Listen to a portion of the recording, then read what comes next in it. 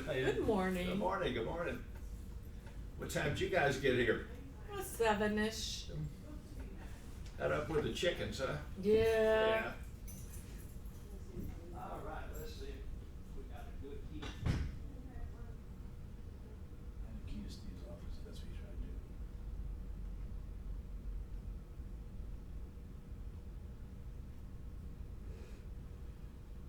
Why is this not working?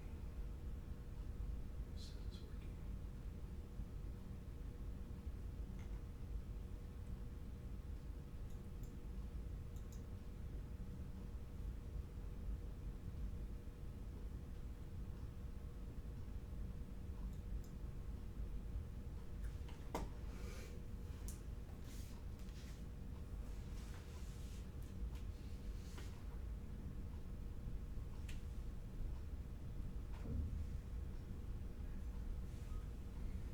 And you put the wrong thing.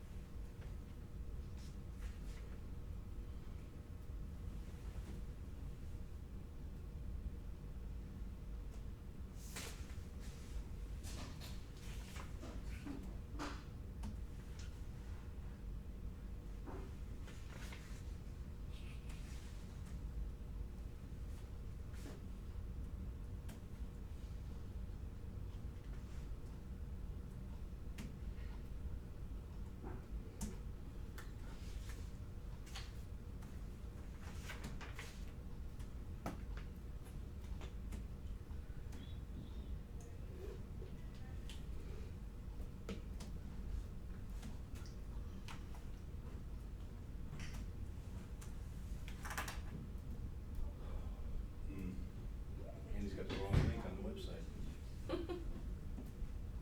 It's like, why isn't this working? It's working, you just can't get to it from our website. Do you have the right one? Yeah, I mean, I just typed it in and it works, so, or I have to go find what email now.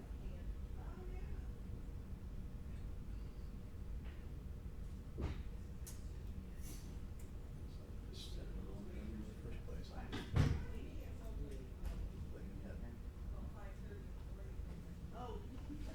Hello.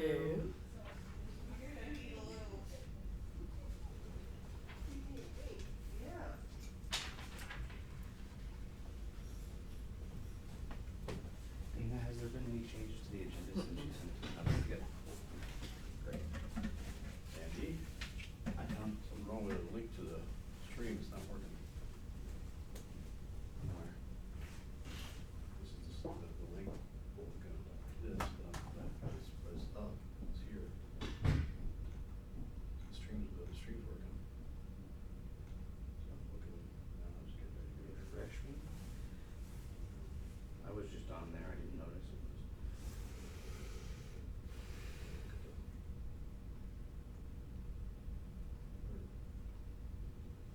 What is that?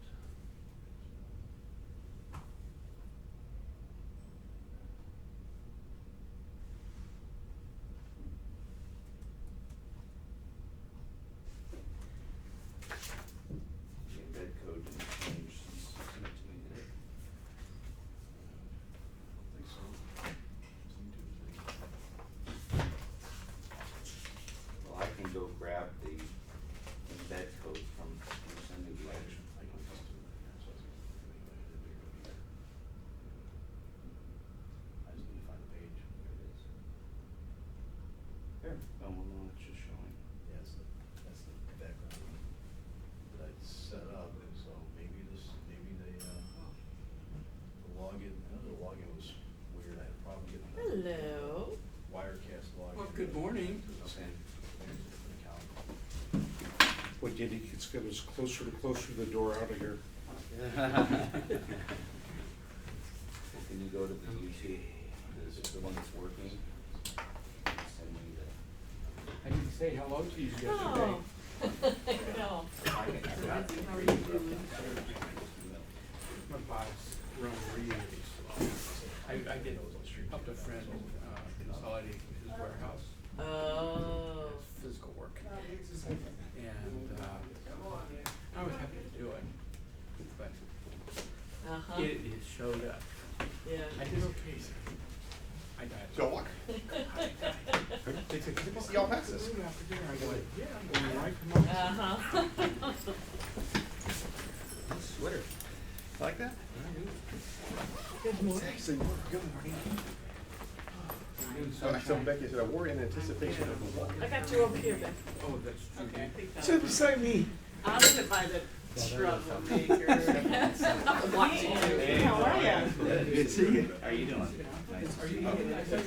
I wanted, yeah, walking, I walked up the stairs. I got to sit down real quick, so I can go find you. Mr. Carter, if I Thank you so much. say hello.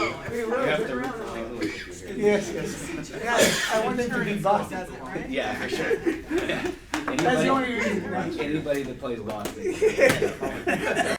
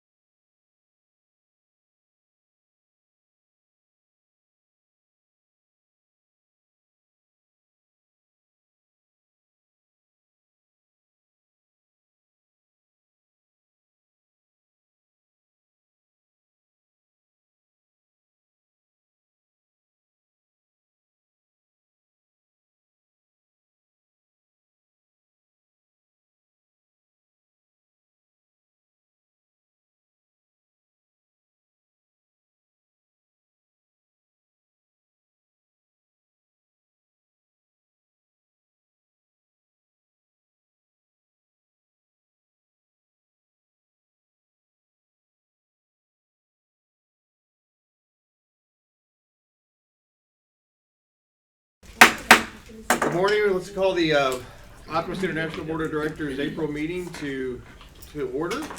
And this is not an April Fool's. This is actually, we are here for those watching online. And so welcome to this morning. And if you would, let's stand and we will have our invocation, pledge, and toast. Jim Oliver will have our invocation. Mark Katz will lead us in the toast. And Becky Oliver. First mistake. Becky will lead us in the pledge of the United States. Yeah.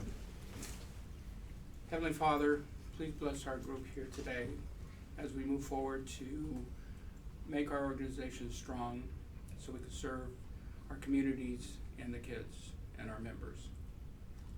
Help guide us as we go through this process. Bless our members.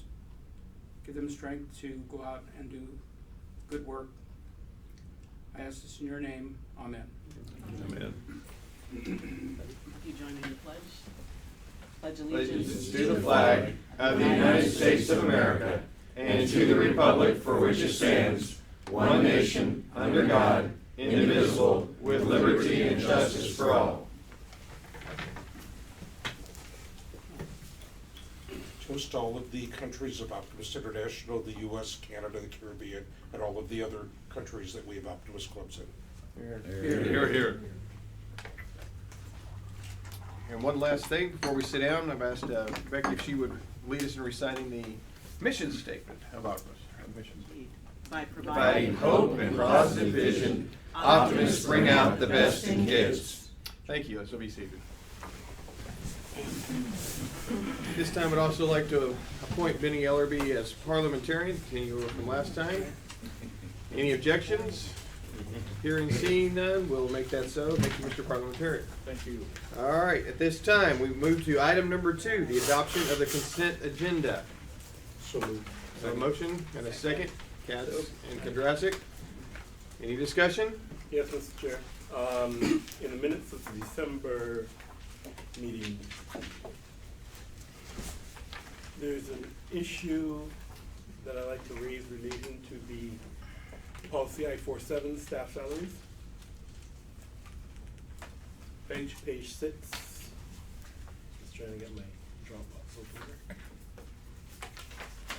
here.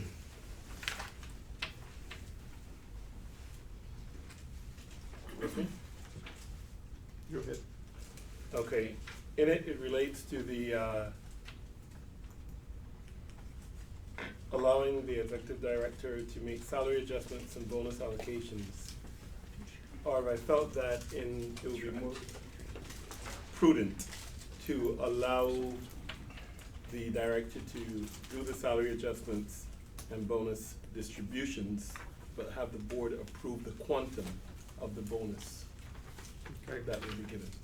So, Adrian, are you asking to move that off of the consent agenda onto another item? I'm not sure how it works, because there's no matters arising, so. Right, I know that before we can approve the minutes, we have to Right. raise any concerns, so I'm just raising it here. You can guide me from there. But are your concerns with the minutes as they are written, or is it with, because it sounds like you may be wanting to It was make- more of a matter arising of the minutes, so I'm not It's sure. a matter it is arising and where from you the would minutes. deal with it. The minutes inspires you for another discussion, or are they in the minute? I haven't pulled it open. But I'm saying I don't know how it works, I have to be guided. Do you want to amend this Parliamentarian. policy? Okay, Yes. the motion was approved as written, and so if the concern is to adjust the motion, to amend the motion, Right. then if someone who voted, I went blank there for a On the second. prevailing side. Someone who voted on the prevailing side must make a motion to amend this motion as you're presenting. But would it, because it's part of the minutes and on the consent agenda, would we not need to add it to the regular Yeah, agenda to yeah. bring up later? I will note, though, it does, to speak to his concern, it does say when budgetary limits, and the board of directors actually approves the budget that would be allocated for any bonuses. So in a sense, the board would have direct oversight of any bonus allocations. So just on a point of clarification, what line item would a bonus be under? It would be under the. That we would know in advance that we're gonna give a bonus before the performance of the year. Usually bonuses are accrued with an accounting perspective, Connie, help me here on that one. It would be part of the Salary. salary expense. So built into our salary line, Right. there is a provision for a bonus. Well, Benny would have to live, the way it is now, he has a certain amount that is available for salaries. And he can use that for increases or bonuses. And that's within the full amount that would be approved by the board. Correct. Okay. Currently, there's a 3%, the proposed budget that's coming forward from finance, there's up to a 3% increase, and I will say up to, because sometimes we don't give the full 3. But there is a built-in up to 3% increase in wages, salaries for the staff for fiscal year 215, 216, 217. So at no point can you approve a bonus more than 3%? That's correct. Okay. Satisfies me, Mr. Chair. Okay. Any other, we're discussing about the consent agenda, the adoption of the consent agenda. Just for clarification, everything that we approve is then done. Hearing none, all in favor say aye. Aye. All opposed, same sign. All right, motion passes. All right, the next point is to the adoption of the agenda as we currently have it in front of us. I have a motion. So moved. All right, Kondrasik and Second. not Oliver, but they're front of. Any discussion about the agenda as it stands? All those in favor say aye. Aye. All opposed, same sign. All right, very good. We will now turn it to item number 4, President Dave Bruns for his report and presentation. Well, good morning, everybody. Good morning. Morning. You have a written report from me in your Dropbox, so I will not repeat all that, but I would like to highlight a few things. First of all, the season of giving was once again quite successful. In particular, December, January, and February were fantastic months for growth. We've had a little downturn in March, which is often to be expected at the end of a quarter, but we believe the Honoring Our Heroes program will significantly help us on that. As far as new club building, there are a lot of activities across the Optimist world, and I'm happy to report that since my report I provided to you last week, we added a new Optimist club for our 19th so far this year, Pointe du Lac Optimist Club in, I believe it's Quebec North Shore, is that correct? Which means that right now we have 4 districts that have met the requirements for Pace Setter, which of course is 2 new clubs and being positive in membership. That would be Quebec North Shore, the new Tenarc district, which I think is exciting, East Missouri, and North Carolina West. I know that there are a lot of other clubs in progress. For example, Adrian has told me that he's working on one in Barbados. They already have one in the Caribbean, so soon they will be at pace setter level at all, and that's something we're really encouraging all the governors to do. If you kind of want to know what I've been up to, these are not exact figures, but I just calculated out that so far since October 1st, I've been able to visit with over 1,200 optimists, over 500 children. I've participated in events in 7 of the 8 regions. I've been able to spend at least some time with all of the vice presidents. I've been able to personally visit with 22 of the governors, and I've traveled approximately 15,000 miles. Now, Adrian says, what's the big deal? I travel that way one trip, but still. This weekend. But when I come to Barbados, I'm going to be adding some miles. So, but, you know, those are just numbers, but what it means to me is to remind us of the importance of the fact that we're an association of optimist clubs. And I'm doing my very best to see as many optimists as I can, because that's what it's all about, is seeing optimists and trying to see some folks that I wouldn't normally see. It's also exciting because we finally reached the point where the whole 100 by 100 is no longer just something down the road. Several of our clubs are having their 100th anniversary right here, right now, including the Kansas City Optimist Club, which has their 100th anniversary celebration tomorrow. well, tonight and tomorrow. I'll be missing tonight, but I'll be with them tomorrow.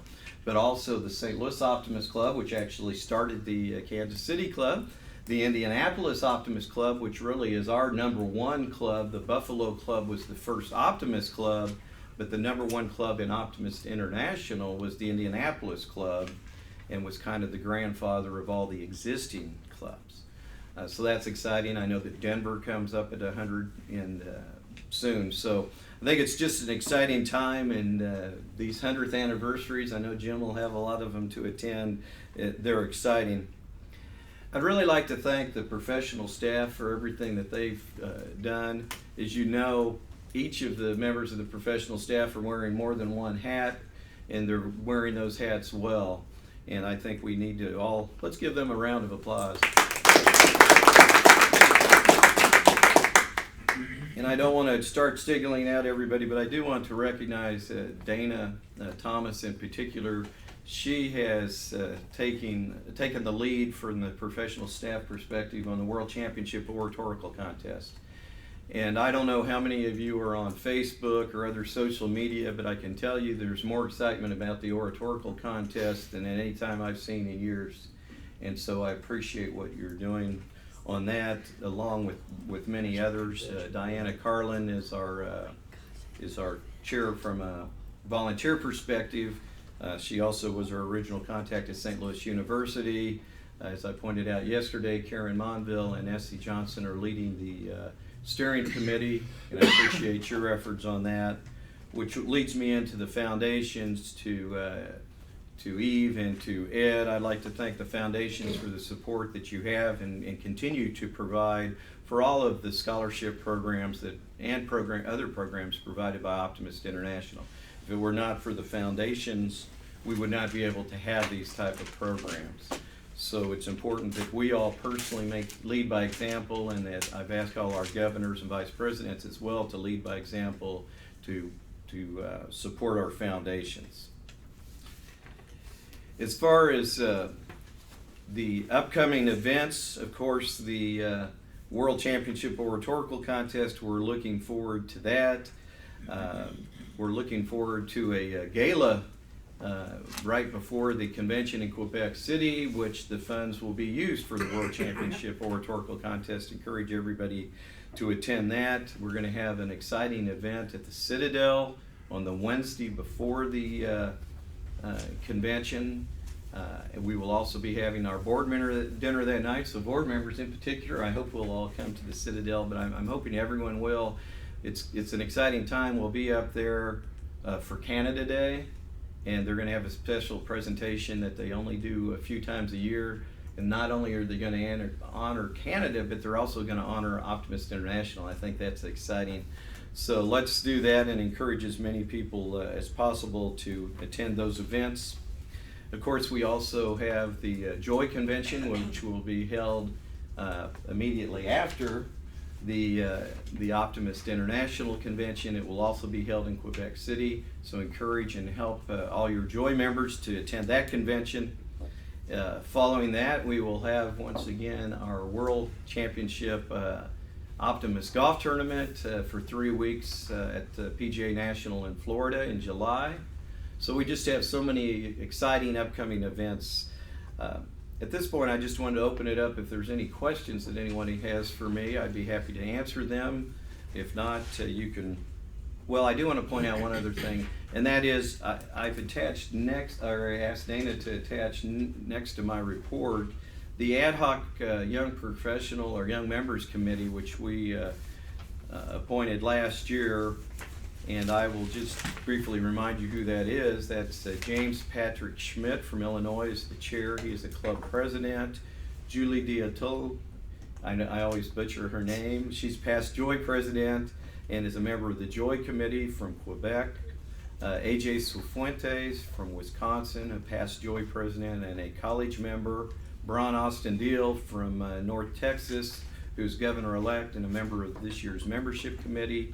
Aaron Gunnard from Iowa, who is the club president. Tracy Huxley, who is from Ontario and happens to be related to an Optimist family you may know and is the governor-elect of Southwest Ontario District. Daniel Mallard from North Carolina. He's lieutenant governor. He's a member of the largest club in Optimist International, which just happens to be named the Mallard Creek Optimist Club.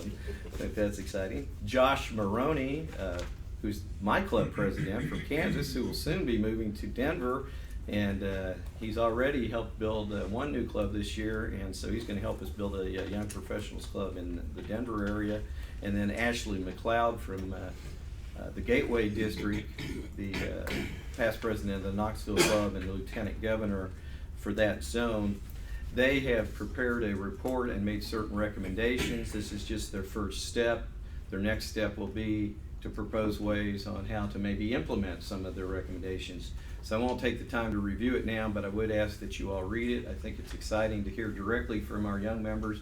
And it is great, and Ken knows this as he's traveled around.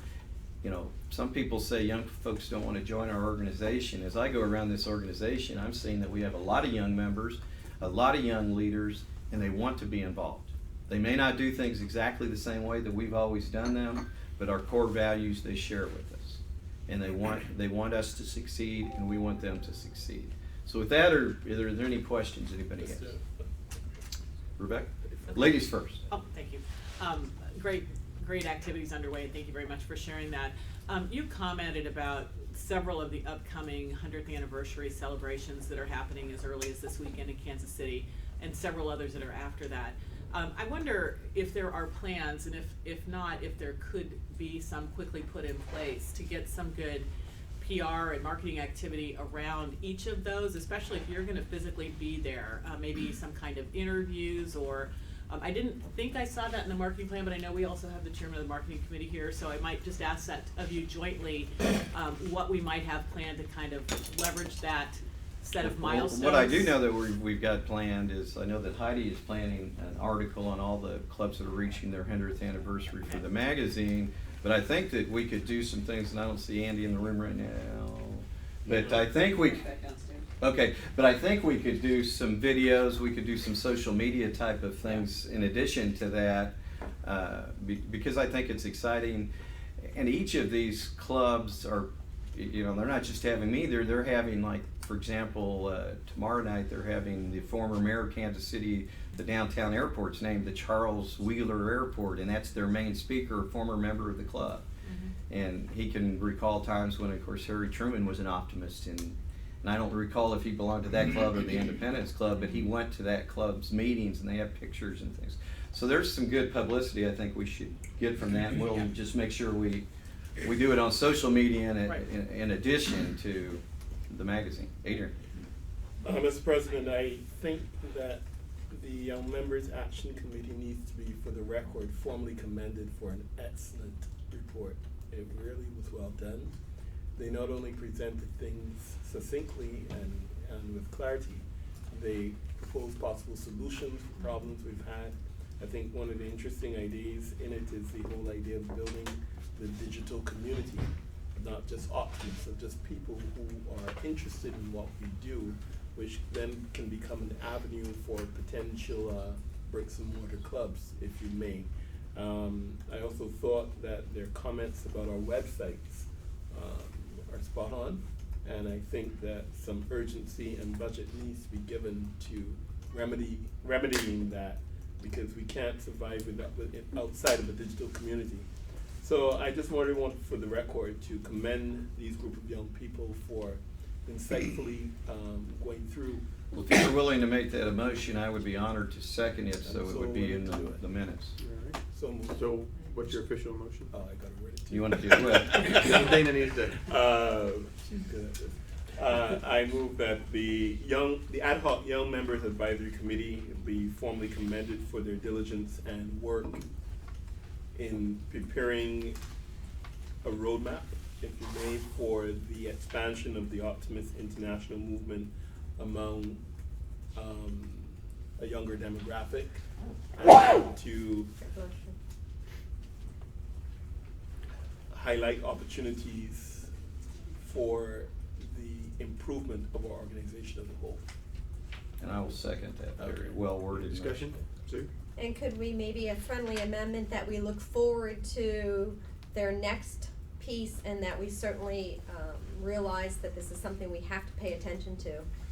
And I'm not part of the emotion, but I would hope that at some point, because my question was gonna be, how are we going to deal with this now, because there's so much good stuff, and obviously marketing, that will be addressing one of the pieces that they raised.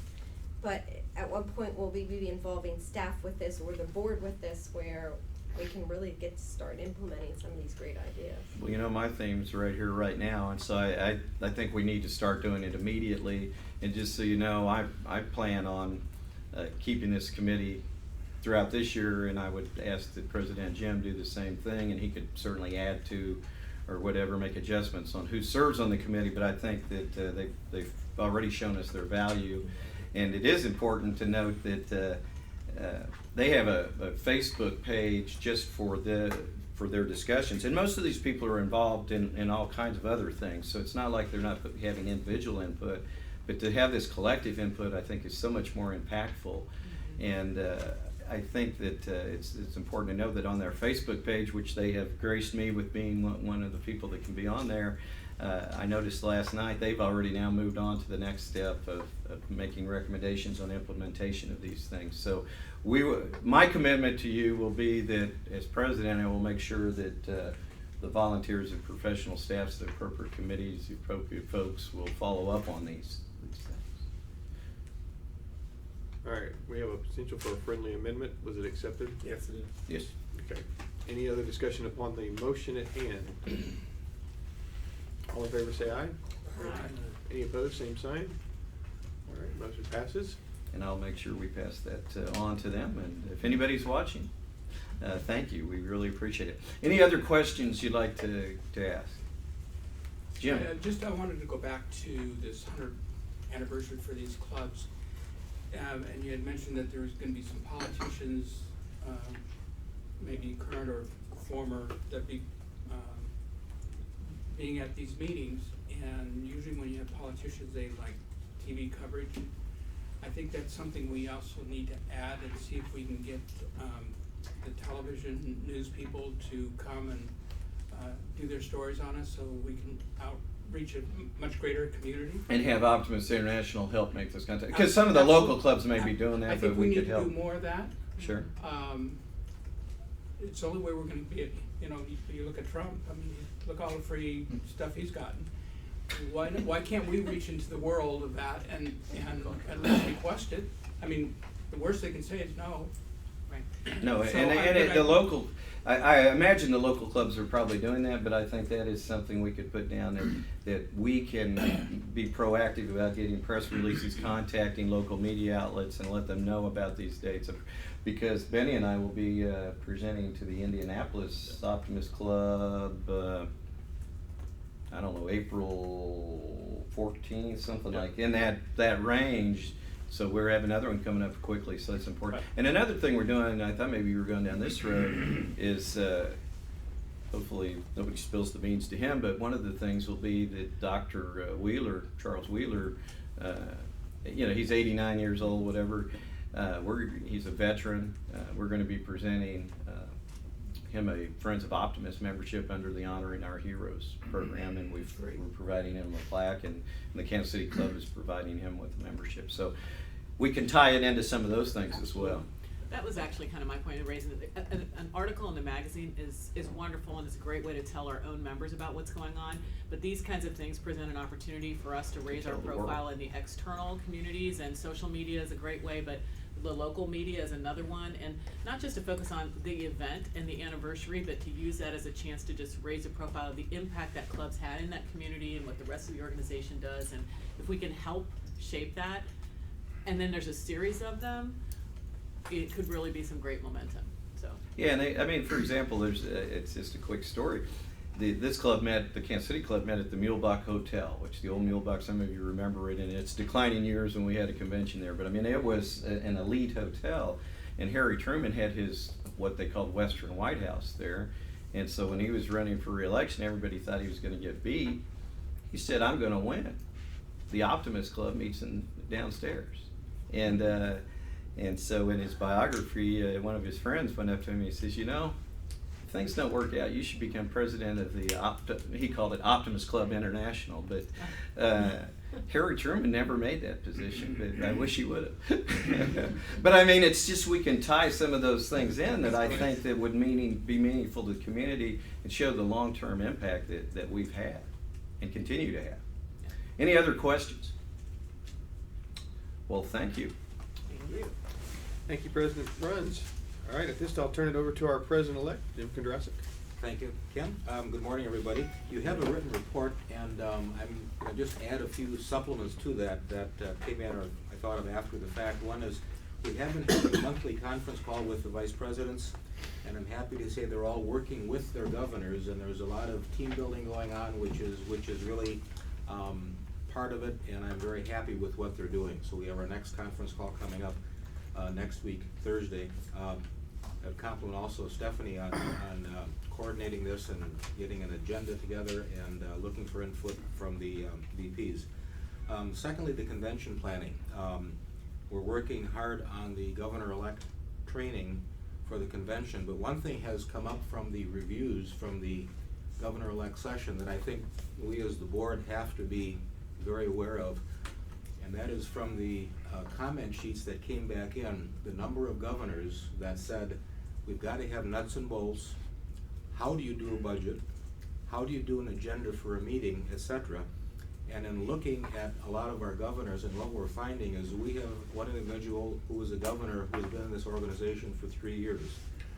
In the past, people that have come in had a lot of experience about how to budget, how to run a meeting. The new governors that are coming in simply don't have that experience.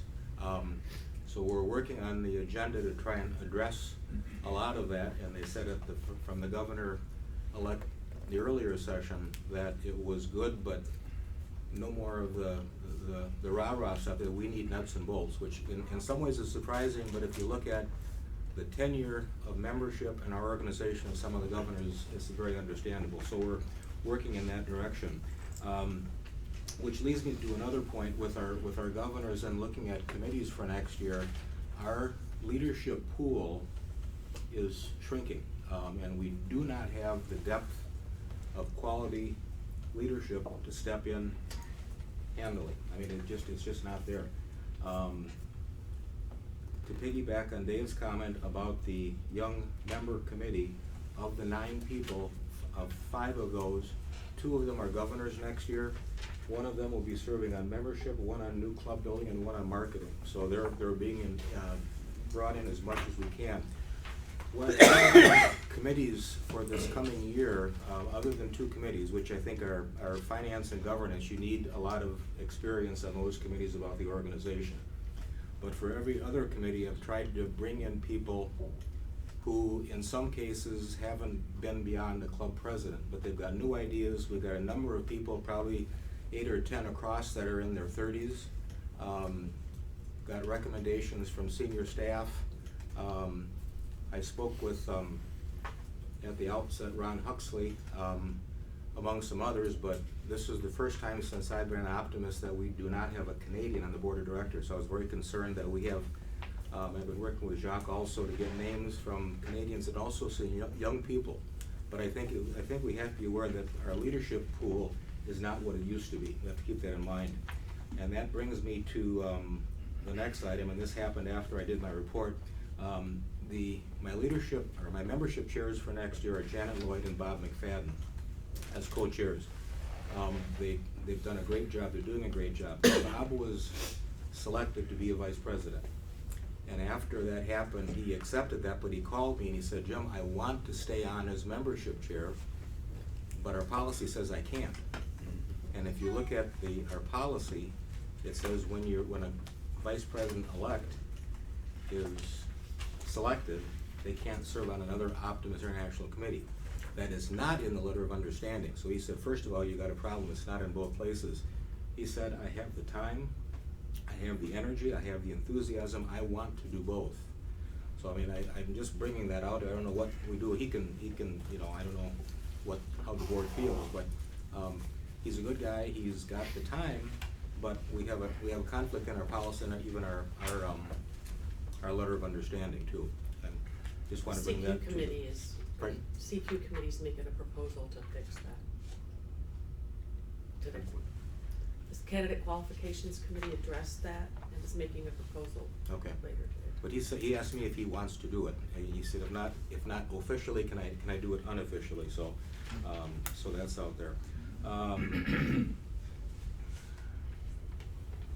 The other thing I just wanna mention is, as we're looking at next year's, we have a new ICD 135, the requirements for, bring out the best honor club, et cetera, change. We are going back to a tracking chart for clubs. I just have one copy, I'll just pass this around, you can take a quick peek on it, but on the back side are the requirements, and on the front side is the tracking chart, like, let's pass it around. And we're gonna have that for clubs, for zones, and for districts. They're all, it's gonna be a, PDF fillable form, so they can look at it online, et cetera, so hopefully that will help the clubs. And other than that, I think, again, the major focus is on the convention, and working diligently to have a good governor-elect training session. So any questions anybody has? So, one point when you mentioned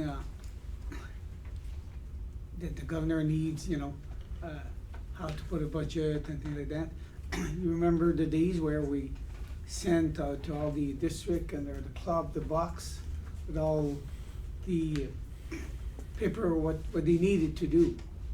I don't know if we still have that information or not, but could be a start, because that's what we used to be doing. And then district and club says, hey, we don't need that, we know how to operate. Now we're coming back, it's a full circle. Now they're coming back. Yeah. And Well, this one we're not gonna send out, it'll be in their Dropbox, they can print it off and do it. So we're somewhat doing the same thing, but not sending out the paper. The other thing we're going to bring back is the vice presidents and governors used to get a certificate of office. We're gonna recreate that, so this year they will get one, and also they will have a PDF fillable form, and we're going to encourage the governors to go back to their districts and do one for the lieutenant governors, committee chairs, or whatever. They'll have the ability to do it and just print it off, which I think is, it's just some recognition that they can do locally. But that brings, on your comment of a lack of leadership, it means that right now, I think we have also a lack of following up. If a new governor comes in and he's asking why to help on budget, it means that at the district level, there's no leadership, there's no follow-up, there's nothing being done. So again, it's hard to go forward and have the leadership if we don't either address that structure or the structure we have right now. But that's a sign. Yeah. They can't even have it at the number of district. repeat governors too that are out there. In some years, when you look at the crop of governors and all the hair is white, this year, I think there's 4 governors that are in their 30s, which is very positive. But there's a definite, our leadership pool is not as deep as it used to be. And that's. Any other questions? So, I think what he's bringing out is really important, because we want our districts to be successful and provide the service for our members. And if they really don't have the skill set right now, how do we set up, maybe through your vice presidents, through committees, how we assist those governors to help them have a successful year. I think that having something in place that through evaluations that the vice presidents may do to find out the strengths and weaknesses, and then how do we support that? So we're gonna maximize success and not have them get frustrated because they're not able to make things or execute things because they just don't know. And I think if we do have some holes in our leadership, then how do we strengthen that? Something internally, and maybe our professional staff might have some suggestions there, and I know they're overworked as it is, but I do think that this is critical for our future. I agree. And if we're gonna reach our level, because sometimes what I get, especially with the growth aspect. A lot of governors, even today, struggle with that because they don't see that as that important, and all of us came through that where that was our job. And so if it's something they're not comfortable or with the growth, through membership or especially new club building, then that's the one thing we're not gonna do that, we're not gonna address that, we're just gonna do this over here, and basically put on 4 parties, and that's not really what it is, so. To that point, I wonder if that could almost be, I love your tracking sheet. I did something like that a million years ago when I was governor, but it wasn't such a nice tool.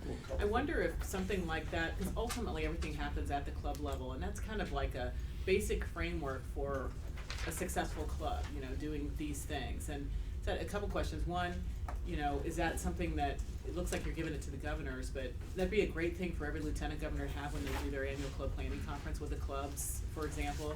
If that isn't being done, maybe that's something we can think about. And I don't know, to what Jim is saying, if there's something we can do that's, I don't know if it's web-based or conference call-based, that's maybe even led from staff or from international to help supplement what the districts are able to provide to reach all the way to the clubs around some of these how-to kinds of things and idea sharing and maybe structure around certain topics. But anything to your point that we can do that will help them be successful and maybe help build that leadership pool.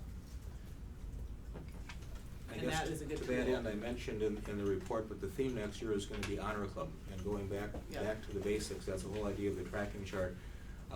Because unless the clubs are motivated to do something, nothing is gonna happen all the way up.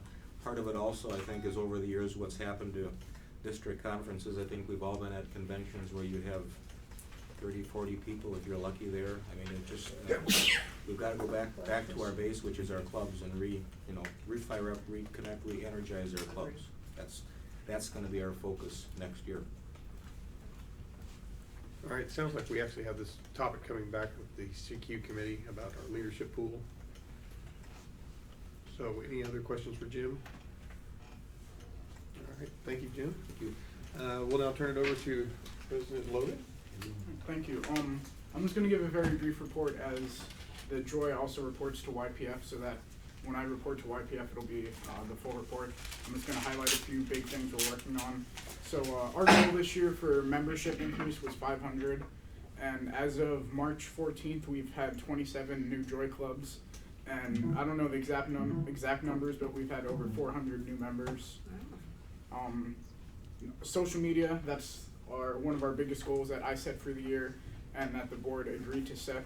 So we have Twitter pages and we have Facebook pages that we're trying to get out content on, just so we can try to get that external communication not only within the organization but to those people's friends and networking outwards. We also came up with another way to increase attendance convention. We came up with a social media contest. So basically what that is they retweet or they're gonna share something on the Facebook and Twitter page, and then we'll select one winner from both, and they'll win a free night at the 4 Point Sheraton Hotel just to offset some convention costs, because international travel for a lot of the clubs is gonna be expensive, and even within Canada, it's still gonna be expensive to travel over there. Communication wise, we're still sending out our weekly emails and articles, so every week we have a different board member, the 6 of us and our partners those on the JOY committee.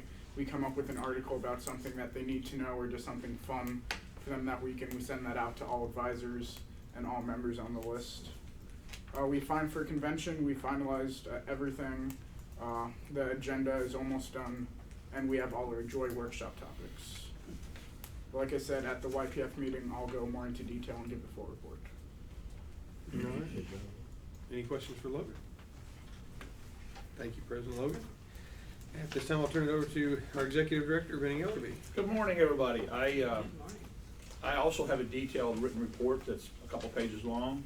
I want to start by basically introduce some guests. We have some folks in the room. I want to introduce our Audit and Finance Chair, past International Foundation President Karen Mondale's with us. I also want to introduce our Marketing Chair, who's also CQ nominated President nominee, Nick Perlman from Georgia, and a special invitation, past member but now staff member. He's crossed over. He's still a member. He better still be a member. He's crossed over. Jim Boyd from Iowa, currently our newest strategic growth director. So we're very excited about adding Jim to our team. I'm gonna make my points very quick as well. The pension, I was reading my phone a minute ago. I asked Barry Bozart yesterday for an update. Our pension account now is $2,997,826, which is now, if you check in my report, now we're plus for the year since September of 30th last year. So pension accounts are now back in black numbers.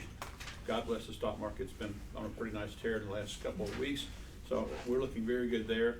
I did pass out yesterday to the Personnel Committee, at least Connie brought it up, the actuarial report for the pension, so that committee was apprised yesterday of the pension. The pension's looking very good. I got to commend actually Jim Kondrasik. He's been chair the last 3 years of that committee, and the pension progress has been a very strong success story, and looking forward to a great success in that area. Looking very good. I do want to talk about the building just briefly since we are online. We do know that Coleman, I reported that to the board a couple of days ago, that Coleman has finally decided to withdraw their offer to purchase our building. That agreement has ceased. I would like direction from the board at some point at my close, a motion to cease sales activities that were not on sale, that were not for sale. I think we need to maybe make an official determination that we're no longer in the selling the building business. It is very, I don't want to say distracting, but it does wear on the staff being under that cloud of unknowing that we're selling the building or not selling the building, we're moving, we're not moving, where we're moving to. Those have been some issues of concern. And also maybe directed toward the exec director that we do begin active lease operations or active seeking of a tenant, and we begin some of those activities already. Jim, would you like to make a motion? Yes, I'd like to make a motion that we remove the building from the market and direct the executive director to look at all leasing options possible. Second. Dave? I would just say that we need to put at the beginning of that, assuming that Coleman does not follow through on their contract, they have until April 31st. So I would just. April 31st? April 30th, yeah. Or maybe April. Maybe they get It's an extra April one. Fool's Day. They get an extra day. But in any event, I think they're going to be withdrawing in writing, but if you'll take that friendly amendment. Absolutely. Support taken? Support. Yeah, okay. Any other discussions, Eve? Question, I understand, but the purpose, if somebody else comes in and they're interested, what do we do? At that point, I would come to the board and I would tell the board that we have a party that's interested, and that would become a board decision. Gin it up again. Yeah. This is now year number three Three. of being on the market. And we've had how many? We've been engaged 3 times, we've been left at the altar twice. I mean, left at the altar. I was in my wedding dress the whole thing. Yes, Dad, I don't want to envision that. I don't want to envision that. Adrian, you already picked. I was just following on Eve. The main thing is that we just simply put it off the market and leave it at that. Yeah, I mean, That's all I think. I'm sorry, please state again. I just think that all we need to do is just pull it off the market, full stop. Right. but we don't necessarily need a motion to say we're not for sale. Right. I mean, we're always for sale depending, but we're just out of the market for now. Okay, so Everything always. has- Yeah. We pull the listing You're off the asking for a market. friendly Right. amendment to say Right. off of the market. So we pull the listing basically. We pull the listing, Yeah. basically. Yeah. Good. Any other discussion? All those in favor say aye. Aye. Any opposed, same sign? All right, we are no longer on the market. And Benny is no longer in his dress. Good deal. Perfect. Scary thought. Scary thought. A couple other items. I did inform the board yesterday informally, but I will do it officially today. We've got 2 quotes on our club liability policy, one from AIG for $375,000 and one from Philadelphia for $364,000. They are very good quotes. Both are savings in the range of $35,000 from last year's policy. It will impact this year's budget as well because the policy renews on May the 1st. So there will be some savings back into the budget this year by accepting either one of these proposals. During our negotiations, I did actively pursue our companies to offer us O&D and offers abuse and molestation policies. O&D regretfully was unaffordable, but abuse and molestation quote is included in the Philadelphia policy. We're still vetting all the rules and requirements. It doesn't look like those mandatory background checks, which I was a little afraid of. It might be part of that, but it's not. So somewhere within the next few days, I and Connie will be having a teleconference with our brokers to point out the difference between the two policies. But I can tell you today that we've at least saved $35,000 on our policy from last year, and we may be offering our clubs abuse and molestation insurance for the first time ever. Would we be offering, or just it would be part of it? Just part of the it would be part of the policy. Yep. And so, with the reduction in premium, will some of the coverage be less than or equal to? It's $1 million base policy with a $10 million umbrella. It's the exact same policy we have today, except the Philadelphia also has a $100,000, $300,000 limit abuse and molestation policy attachment. Any questions there? Rebecca had asked me yesterday how the policy works.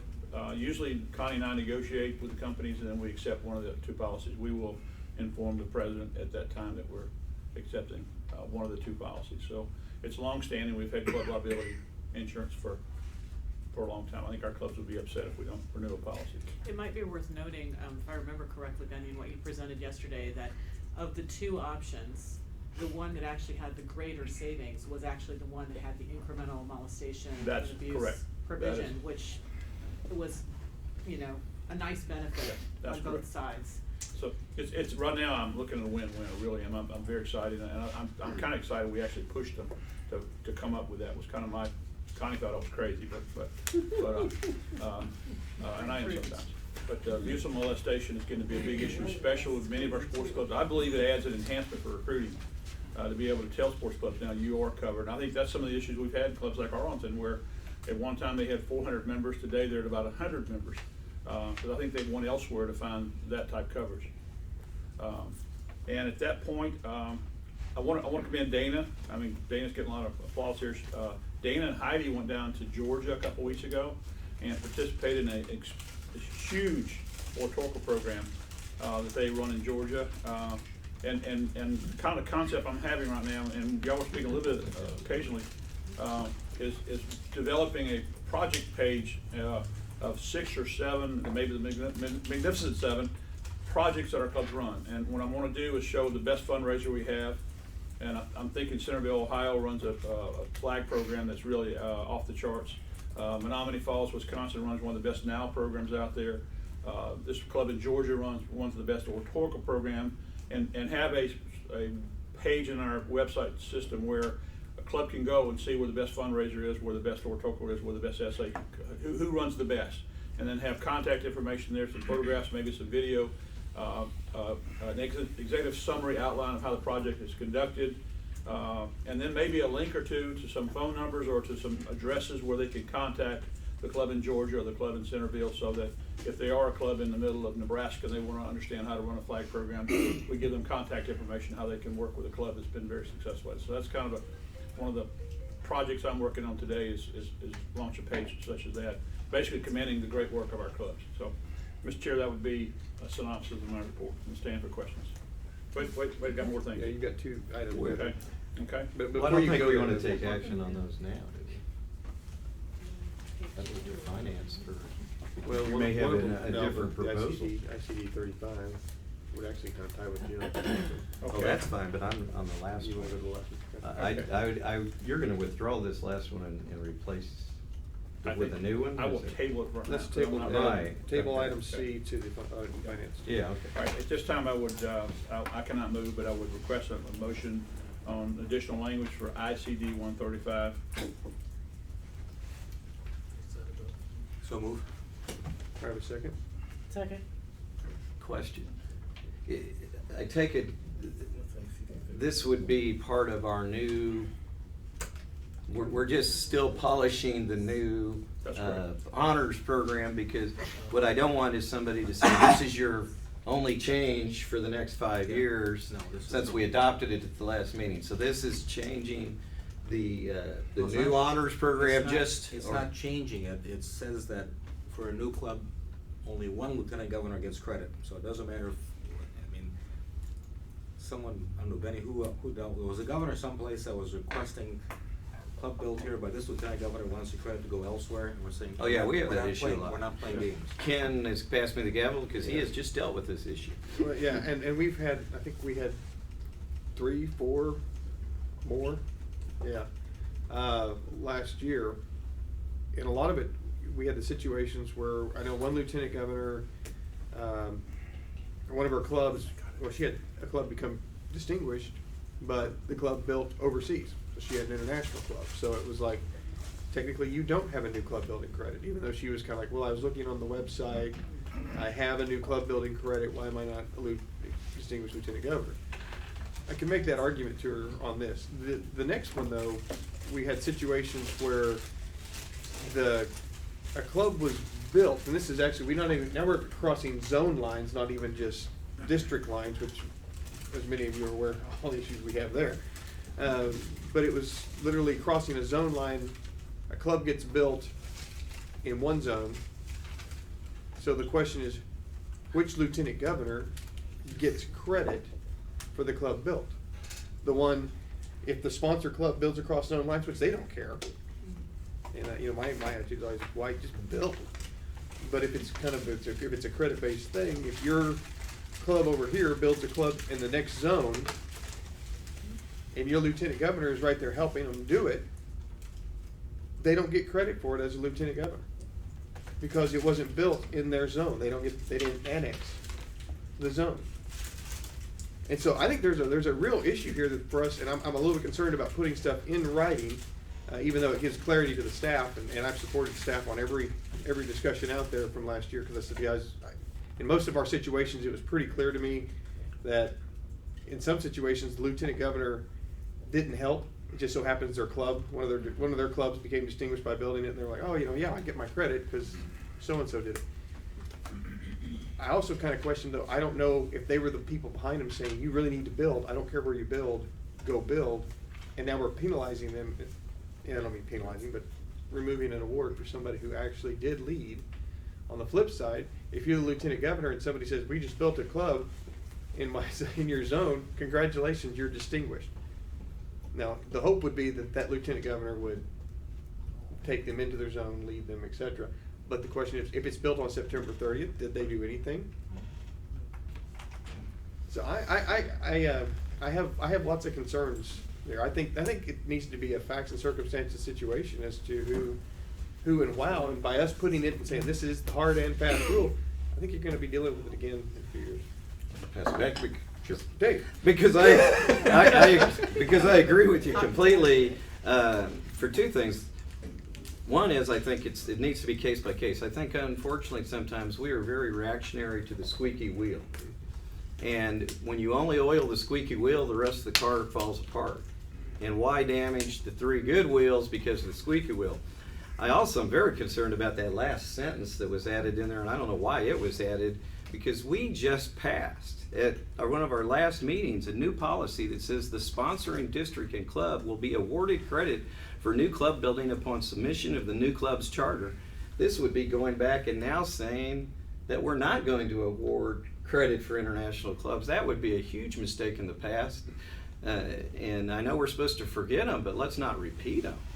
So if we're moving forward and we're trying to do some international development, I don't know why that would be in there at all, but I would say let's just vote this down and decide it on a case-by-case basis. Ken has dealt with it this year. I'm more than willing to deal with it next year on what comes up this year. Benny and I can work on that. But I think it's an overreaction to a squeaky wheel situation. Any other discussion? All in favor is the amendment as proposed, say aye. All against? Aye. Motion fails. All right, On item C, I'll withdraw C until such time we've got a chance, table C until such time. we You may have a replacement Yeah, motion. Right, okay, very good. All right, that being said, I will turn it over to our Optimist International Foundation President. I had questions Oh, sorry. on Dee Dee's report. Oh, I'm sorry. Oh, I'm sorry. Go ahead.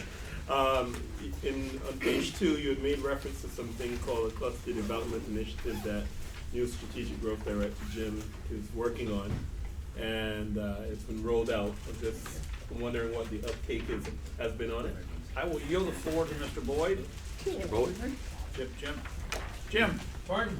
Question's been posed on the uptake Stand of up if you would, please. the cluster development. Could you initiative. move forward even? I think Adrian has a good question about what is the strategic plan on cluster development that is being implemented?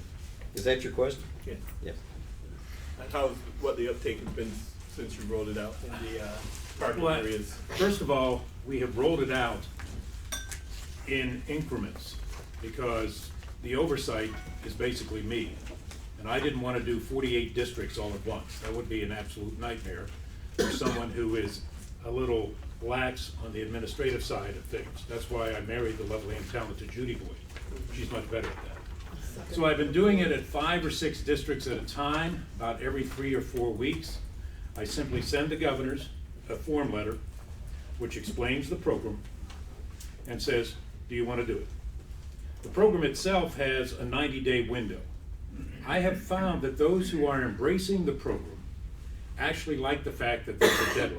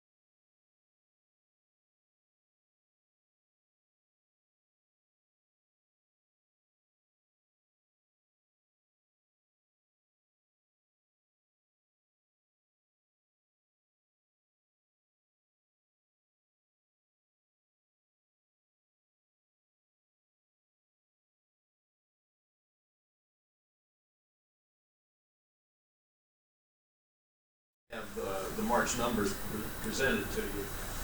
However, on our last report, we were still at 11% behind the same period last year.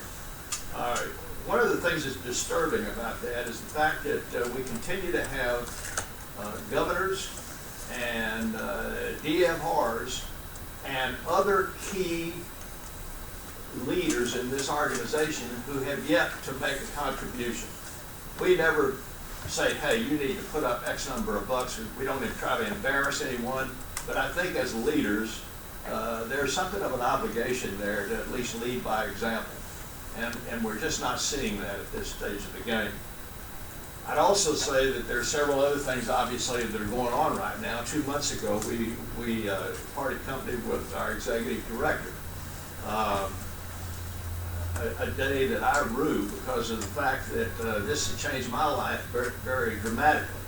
I say this not just in jest because it's very accurate. I mentioned it to one or two of the board members yesterday. My day now is one of getting up in the morning, grabbing a cup of coffee, going to my office. The time flies with incoming emails, outgoing emails, telephone calls, and the next thing I know, Joanne comes in and says, hey, it's time for lunch, but I'm not going to sit down and have lunch with you until you take your pajamas off and put some regular clothes on. And that seems to be a typical day. So I'm most anxious to move forward. So you work in your pajamas? Just like me, just like me. You guys are the twins, the foundation twins. Now you know how I feel. I am pleased to say that we have now received about 21 resumes. And we're now getting underway with taking a look at those resumes and trying to determine what we're going to do in the future. I would also mention a couple of things going on with convention. You'll recall that in the past, we've had DFR training at the convention. And that's been going on now for the past several years. We decided this year we're going to change that. We are going to go back to our old fashion of bringing the DFRs here to St. Louis. I've been in conversations with Benny. We can get hotel rooms at a lot lesser cost. We have less transportation cost involved getting those people here. And so we're planning on doing that in September. And hopefully we'll have the opportunity, I'd like to get the opportunity to visit with some of the governor-elect training that's going on when we're in Quebec and explain that to the governors-elect and let them know what the plan is going to shake out to be. We'll hear more about that as we put it together. Another little item on convention, obviously there's so many things that go on that you get ready for and have to prepare for. I just received a shipment for the OIF convention pin, and I'd like to pass that around. And I think it's a little whimsical, but by the same token, I think it's going to be a fun pin that will go a long way. Any question that anyone has here, and it may be truthful answer or it may be not so truthful, but yeah, Dave. Well, I'm going to swear you in to tell the truth. No, not to disclose any trade secrets, but just perhaps for the benefit of the board and for anybody that's watching out there that supports the foundation. And I do encourage 100% to support the foundation. What's kind of your timeline, you think, for a new executive director? I am hopeful, and this may be really going out on a limb, I'd like to be able to introduce someone at convention. Okay. We haven't been just sitting on top of this thing. It's been a gathering of resumes. There's been eliminations of resumes right off the top of your head, and I could share one with you that I find very humorous. A woman sent us a resume and said, I want to apply for the job as your executive director. And I think the past 15 years of running a nursery has prepared me for that. I don't know what kind of plants we grow in the foundation, but I don't think that was going to be a fit. We're all about growth. No pun intended. Harry, are you sure it's not the church nursery? I'm sorry? Or not the church nursery or something? Well, we're all about you, because we're all about you. Well, I knew you had some resumes and you were working on it, and I know that sometimes there's a potential fear out there that nothing's going on or whatever. And I thought it was good to reassure everybody that you're in the process, and optimistically by convention, but certainly by the end of the Optimist year. Right? Yeah, and I would add, Dave, that this has given also an opportunity for me now to look at more things internally within the foundation, and we found several things that I think we can effect some cost savings, and we're going to put those into effect right away. I think that type of thing may have been overlooked. Several months ago, there were some commitments made to districts to come and visit with them and promote the foundation in that district at their various meetings. I'll be going to Atlanta at the end of this month, and I look forward to that, to promote the foundation as well as be involved with the activities that they're working on right now. We've got another trip I'll be making out west that hopefully will prove to be beneficial. I quickly point out one other thing. We've talked about the beer estate. The beer estate has nothing to do with beverages. The beer estate is Dean Beer, a gentleman who is an Optimist, longtime Optimist out on the West Coast, who passed away and left his estate to the foundation. This has been a tedious process in dealing with the lawyers, in dealing with the trustee. My most recent response from the trustee came in the airport as I was coming up here early this week. You'll recall that his home was left to us, and it was caught in one of those California forest fires and was completely demolished. Along with that, there was a bulldozer. I don't know where he came up with this, the old gentleman, but he had a bulldozer that's sitting on the property that was sitting in a pool of hydraulic fluid. And when the fire swept through there, needless to say, it was consumed. But you don't melt down a bulldozer that easily. So the next step was the state of California apparently comes in and they clean up from these forest fire devastations. And the trustee said, we have only an estimate right now. We're trying to gather the bills. We've got a tax return yet to do on this thing. The state of California is going to charge something like $18,000 for their cleanup. So it makes you stop and think, if any one of us lived out there and our home burned down like this, we'd be out that monies to go have California clean it up. We don't know what happened. We don't know what happened to the bulldozer. Jim, do not leave your bulldozer outside. I'm just looking to leave. Yeah. Before the quake hits. Don't go to Oklahoma. Dave, we don't know what happened to the bulldozer. Right. But it's gone. It may have left just before the fire. You never know. Well, thank you. That pretty much wraps it up. Any questions for Ed?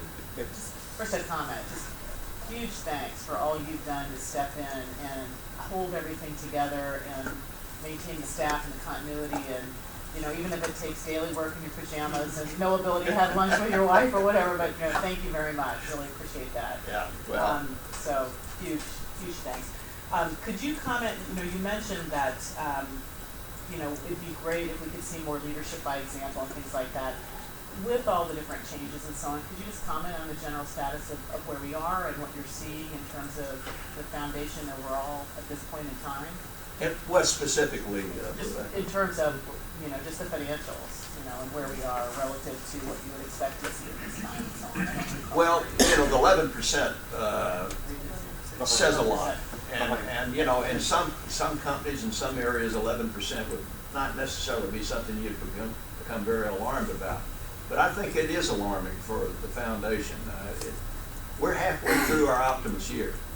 And we continue to have, like I said, 20 of the governors who have yet to contribute anything.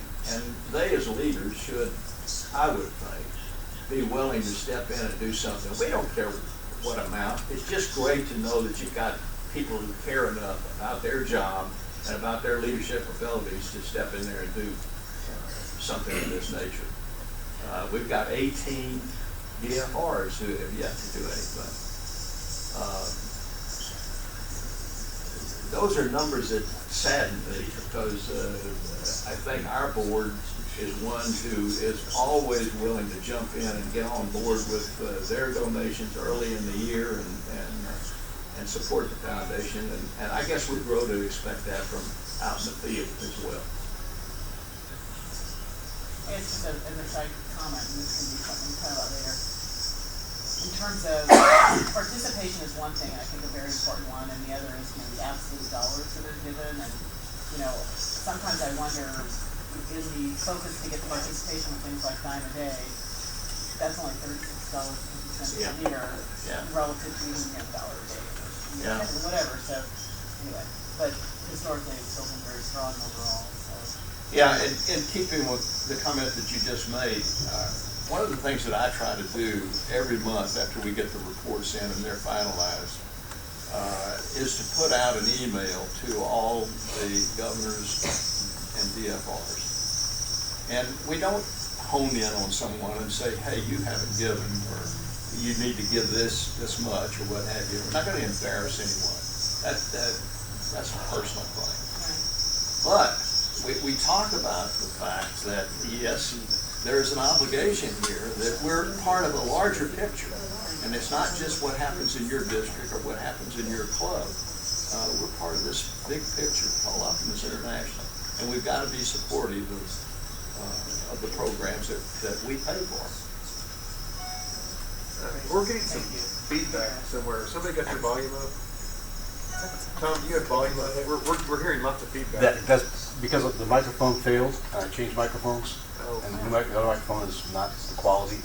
Until when we break, I'll see if I can fix this other microphone. All right, we're gonna wait here. Okay, real quick, and just for house meeting, at 9:30, the audit has arrived, so we'll probably have to take a break.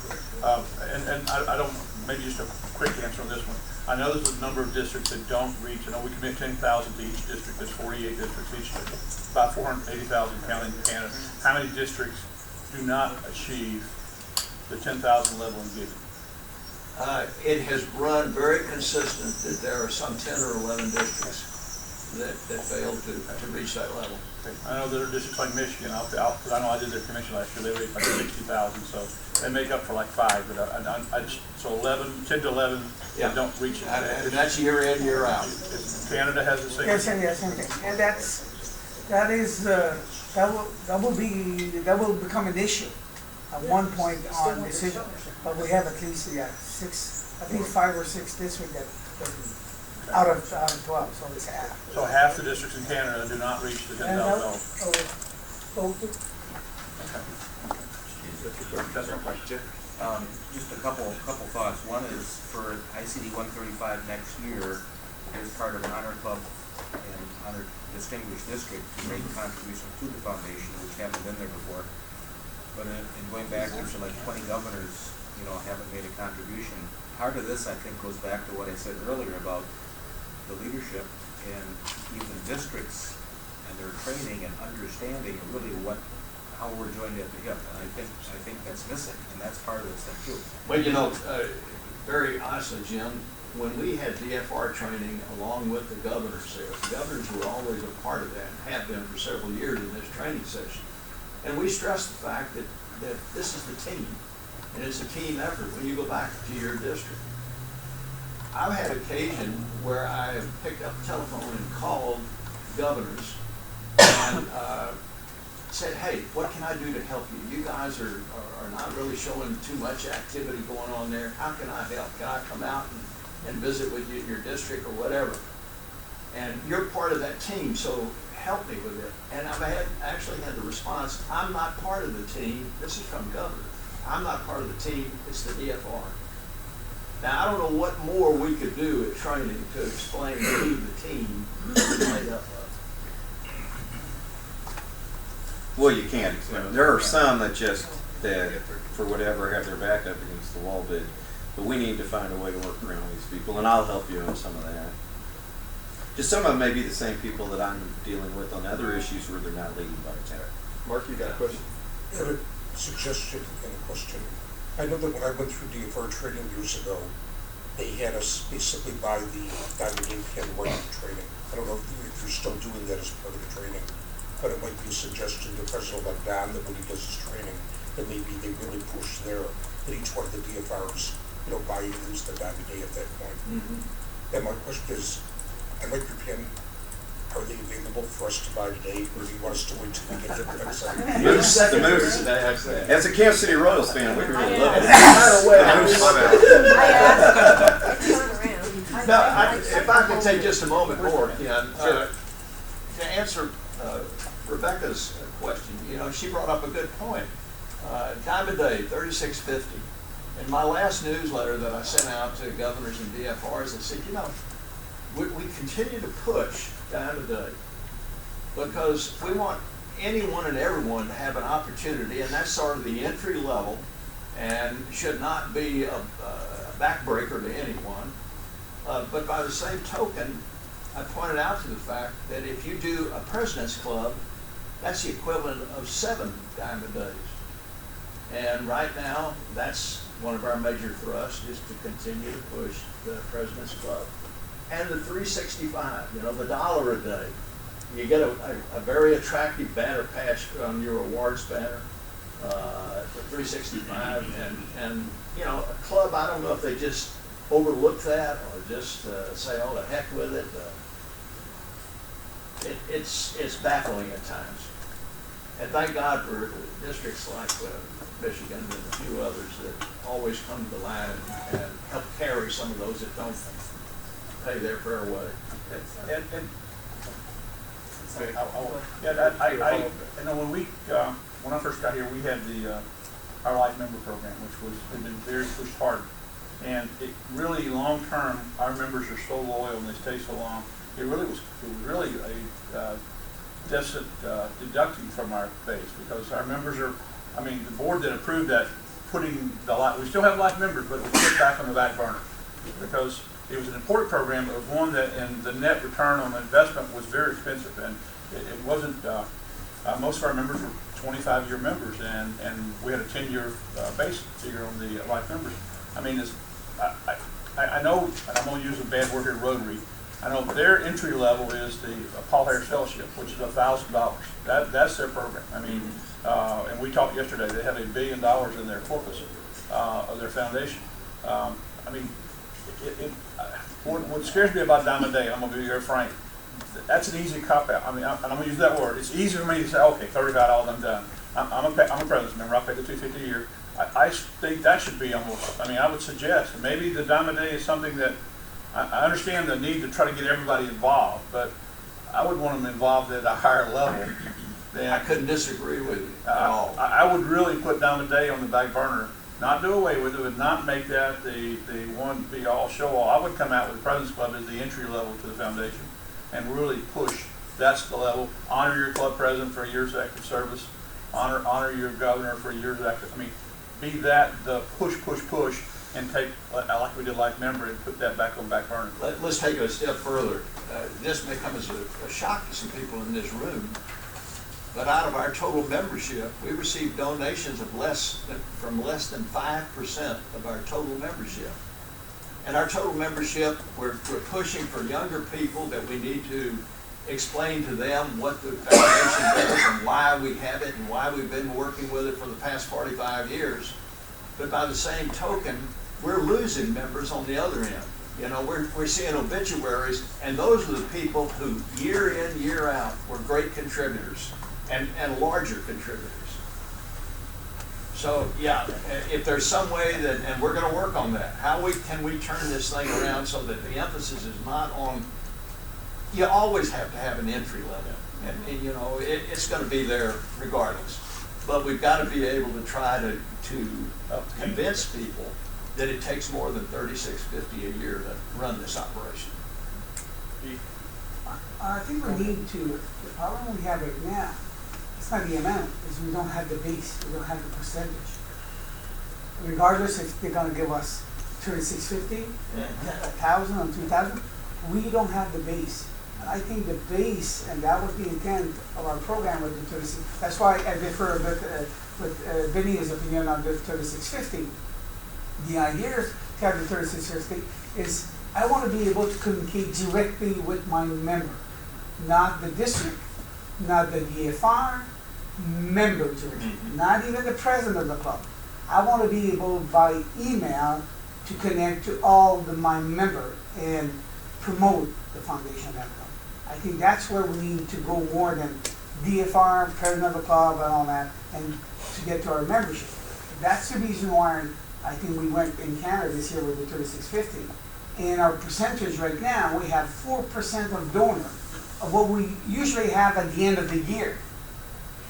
So now, with our campaign, we have 4%. We've achieved 4%. Every percent that we're gonna grow, it's what, 50,000? $50,000. So that's where we need to go. We need to start at the base and get to our member, because members don't go to district, members don't go to zone, members stay home or at the club level. So if we don't get the message to them. All right, we're gonna wrap this up real quick because we have 9:30 and I think our auditors are showing up. So Can I we're make back. a real quick comment though? Yeah. As an administrator of the scholarships, I don't want to have to someday tell these kids we don't have the money for your scholarships. We don't either. And quite frankly, I don't think it's fair that Michigan and other districts pay for scholarships that other districts give absolutely nothing for. So that would be where I would come from it. If you want these to continue, we're gonna have to have the money to do it or we can't. Yeah. And I think that's why the ICB also put, that was the discussion of why we put it back to the district. You've gotta raise your money. I'm throwing this Connie machine right now, but maybe on our billing statements, that, I mean, cause when I do things sometimes, there's always a section on the bottom that says, Donate. do you wanna donate $25 Yeah. per, I mean, maybe on our Keep billing on income statement, Or something. we may have a blank down there that says, the club wishes to donate 25, I mean, the other day I got one, it was Republican Party, 500,000, 2,500, 25,000. I didn't take any of those. How much of those you get? Too many of them. But I think maybe we should look at, maybe in our billing statements, that goes out to all clubs, that's something kind of. And I will not cheat you, Vinny, I think that is a great idea. And we do have a method that we can add a comment, so we could easily do something like that. But we don't like that. Just real follow, well, I had one question, Ed, for the 11% down, that's the unrestricted funds, correct? That's total dollars. That's total Total dollars that we have had contributed for the year versus that same period of last year. Do you have any kind of idea what the difference in unrestricted and restricted might be? Yeah, I do. Just in that type of percentage? Because I was thinking you just. Thus far, and this is, as I said, through February, we've had total dollars to the foundation of $499,118. That 11% is down from $560,614 the same period last year. That was gross. Yeah, yeah. But do you have a difference? What, I mean, how is unrestricted standing? Because let's say if somebody cut their restricted piece down, I don't know, that's. Unrestricted, we are through that month, 154,000, I'm gonna round it off, 154,000 versus 178,000 The prior year. So the unrestricted is down. Let me see, any of it, What do you yeah. got, 20%? 300,000 of that is. Yeah, that's about 20%. Do what? Yes. So of your 564 total, 176 is unrestricted, all the rest of that's restricted dollars? No, it's not all unrestricted, Oh. it's a variety of different programs. Unrestricted. Yeah, but that makes it Earmarked. Earmarked. They're earmarked. Yeah, it's called unrestricted, but Right, it's, right, yeah. some of it's, for instance, I guess oratorical, if you were to give to the North Texas district, that would be a. Yeah. Some of the childhood cancer. Yeah, and It's it's meeting our goals. endowed scholarships and a variety of other things that come in over the years. So basically, we're 20% down with unrestricted dollars. That's a bigger. Ed, is there any correlation to this and the timing of district conferences? Like how many were held in maybe that used to be in February or March? Any correlation there at all? You mean like somebody who's waiting for the tax year to change or No, something? when district conferences are held, the second district conference, if it was, for example, in March as opposed to February? Yeah. Because Yeah, you're required yeah, to we've tracked also when those quarterly meetings are being held in each and every one of the districts. And sometimes, in our first report that we had come out for the first part of the year, that was the big difference, because so many of the first quarter meetings were pushed up in November and late November. And so you had October and almost all of November that there was no monies coming in. All right. We're gonna, with the approval of everybody, I'd like to, the auditors, are they here, Connie? They were here, they said if we wanted to take a 5 or 10 minute break. Well, we're gonna take that. Right. So we're Sorry, taking that. but- Okay, but they're here. So I would, with the approval of the board, we are going to move item 9, the Canadian Children's Foundation, down, but we're going to actually, we're going to take a break, but then we're going to have the auditors come in to present the 990, the 990 for the PF while they're here, and the audited financial statements. I don't think we've seen those yet. So, all in favor, say aye. Aye. All right, all opposed, stay seated while the rest of us take a 10-minute break.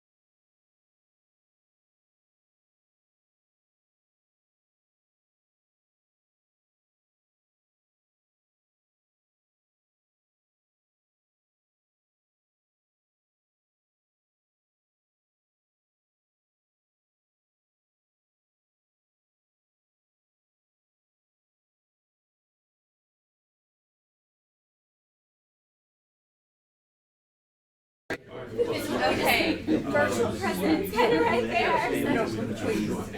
Thank you so much, Mark, for moving down, I appreciate it. Schweiger, with the slide, oh, good. Listen, not a problem.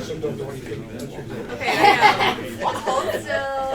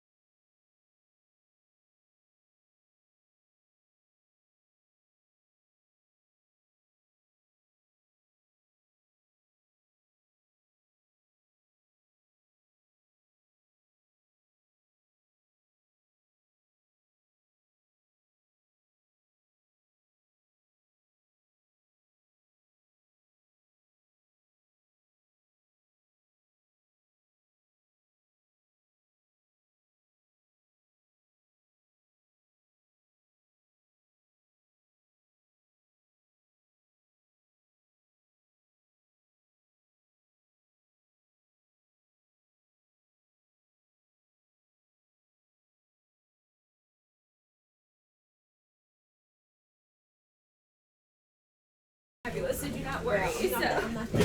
Oh, good. Still, Thanks. All right, at this time, we welcome to the table from Reuben Brown. Amy, did I forget your last name? It's all right. Amy. Yes, that's all right, you got one. But Amy, and I'll actually defer to, where's Connie? I'm around here. Okay. Connie, can you come up too? Connie, would you come? Connie, could you come? If you would go ahead and introduce, we are moving to item number 10, but this is not the report from the Audit Finance Committee report. This is actually the report from our audit firm, and so I'll turn it over to Connie if you'd like to make a formal introduction. Yes, I'd like to welcome Amy and Rachel. They are our team from Reuben Brown that do an outstanding job working with us through the audit. We appreciate everything they've been doing, and they are here today with the financial statements in the 990, and just turn it over to you. Thank you so much, Connie. Thank you so much, Ken. Good morning again. I'm Amy Altos. I'm the partner on the engagement. This is Rachel Meyer. She's our engagement manager. We are so happy to be here and to get to share some good news for you all about Optimist International. So like Connie mentioned, you have 4 documents in front of you. We're going to go through all 4 of them, but on a really high level. But please interject with questions if we can go into more detail on anything. We did review these with the Finance Committee a few weeks ago, so that has been blessed by them, and we went into more detail with them. So we'll kind of keep it at a high level. I'll give you kind of the highlights. If I was in your shoes, this is what I would want to know. So we're actually real quick, and yes, for our new board members, we do take a little bit of time after their presentation for us to kind of go into executive session. So if there's some questions that might be considered you might think are The more drill down type confidential. questions we might save for. Well, executive. or just something you think is, might be confidential, we might Right. want to hold off. Right. Perfect, thanks Ted. So we are actually gonna start with the color document, which is called the viewpoints. And this includes the first 7 or so pages are really kind of our required communications, those with charged with corporate governance. This is what we went through in detail with the finance committee previously. There's a little bit of financial observations that Rachel will cover when we go through the statements, and I'll keep you updated on some things that are on the horizon. But really, again, the first 7 or so pages are really, again, those non-financial results. There's a lot of information here, so if you need some bedtime reading, go through. But I'm going to give you, again, the kind of top 5 things that I took away from this. And like I said, I have a lot of good news to report. So the first thing, and probably the most important if I was in your shoes, is when we look at the financial statements and we look at that independent auditor's report, which is our responsibility as auditors. That's the 1 page in the statements, or 2 pages actually, that we take responsibility for. You have a clean, unmodified opinion. So that's great. So that's a testament to the organization and the state of their books and records. Another great piece of news to discuss is we generally, before we start the audit, we go in with a plan. This is what we think is going to happen. These are where we think we're going to spend time during the audit. These are the risks that we're expected. We communicated that to the finance committee or the audit committee as well back in November. And the good news is when we actually came out to do the audit, we didn't find anything that caused us to change that plan, which is fantastic. So there really was no surprises. Things went as we expected. Another great piece of news is when we actually looked at the books and records, we didn't find any adjustments, which is rare for an organization. So again, a testament to Connie, Maria, and the whole team, that the information that you're looking at in the audited financial statements is the same information that you've seen throughout the year. So again, no surprises. Another great testament. And also, we got great cooperation for the team. So all of our inquiries, all the information we asked for, everything was easily provided for us. We had no difficulties, we had no disagreement. So really, the audit went fantastic. So again, a testament to you all. Another great piece of information I get to report on is on page number 7. And we had made some recommendations in the past to the organizations of just putting some best practices to help strengthen the organization's controls, and all of those were implemented this year. So again, management is very open to these recommendations. They take them seriously. They get them implemented. One of the bigger ones was in regards to this year, the organization formalized the endowment with the foundation. So we got those agreements in place. You'll see that there's additional disclosures when Rachel goes through the financial statements about that endowment, and that's something that will start generating income for the organization starting in 2016. So something that'll be great to see as that grows. So that was kind of the biggest recommendation from last year, as well as formalizing your accounting policies and procedures manual. And let me tell you, that is a big undertaking, but it's really a great best practice for the organization to have, just really to make sure that we kind of have that legacy of what our controls are and how we do things in case one of these ladies wins the lottery and unfortunately is not with us or has to take a medical leave. So that is not a light undertaking, but that was completed last year. So another great accomplishment. So I get to tell you all the good news for this audit. Questions so far? All right, then I'm gonna have Rachel pass along some other good news when we actually go through on a high level with the financial statements. So there's a lot of additional analysis, some narrative on it if you kept flipping through the viewpoints, the documents you were in, but Rachel's gonna give you kind of the high level if we turn to the second bound copy and just really snapshot what happened during fiscal year 2015. So I want to start off on page 4, your statement of activities, and really this shows how your year shook out. If you look near the bottom, there's a line item that says excess deficiency of revenues over expenses. And so this is really your operations for the year. And so you can see that 2015 was a very good year. And that's really attributable to 3 main factors. The first is that you were able to hold your membership levels relatively steady. And in the current climate for trade and membership organizations, that is amazing. Really, really a good, fantastic thing for you guys. The second was that your golf tournament was successful this year. It was both extended, it was a week longer, and just generated more revenue for you.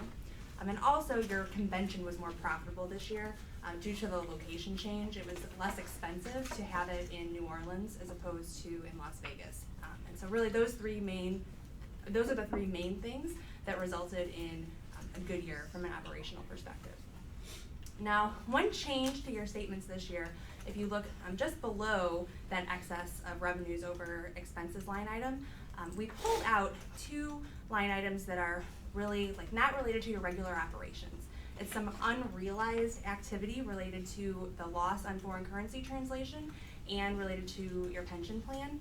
And really, you don't have any control over these things. They're just due to market conditions, things that are happening. Unfortunately, there were pretty significant losses on both of these this year. And so you can see that kind of wiped out the good year from an operational perspective and brought you down to a break-even standpoint for your increase in unrestricted net assets.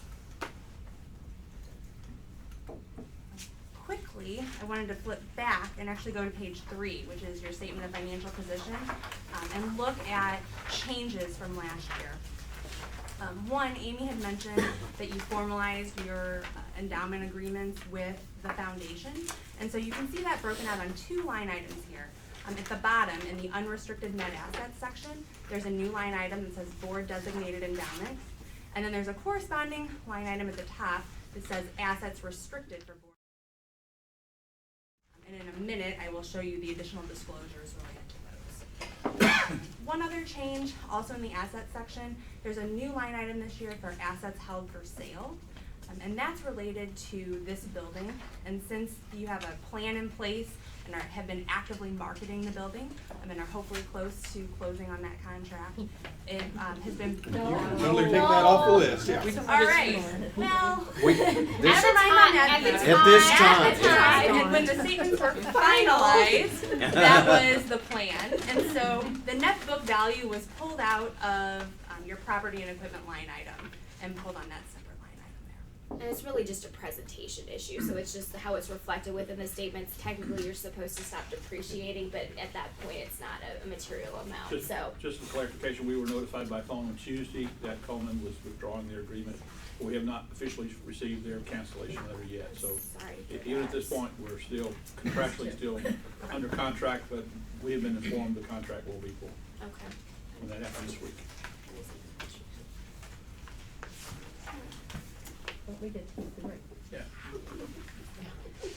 So quickly looking at page 5, your statement of cash flows, really just if you look at in the middle of the page, it shows net cash provided by operating activities, and you can see that large positive amount coming in is just supporting the good year that you had from an operational standpoint. All right, I'm going to talk a little bit through the footnotes. These first several pages, like starting on page 6, there aren't any really significant changes from last year.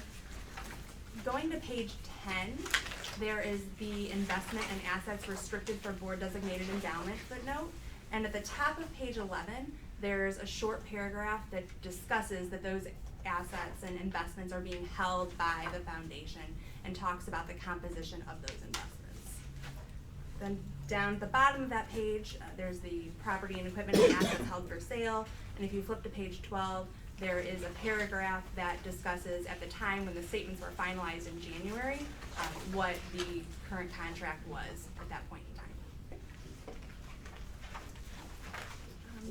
Flipping then to page 14, this is one of the new footnotes that Amy mentioned. There's a note about your board designated endowment funds. And if you look at near the bottom of the page, there's the final full paragraph lists out what the spending policy is. So starting in 2016, as income is being generated, that this is the policy that's in place for receiving those funds and spending income that's generated.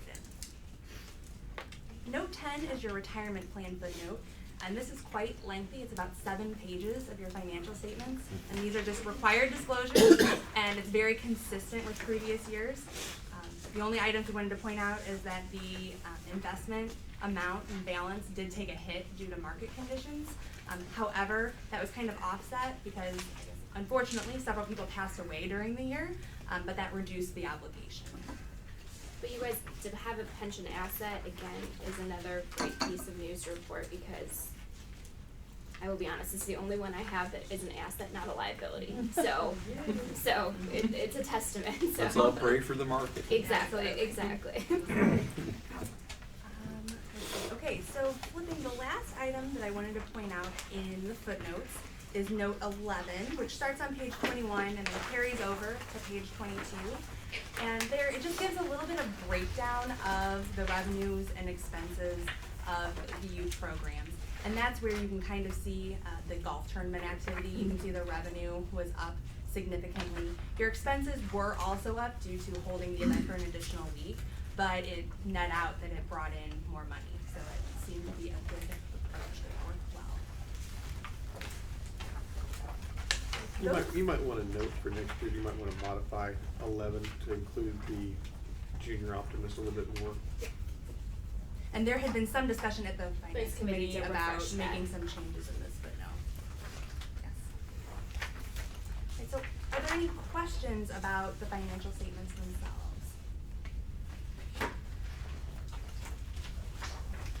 And just to kind of keep you all informed of things that are on the horizon from an accounting and auditing perspective, there is what we call an exposure draft on the table by the FASB, which is the accounting standard setting body in regard to how not-for-profit financial statements are presented. So they don't want to change necessarily how things are accounted for, but they do understand that yours are a little easier to understand, but there's others that it's hard to tell what's really going on with the organization. So they are proposing some standards and ways, things like the statement of activities, how you all just presented it, and pulling some of those kind of unusual items below the line, making that more standard for other types of non-for-profits. So there is a lot of proposed things on the table. They issued their kind of first draft of that proposed changes. It includes things like net asset classification changes, which doesn't impact you all as much since you just have unrestricted net assets, functional expense changes. A lot of them are highlighted on page number 12 in the viewpoints if anyone wants to read in the future. But they issued that draft last April, so about a year from now. They got a lot of feedback on it, some positive, a lot negative. So they're basically in a re-deliberation phase right now where they've kind of split the kind of proposed changes in two phases. The first phase is kind of the low-hanging fruit of things that weren't quite as controversial. So hopefully that'll move forward and we'll have some answers for that this year in 2016. Some of the more controversial things, I think they're gonna table and work on those next. But basically what it means is something will go through, there probably will be some changes. We'll hopefully know more in 16 what those actually will be. It will be at least several years before we actually have to implement them, but just know that it's on the horizon. So at some point in the next 2 to 3 years, probably, there will be a few changes to you all's statements and how they're reflected. And we'll keep you guys abreast once we know what those actually will be, and we can kind of start talking through next year, maybe what that would look like. So just know that those are on the horizon. And probably even more importantly to the organization is one of the big FASB projects that wasn't specific to non-for-profits, but is global for all types of organizations and entities, is in regard to revenue recognition. So they issued a whole new standard about that and was really trying to eliminate some of the divergence in practice. The certain types of industries were recognizing revenue differently. It made it really confusing to kind of know what you're going to do. So you think that it really wouldn't apply to not-for-profit, and they have scoped out contribution type transactions, but any earned revenue sources, they're going to make us look in a little more detail just to make sure we really understand. And the goal is to basically match revenue, so when a service is performed or a good is received, that's when you recognize. So I think how you recognize it won't change, but there might be a little more disclosure. It will require, I think, actually associations, because you guys have the biggest kind of stream of different revenue sources, are going to be one of the types of non-for-profits that has to spend a little more time on that. So that standard has been passed, but it won't be effective until your 2020 financial statements. So we still have about 5 years to work on it, but just wanted to tell you that by 2020 there might be some new disclosures, so keeping you all updated. Alright, so that's what's on the horizon. We've gone through the statements, we've gone through the viewpoints. The last thing we just want to spend a few minutes of your time is going through the 2 tax filings. So this is unique. We do issue consolidated financial statements of Optimist International and the Youth Programs Foundation. Fortunately, the IRS says we can't issue a consolidated return, so we do have to file 2 separate tax filings for each of those entities. So the good news is that the forms themselves have not really changed from the prior year. So there's not a lot of new tax requirements for this filing that have to be taken into consideration. So these really, again, should look similar to what you've seen in previous years. So there's a lot of information in these. They are public documents, which is why it's so great that the board is looking at them and reviewing and making sure that they feel comfortable with these filings. They still are in draft form, so they have not been filed. So if anybody has any questions, changes, we can still get those incorporated. Yes, sir? Something I'm always concerned with, this being in the legal field, I notice on some people's names, we use their legal names, others we use their nicknames. For example, for Optimist purposes, I use Dave Bruns, but my legal name is David E. Bruns. Jim Oliver, I see we put down James A. Oliver. My suggestion, this maybe goes more to Connie, but for you two as well, would be to use people's legal names for the official filings. That's fine. Yes. It's kind of like Jimmy Carter versus James Earl Carter. You know, you got your political name or your business name. So. No, that's fine. I have a question. Yes, Ben. Okay, and I'm gonna go back to this document here. Yes, sir. The audit on page 6, and I want to, especially as we get to the 990. I know later in the day, we're gonna have some conversations on the Youth Foundation. And based on a report that we received, through communications with Ken and that committee on the Youth Foundation. On one, the principles of consolidation, there's a line here, youth programs were incorporated during the fiscal year 1996 to sponsor activities programs. This is the very top paragraph. The youth programs is controlled by Ops International, resulting in consolidated statements. So I wanted to make a point. A couple of years ago, we had an issue about trying to separate those two boards, and we put together a new board to try to basically make it independent, quote, independent. But I want to note from the auditor's point of view, we control the Youth Foundation. And so that entire effort of dividing the two boards was probably for naught, because we are consolidated. So as we approach that issue later in the day, I wanted to point out in the audit statements that. Well, we'll talk about that when we go into executive session with them, because there's a couple issues that Ken and I want to discuss along those lines while you're here, so. But I want to highlight that point. Exactly. And control, just from an accounting perspective, control would be a majority voting interest. So if we have more than 50% of joint board members, that's what triggers the control, just for education purposes. Perfect, so we will make that change to everyone's name. That's a great point. But other things, if I was in your shoes, that I would review and make sure that I felt comfortable with would be on both returns, page number 2, which is the program service accomplishments for the organization. And this really just highlights what either the foundation or the association is doing. And really how I view this is an opportunity to sell and market yourself, to say all the great things, all the people we reach, all the great things that we do in the communities. So just read those and again, make sure that those are reflecting all the great activities of both organizations. So that's something of importance in my mind to review. There's a lot of kind of standard language, the financial information, that all, you can have confidence that all ties back to the financial statements, but other areas that again could have input from the board's perspective is really in kind of the last few pages, which is your Schedule O on both documents.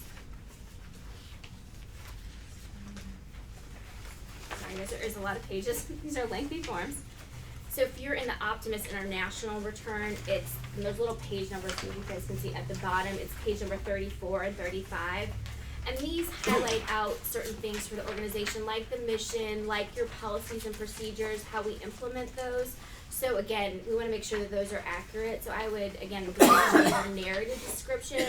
Those are things, if I was in your shoes, that I review. And these, again, have been reviewed by management. We feel like they're accurate, but if there's, again, any additions, we can get those incorporated as well. But they highlight things like how your conflicts of interest policy is, how executive compensation is determined, if there were any changes to bylaws, how the 990 is reviewed, some of these policies that the IRS, considers to be best practices for organizations to have. I got a question for Connie. It seems like Dwayne Kelly sent an email and then yes, I and commented. They've all been incorporated. Updated. Okay. Yes, Thank you.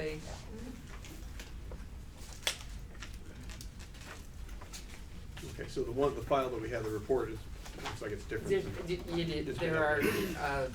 There are probably about 6 modifications that I can email out to everyone what we changed from the original draft.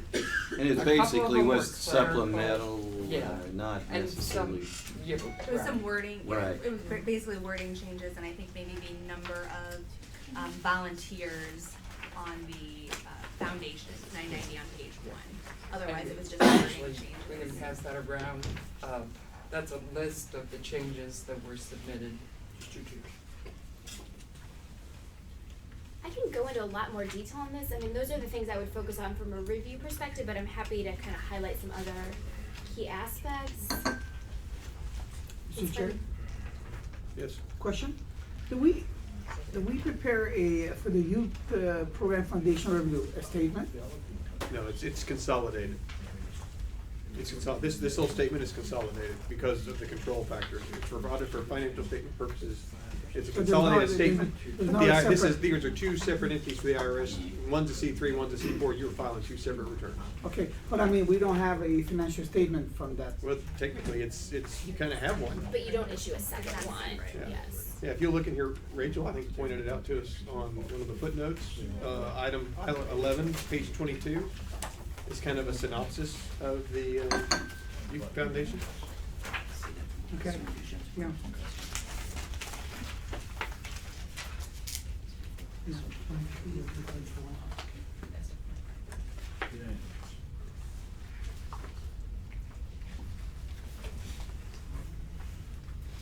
Okay. So, yeah.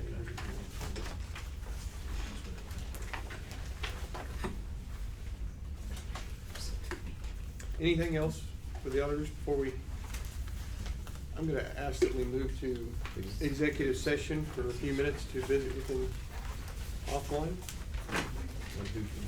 Would you like?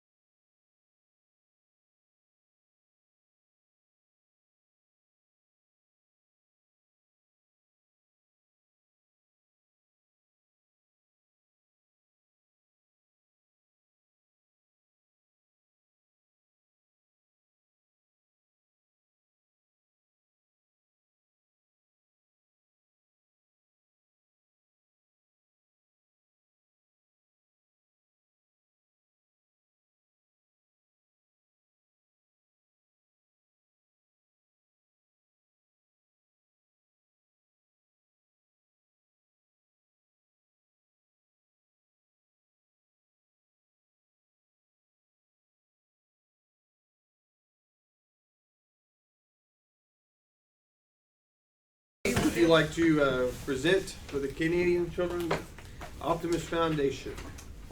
Ben oui, ça me fait plaisir, Monsieur le Président. For those listening at home, your computers do need to be pushed into translation. Oui. Bonjour tout le monde au Canada. Ça me fait plaisir de pouvoir faire mon rapport ici au board. As I was just saying, it's a pleasure to be here and to report on the Canadian Foundation, Children Foundation. I guess you had received my report, but I will stand beside this poster to make sure that everybody see the poster, and you have one in front, which will come back at the end of my presentation. Actually, I kind of like my view from here. You look better with that sign in front of you. I know. That's a nice sign. It's the halo above it that actually. Yeah. On the financial, I'll just do some little bit statement over here because I know everybody has received the report, and if they have any question. On our campaign, as I mentioned in December this year, we tried to have a specific campaign from the start of the year up to the end of the March, and it seems to be working a bit. It didn't achieve what exactly we wanted, but we're on the move. We have a 13 club, 8 to 10 club that will have achieved the 3650 average per club, and will then receive a free registration for the Quebec. We would have wished to have a little bit more club towards that, but that's something to work on. What's good about it, as I mentioned before, is that we already have 600 people that made donation, which represent 4% of our membership, which usually that 4% is achieved only at the end of the year. So by the end of March, we have that 4%. So that's very encouraging and all that, because we expect that we should achieve, and now we're going to try to go to 5, 6, 7, 8, 9, 10%. And if we do that, then the campaign would have kind of worked in the sense that the 3650, and the idea, as I mentioned before, is we want to go back, try to communicate as much as possible directly with the member as the foundation, to make them aware. As we mentioned, not all the members go to district, zone, or even their club, but if we make them aware of the reason of the foundation and the reason for the money that is being provided, then I think it could make a difference. And it seems to be like that, because in some of the district, there's one district that usually they had about 20 people giving, and now they're up to 150. Good. So that 150 is a big use, because now we will be able to communicate with them. They've already given 3650 this year, so it's a kind of ball rolling.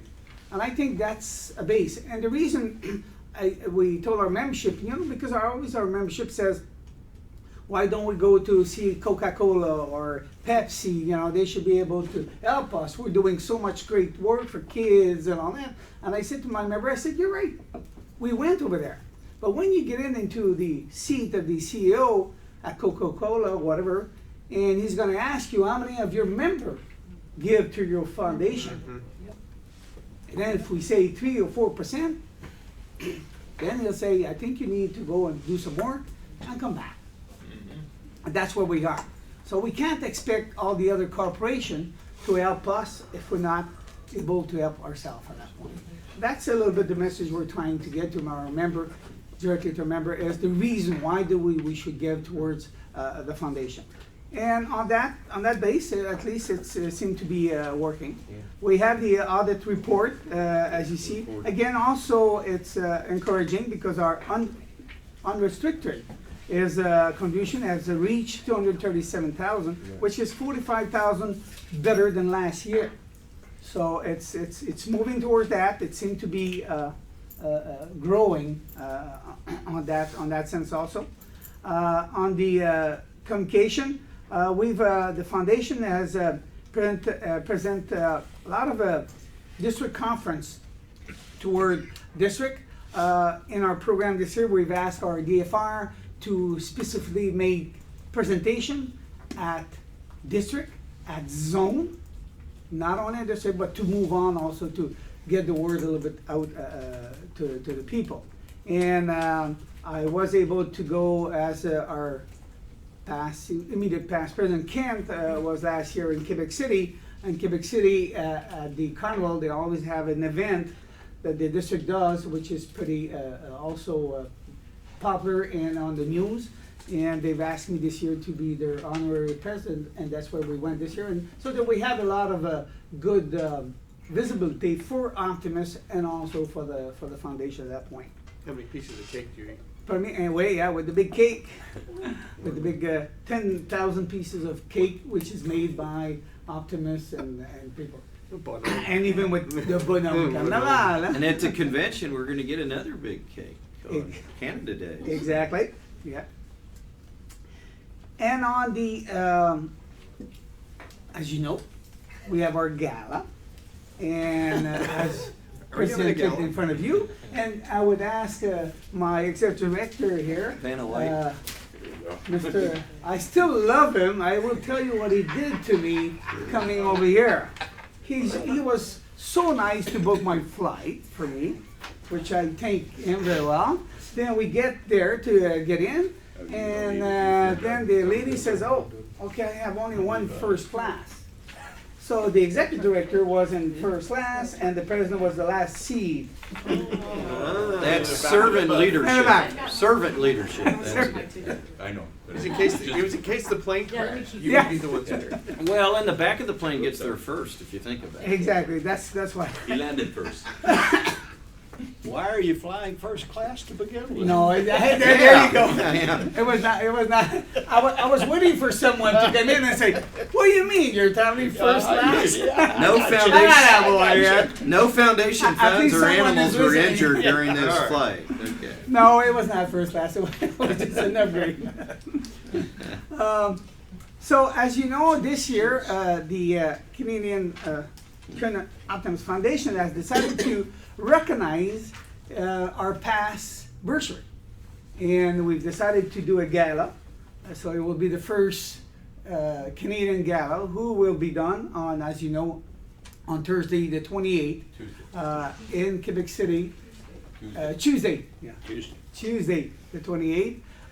And we have Mrs. Olga Farman, who is a past bursary winner. In fact, in 92 and 94. 92, 94. And she has accepted to be our honorary president over there also, which is, she's now a lawyer, prominent lawyer in the Quebec City. And she's more grateful to come forward because she's always been saying that it made a difference in her life being a person, and I've always loved the Optimist project. So she will be there, and we'll have also, as we say, 200 people, and it will be at the Parliament, or how you call it over here, a State House. State House.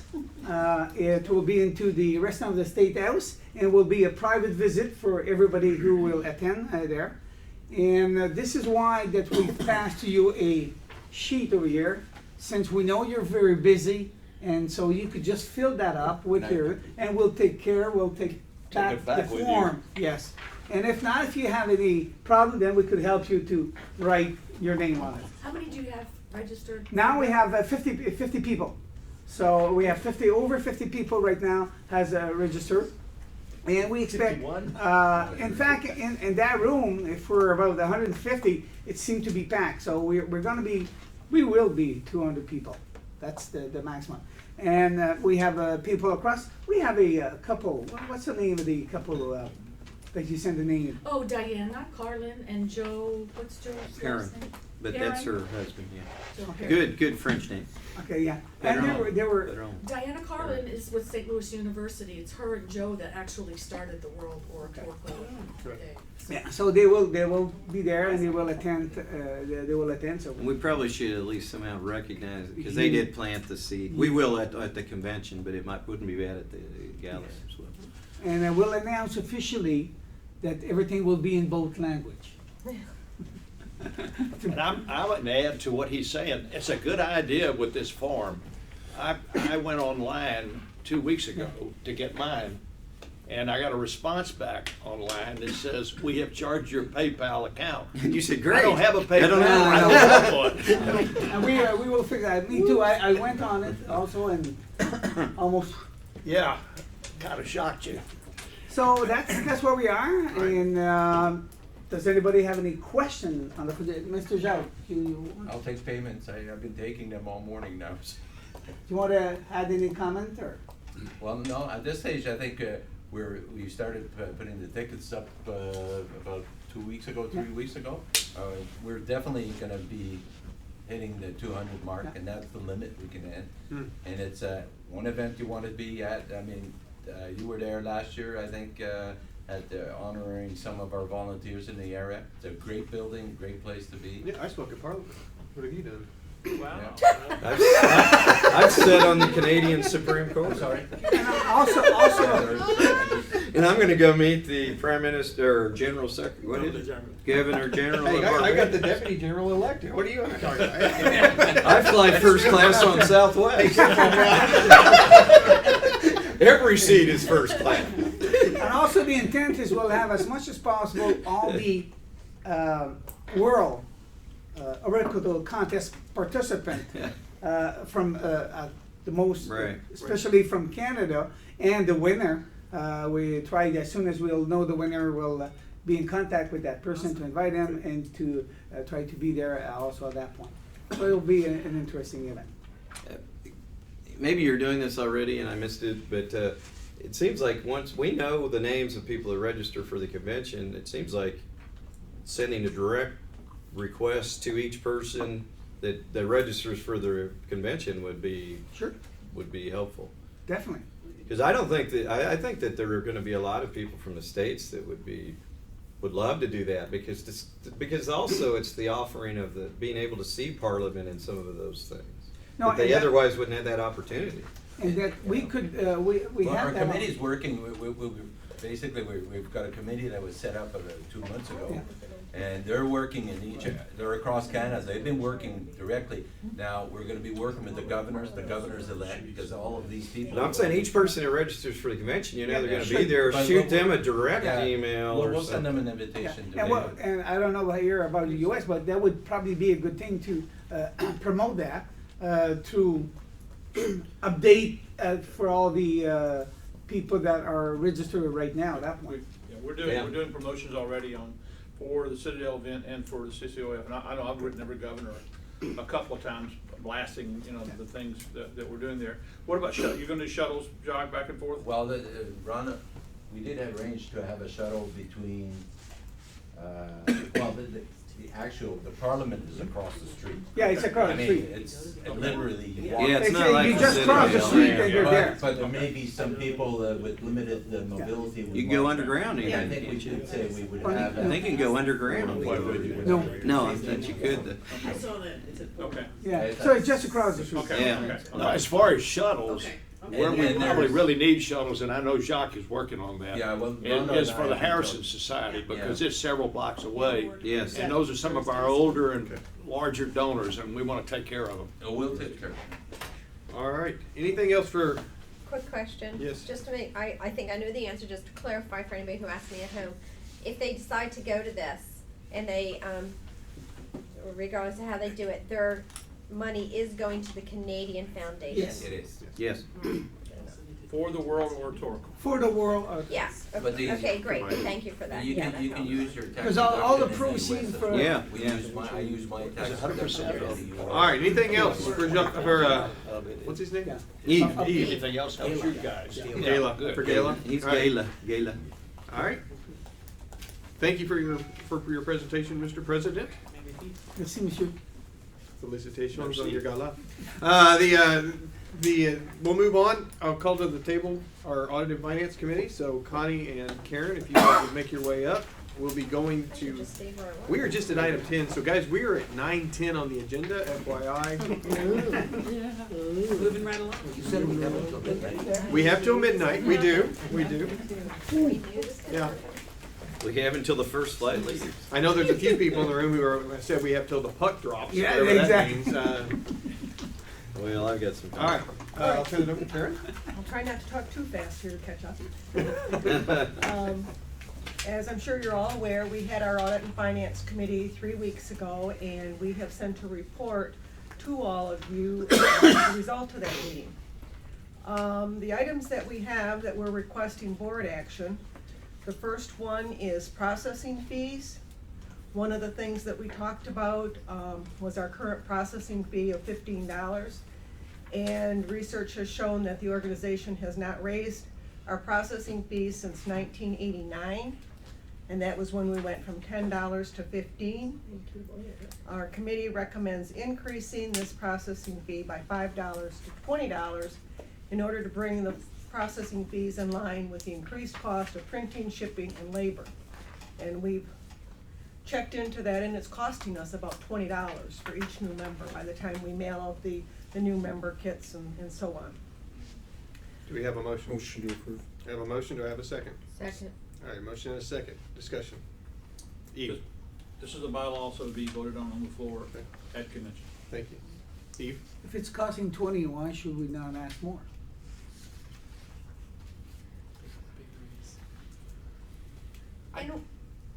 Well, I would say, I think part of, we felt like our membership is gonna perceive an increase from 15 to 20 as being rather substantial. And that's a big part. And we figured, I guess, as long as we were covering our costs, right now we're losing money on each new one that we're adding. So if we can at least cover our expenses, that puts us ahead of the game where we are today. Sue? The last couple of years, we've been doing an incentive where we're dropping out the fee altogether. Right, What kind of a right. hit are we taking if we stopped doing that and just kept it at where we were? I understand we'd still be losing money, but do we know the dynamics of the numbers on these things? We do. Can Yeah. you share that And, with us? I don't have the number right off the top of my head, but it is tracked in the financial statements, and, I can make myself a note to get that for you. But I wanna say it's about, well, go ahead. Okay, we're due, I mean, currently we've got 5,044 ads year to date today. And normally on a year that we average right now about 10,000 ads. So 10,000 ads times $15 is $150,000. Now, we've always been waiving this year and last year we've waived it for a 3-month run. Right. Which cost us 25,000, give or take dollars for waiving those through. But we did have an increase in membership both times, so there is an offset there. We're hoping the Heroes program will actually bring back some of those, because we are charging the $15 for even for the free member, they still have to have the app fee, which is kind of, you know, in a way, but free, but. I didn't know that. I did. So we are collecting 15, so we think I think June's gonna be a monster month, because our members kind of wait to the end. So we'll be recouping some of those lost dollars in December, January, and February. But it's about $150,000 a year in app fees, give or take. Yeah. Adrian? I don't know, maybe the devil's advocate in me is saying, well, if every time you waive the fee, you get more members, and we're looking for Why growth, charge the fee? why are we having the fee? Yeah. Well, and part of why, we are struggling to have a balanced budget, and so rather than look at a membership dues increase, another source of revenue is our processing fees. Because indirectly, if we're not covering our processing fees, then it puts a bigger burden on the membership dues, on where we set them. I mean, the dues need to assist in covering the cost of operating the organization. So, I'm not sure I agree with you. Okay. Because if 7. it is not costing it's not costing us any more staff or overhead per se for every additional member we've gotten. So in other words, there reaches a point when your increase in membership, as we would say in the Caribbean, is all gravy, it's all at the top. So if we don't know what that number is, then I'd like to know what the number is. But I suspect we're pretty much close to the number where we know what our overhead is. And therefore, our membership once we grow our membership, the issue of membership dues increase is not a major issue. Yeah, and this is facing us because we're at a time of declining membership. But what I think in terms of Benny's comment, I think more study has to be given to that. You can't come and tell us that you waive dues, waive fees, and your membership spikes, and then bring an argument to increase the fees. Yeah, It doesn't flow. Yeah. Well, and my concern's been all along, and I don't know if this would pass or not on the floor, so I'm not opposed to taking it to the delegates if we think this is appropriate. My concern always in everything, and I've read a lot of stuff on membership, I'm sure you have as well, nickel and diming our members is not necessarily a good thing. On the one hand, there is it also depends on how the new member comes in. If they come in and are registered electronically, it's less expense than if they do it the old-fashioned way, because of the labor-intensive overhead of staff and whatever. But I think that we do need to be concerned about how many times we are reaching into the pockets of our own members. But I think something like this is something that I would let the delegates decide and see if it's something they want. But I think you need to be able to justify it and show the background information of what the actual cost is. Because whether a member is entered electronically or the old-fashioned way, we still have the cost of those new member kits. Oh, there's and still a shipping cost, those yes, out. but it's just not, I don't think it's Right. equivalent. We don't have the labor-intensive Right. cost of loading the member. And I have got the gavel, so I'll call on President Ken there. And just, Yeah, and I'm kind of with Adrian. It's kind of like we waived it. Some of the comments that I got last year, and Dave probably got them this year. I've had more people go, that was the most amazing thing we've ever seen. I mean, other than anything else, because there was that season of giving, people got interested. And it was really kind of it was a really awkward, I was like, we took $15 off. And they're like, oh my gosh, but you wouldn't believe what that does. And so it in this case, it's kind of like, I get the financial, totally get that. But I'm just wondering if we shouldn't go the other way and say, let's drop it $5 to $10 and remove the incentive. And that kind of puts Jim in a hamstring that if we wanted to do this again, but if we were to drop it, would that and get our 50,000 back with more members versus actual take out? You said we like 25,000 was Yes. and that's a budget line to That's the roughly. processing fee. And so it's kind of like if we went the other way, because a lot of people I even question, should we eliminate it with the hope of getting members? Because if you think about it, we get $60 a new member for a year, but we get $0 if we don't get a member, period. Right. Right. I think initially it might have an impact where you might see an increase in members, but I think if it was ongoing, I don't know, I think pretty soon people would forget that they used to pay and now it's free. They would just always expect it to be free. right, I mean, and we talked about that, on the incentives, I mean, Rebecca. Oh, I'm sorry, I was actually gonna say something like what Karen just said, which is, my concern, and I think this is great discussion, and we should always brainstorm on this, because we wanna do something that encourages, right?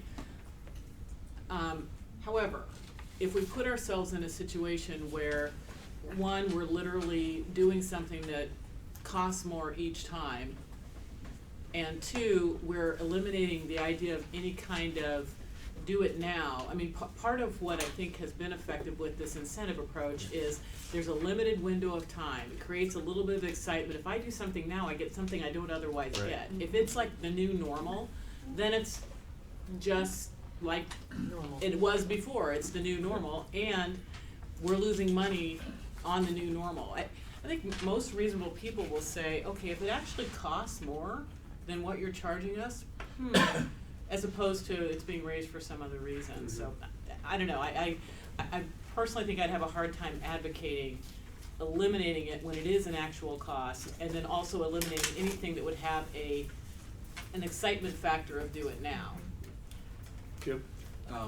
Like, interesting discussion, and I think we should try to cover our costs, and this is an attempt at that, but looking at the season of giving, if we raise this and then do a season of giving, it's even a bigger deal. So we make it recruit more members. I know, so this Let's raise it another $5. I know, raise it, I know. But that's true. I mean, because the point of an incentive is, I mean, I use the fine dining in Kansas for seafood is Red Lobster.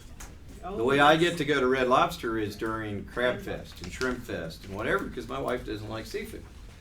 And Adrian laughs at me and goes, what, you know, Red Lobster? Red Lobster? Red Lobster, I know, yeah. But in any event, but that's your export. But in any event, you know, it is, a lot of it has to do with two things. One is the perception, as he was talking about, I remember yesterday on perceptions, the perception that you're doing something for the members. This is something, so I think that just waiving it entirely doesn't have that same ramification of waiving it seasonally. But as far as from 15 to 20, I really haven't decided myself on that. I mean, if the board wants to pass that on to the delegates, because it is an actual cost, and we have charged the Audit and Finance Committee with trying to help us on the revenue side of things, I'm willing to leave it to the delegates and let them decide whether they want to raise that or not. But I do think you need to have a legitimate rationale if you're gonna propose it. Two things. One, I'm not sure I'm comfortable leaving it to the delegates. The board leads. I think the board needs to be concerned about the perception that we're always looking for financial angles to approach our members with. So I think we need to be careful that way. The second issue I want to raise is to Benny's point about the ads. Don't the ads include new club building anyhow? Yes. Right, so you're already getting $100 a member there. Not No, member. not necessarily. No. $100. Club. There's a new. Remember, we're also giving $100 back. Sorry, our club charges $100 for a new member. But there's a member fee when you're in a new club. We also did new club. Yeah, but it didn't come all the way to OI. Huh? It does not come What all the way. comes Right, but here a is portion comes to OI is what? $400 for the whole thing. 400 period. Yeah. Okay. No matter how many members. Yeah, we changed it to a flat fee. Yeah. And that also pays their dues for the first quarter, and then we give $200 back to the club if it's a 25-member club for their first community project, so. But that comes from the foundation. But what I'm saying is still over $20 a member coming to OI. If a club is $15, 15 Depends on members. how many members you have. Right, but it's minimum 15, and you collect in 400. You're getting more than $15 for that member. Right, so there's some double counting sounds like, I don't know. All right. I'll speak as a bureaucrat. Okay. One time, I never do this. I know in Las Vegas, we got in trouble on the budget because we didn't charge the meal price. Right. We had a $85 meal that we were charging $55 for, or something like that, so we lost $30 per meal. And that was difficult, and we spoke that earlier, the Las Vegas Convention lost money because the meals killed us, killed the foundation as well. So anytime we, as an accountant, anytime we cover our costs, we need to cover our costs. Our costs are approximately $20. Actually, they're even more for the Caribbean members because the postage for the Caribbean is about $4 higher for the mail a kit, so we're actually spending about $24. We kind of did our little due diligence.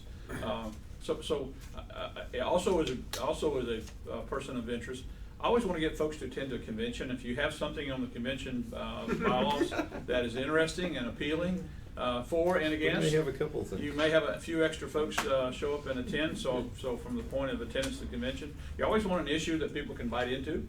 A good increase of something is always. I think we're going to have the currency exchange. I think that's going to be a good issue. People can get emotional and fired up about. But I think this is. It's been 1989 since the last time we had an increase. That's 17 years ago. So I would speak on the side of let's let the delegates at least have a good discussion. We will develop the rationale and the reason why we think it's appropriate, and they can tell us, to go somewhere that the delegates have that right, and I think we should challenge them. And I think it's after 17 years, I think we should let them decide. And the board should lead. There's no doubt about that. But this is one of the ones I think we should have a good fired up discussion on the floor in Quebec. And it puts it on the floor, and then come back and say, we amend to $3. Yeah, it does open the window, or the zero. Or the zero. Or the zero, yeah. Just a quick clarification, a new club brings in $425, $200 goes back to the club, that leaves $225. If you divide that by 25 members, that's only $9 a member Like coming 15. in. Yeah. Well, okay. Okay. All right, any other discussion? Got it. All in favor of the motion, say aye. Aye. Opposed? Passed 3 to 0. Okay, there was some who abstained, I guess. All right, well, but I consider it passed. All right, Karen, Okay. please go on. The 990s, we've already talked about. I don't know if anyone has any other comments on that. Do we have a motion to approve the 990s? Yeah, so- Got a motion and a second? Isn't the motion to accept, not to approve? Correct. Well, in this case, it is to actually approve, because it's approved that we have reviewed and we are ready to submit. Pending, and I would suggest pending any Pending other. that things we already said needed to be fixed. Yeah. With the changes we suggested. And Don't they have until Second. 15th of April to review Yeah. it? Yeah, that's what I was gonna say too. Did you get all that, Dana? Yeah, All right. Any other discussion on the 990? yeah, I thought we were gonna have a couple days to at least look at these over and make sure they're okay. Have you done that? Do you want to re-review at that time? Yeah. I guess my only concern is I just got them half an hour ago. If I know Audit and Finance has looked at these and are comfortable with them, or you have looked at these and are comfortable with them, I'm okay with that. If none of those people have had the time to do that, then I think if we're not doing that, we're not doing service to our people. Okay. The actual phrase, and the phrase that is in the motion is that the board of directors accept. I would actually, speaking as professionally, the instructions say that the board of directors did not accept nor approve, but they had it presented to them. Right. That is actually in keeping with the form on the 990 question. Best practices are that the board of directors reviewed. They didn't even say you have to accept it, but in our case, do we want to, the motion on the floor is to accept the 990. Is that still good? Did you make the motion, Becky? I did. I'm trying to understand the clarification you just provided and what it changes. Okay. So, Sue's concern seemed to be, are we ready to actually Right. approve, or perhaps even, I mean, I guess accept simply says we acknowledge we've received them. Approve would say we've reviewed and have determined that we're in agreement with them. So if we say the motion is to accept, that motion's made, I don't know if it's appropriate to then say, once we've had the opportunity to further review, do we wanna have a quick email exchange or board conference call at some point later to say, okay, now we formally approve? Cause we did talk about giving input up till like April 15th. I don't know if that was the suggestion. If so, I'm certainly willing to entertain some kind of friendly amendment. Yeah, usually we've had a few more days to review. Yeah, versus it just arrived. But you're So- right, it does say accepts, not approves, so that does make it. So how about this? The motion as stated that I agreed to make is accept. If it's appropriate, I could amend that to say something like, and after further review by the board, we will entertain a motion for approval. Is that needed? Parliamentary? Or- I would adjust the motion, friendly amendment, to say the board has received the 990s. Acknowledges receipt. Yeah, and just say we received, 'cause that's what you've done, you received it. And then the board at some point, future date can approve. And there's no need to make mention of that at this time because we'll deal with it when the time comes. Fine. We could do an email, I guess. Sorry, just on the point of clarification. Did we approve the audited financials? We have a qualified No. opinion, so I assume we did. So the 990 is a No. function or a transcript of the audited financials. We have not approved the audit financials. We saw a draft in December, but we did not approve it. Yeah, we've not approved the audit financials. Yeah. That's a good point. This is specific to the 990. Right, but the 990 is fed from the audit. Correct. So what I'm saying is if we have agreed that the audited numbers are acceptable to us, it is just rather than 990 then is complete, that would be the only issue. Because you can't change it. That's how I would reason it. I don't know why. So these are not approved yet? They're No. not, we received the draft in December. That's a good point, they're not. But these are not draft, these are final. These are final. Alright. Okay. So another motion would be. in Yeah, order. we'll need another motion. Well, the currently, did you put your motion to play? You know, it sounds like at this point, bless you, the motion is that the Board of Directors acknowledges receipt of the IRS Form 990 for the fiscal year ended 9/30/2015, and that's all it says. That work? Could a possible friendly amendment to that and for management to review the numbers to ensure completeness with our financial records? I think the management's already done that. Yeah, actually, it would be the board. It's the board at this point.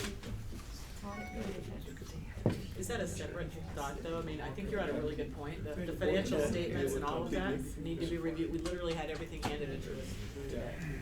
Today's receipt, I think, it'll fit for the I don't future. think the board could deal with Well, completeness. we just The received board has to final. be guided by management that they're complete. Well, they've gone through audit and finance. Yeah, that's what I just asked. Yeah, audit and finance, our audit and finance committee has reviewed this already. Audit and finance has also made recommendations both to the, well, I guess the audited financials, they accepted the audit Right. financials. That's what she's saying. Yeah, so our committee has accepted them. Our committee has approved and made modifications to the 990 pending our review.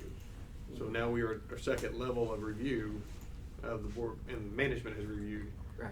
as well. So we're kind of to this point, I think where we are sitting right now, we're acknowledging receipt. I would even suggest that we might put on there and would accept this pending any further modifications by, I'd say April 18th, so we put a date certain on there. Same thing, yep. Or And then April it's clean, 15th. Yeah. and it's done. That And- works. Yeah, that And way then we're it's clean. out there and it's like, it's basically saying we're approving unless some other issue is raised. Right. Right. Correct. And then we give ourselves that time, that roughly 2 weeks, to be able to review it. Mhm. Works for me. Did you get that, Dana? No, the board will accept this by April 15th, 2016. No. No. Okay, something more like this. So the board of director acknowledges receipt Yeah, I got of that the part. blah, blah, blah. Pending the suggested changes. And will something like consider it approved if no further Issues are raised. issues are raised or revisions required by April 18th, 2016. 2016. Who was our second one there? It was also me. Adrian. You got support? Okay. Adrian. All right, Adrian, all right. Does that work? Yeah. Okay. All right, any other discussion? Well done. All in favor, say aye. Aye. Aye. Karen, can we go back and address the acceptance of the audited financials before we move on to your second, to point C?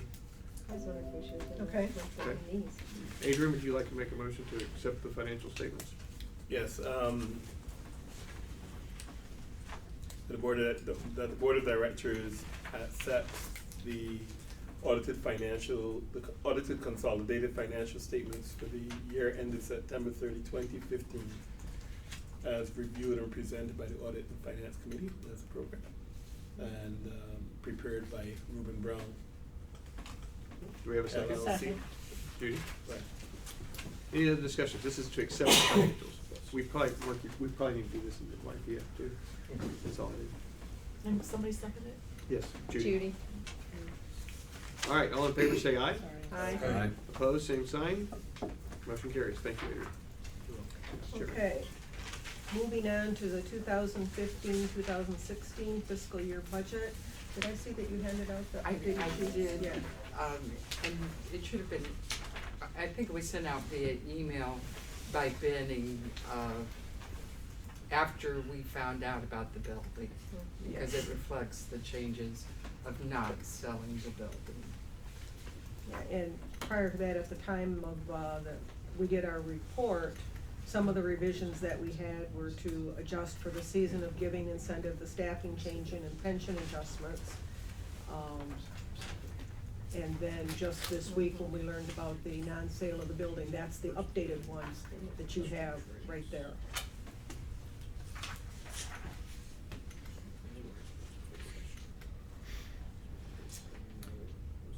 Any questions on any of that? What is? Well. All right. We're running through, Mr. President, Mr. Chairman. Yes, please. We're running a $77,000 deficit now, which is as planned. Just for my own edification and the board's edification, the membership dues line 11, are we on track? We're actually a little bit ahead of schedule. Okay. We are definitely on track. And you know, like to the good, about $27,000 as of the end of February. Okay, and then the next major thing for me would be the convention. Is the convention on track? Yes, Okay. it's going well. And then the other thing is what Benny shared about the insurance renewal. For this year, we will probably have an additional savings there of about $15,000 that we just found out yesterday, so we had not shown that in there. Convention, and that was an issue that we really were concerned with always. Our meal cost for the banquet, we're charging $50, Rhonda. The meals cost us about 42. Yeah. 42. Canadian, I mean, all the funds I'm calling out to you now are Canadian. Our production costs are around 61,000 Canadian, which is significantly lower than we pay in New Orleans for production costs. The Hotel Blanc, we've already filled up the Hilton with 321 rooms. We have 20 some odd rooms as of yesterday at the Delta Marriott. Other costs, so no attrition concerns at this time. We have none at all. Our meal costs are down. Numbers are coming in pretty steady. So right now our projections for Quebec staff, we've already bought all of the airfares under that $400 range. So we've already secured reasonable air transportation. We've got our costs pretty good in control right now. So production and meals were always our two big items that can get out of line, and right now we feel very comfortable with our lines in Canada right now. We're monitoring those very closely. Are there any other areas we can fund this deficit by? You said $15,000 on the insurance that we're looking at. This capital investments line 45, that's not related to a new building, that's internal capital investments? Correct. Okay. Well, the other one might be, I see that there is an assumption of 0 on building rental income on line 22, and it might be possible that we could get a lease. It's not a guarantee, but that would certainly be a potential offset, right? Jock has got his hand here. Yeah, I just thought of something. Sorry. On the Canadian side, on the insurance, I don't know what was exactly budgeted on the Canadian side, but it was budgeted at the time where the dollar probably was at 20%. It's up to that 35, so you're gonna lower again on your insurance premium in Canada. I would estimate anywhere between 10 and 15,000 Canadian, which translates about 10,000 US. Is that after the exchange rate? It is after I do. But it's substantial from the time we budgeted last year to what it is gonna be actually. The premium last year was roughly, if I recall in Canadian dollar, roughly 100,000. And at the time, the dollar was trading like 85, so it was 85,000 US. And now it's trading about at 75 cents. So you're looking at about 10,000 US difference. The changes that we made on this budget that was just distributed to you on the other revenue income line, we had a $66,000 change there, which is the reduction from we were projecting we would have income from the sale of the building, and without that, so that's a negative impact there. On the building maintenance, we were built into the budget lower maintenance costs, assuming we would be in a smaller building. So we've increased that by the $42,006. And then our interest expense, because we were thinking that the loan to the foundation would be paid and we wouldn't have that interest expense. So we've added in the $19,773. So as you can see with our new budget, we're in the negative almost $77,000. Now, some of these things that we're talking about here may help us with that. You know, if our membership due stays on track where we are right now, we could come in ahead of that, and that might give us some more revenue there. And some of our other expenses, if they continue to come in less than what we are, we wouldn't be at that 77,000, but that's where we are at this point in time. Eve, you had a question, then Jim. Eve? Yeah. Jim? Yeah, okay. My concern, I know it's, the budget has been approved, now it's adjustment. But I mean, are we allowed to present the budget deficit? His question was, Can you we know, how present- can can we we have a adjust? budget Yeah. that's approved that actually shows us in the red? What I was trying to explain, but tell me if I'm right. And now it's- We approved the budget originally with some assumptions With the that no surplus longer at are that the time. case. Right, yeah. So Right. this, what you're showing us is the impact now of that, and it results in a deficit. So what actions do we need to take? Because we can't probably Right. just approve it like that, right? Right, you're correct. Okay. The first column is what was approved, and at Yep. that point in time, it was a surplus. Yep. But again, back to Eve's question, can we, by making this modification, can we approve a budget for the rest of this year that puts us into a deficit? I don't think so. Well, I'm sure not comfortable doing it. Right. As per the bylaw, whatever, I mean. Section 6, budget. Prior to the end of the fiscal year, the board of directors shall adopt a budget of estimated revenue and expenses for the following year for the several activities of Optimist International. The budget as adopted shall provide for an excess of revenue where the dues or surplus funds over expenses by at least 4% of the membership-based budget revenues for the fiscal year, unless the revenues result in a reserve balance greater than 25% of the budgeted membership revenue. In such case, reserves shall be equal to the amount necessary to reserves to 25% of the membership revenue. So in a sense, it's saying we have to have a positive budget. Yeah. Or an ex, or a surplus. And 4%. But 4% if our reserves are not, Yeah. 25% of the annual Our dues. reserves are. Oh, And you our can't. reserves are there. Our Yeah, so reserves it's at are least okay. needs to be a balanced budget. Yes, that's what. So are there any suggestions on how to get it into a balanced budget? Well, Sorry. the dues revenue is a very is a conservative number. I wouldn't say very conservative, it's just a conservative number. It's based on a 3% decline in membership, and so far this year, we're not running at that rate. And so there is room there for the board to think about adjusting that number. As I said, we're already $27,000 ahead at 5 months through the year in our dues revenue. And I just apologize for interrupting, but Yeah. I think what we heard is that was at the end of February, and we had a very good January, February, but then saw drops in March. So we might wanna see what it looks like through March before we assume we're 27K up, right? Yeah, well, In that and, quarter. and, I mean, we know our membership counts, yeah, Okay. so you're right. But Just we've wanted been, to not count that we're one. ahead, we're Still at, ahead. membership totals are better. And then, you know, you have the honor, your heroes incentive running. But that's an estimate. The dues membership is an estimate, and you know, you have, we based it on when I say we, I mean all of us here, this is the finance committee's recommendation to the board to use a 3% decline, and that was based on historical data.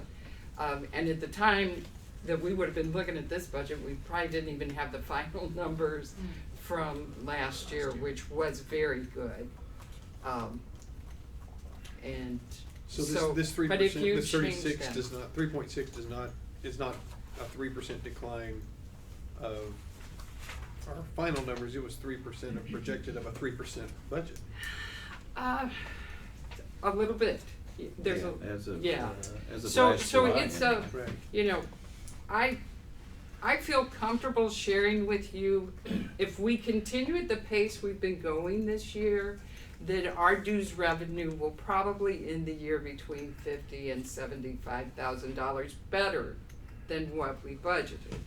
If suddenly our membership numbers drop, then obviously that won't be the case. Or if our membership numbers pick up, that surplus will be even better.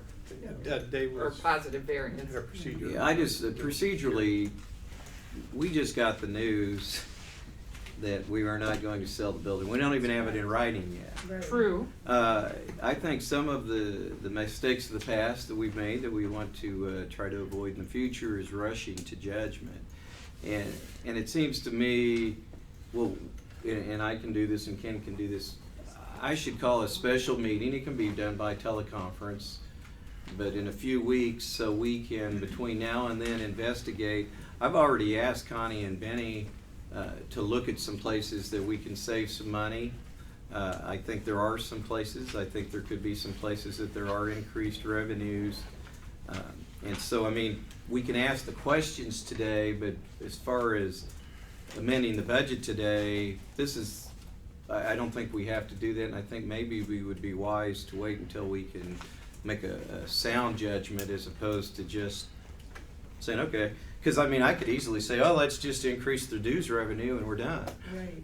And I don't want to do that. I want to make sure that we analyze it and do it appropriately. And one thing I think I heard from Benny on the insurance premiums, wasn't it about 37,000 that were? 36, I believe. Yeah, And- so, and you know, that's that for- would that's take for a care full of. year. But some of the savings is this year, only- though. and when Some of does the that expire? savings is May this 1st? year. May 1st, I think you Yeah, said. it's about probably 8,000 to 9,000 would be for this year. in savings. Okay, so but that would cover part of our You shortage. divide 4 to 36, that's 9, so 9,000 per quarter, so that's kind of where I got that number from. Jim? I think Dave is right that we just need to look at this right now but not act. If you look at two key numbers that pertain specifically to the building sale, we had an increase in maintenance of about 42,000 and roughly 20,000 in interest, so that's of the possible shortfall, we got 78,000, 62,000 relates to not selling this building. And so I just think with the other things that are in play with insurance and membership that we should just wait a month or so and just receive this and acknowledge it, but not necessarily amend the budget right now. Just a thought. I move that we table the motion appropriate Table to when? till after a special meeting comes in. Until a special meeting of the board, and we'll have to set the time. I would suggest, it will be the middle of April before we actually end up sending out our April dues billing, but I'll have a much better feel for the dues after the April dues billing goes out. Or can we say no later than May 1st? I was gonna say, we need to put a date certain on Yeah, this. no This later. is, we're not in good shape. So, Adrian, that your table is to May 1st? No later than No May 1st. later than May 1st. I'll support. We have a second and support. We have a motion to table. All in favor, say aye. Aye. Aye. All opposed, same sign. Motion is tabled until the special meeting. Okay.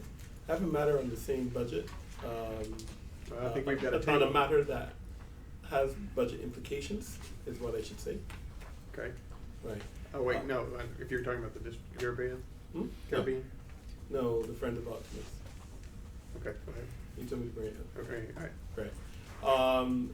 One of the areas that I would like audit and finance to consider when they're reviewing the budget, I think the Friend of Optimist program has a lot of merit and a lot of value, but it also causes a lot of problems when it comes to the renewals at the club level and the awards associated with it. And sometimes that's beyond a president's control. It could be simply that the relationship that started the food may no longer be associated with the club, different things like that. And I saw it firsthand. I felt awful in my own club this year, whereby our president did everything that was supposed to do, but didn't qualify for an award because two fools who said they were going to renew didn't renew, and it caused her to lose status. Now, traditionally, what some people may have done in the past is just paid for them, but we're trying to discourage that. Anyhow, the point I wanted to have considered is whether we can look at the fool strictly as a financial member to the organization and to the club, since the club has the relationship, but remove the counting towards awards in there.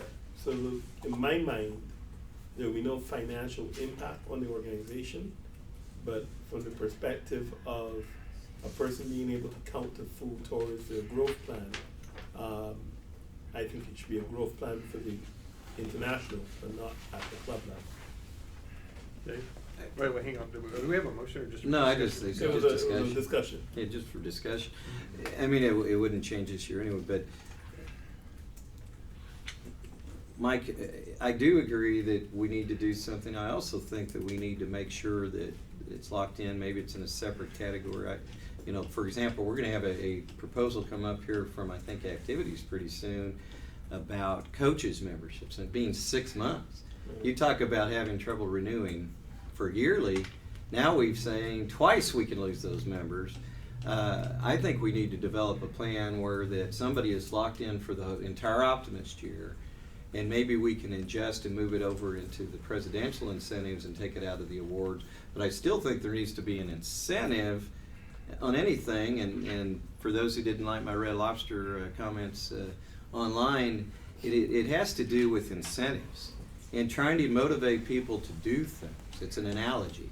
And I think that the same thing goes with the Friends of Optimist. If you do not give them any incentive to go out and get Friends of Optimist, they're not gonna do it.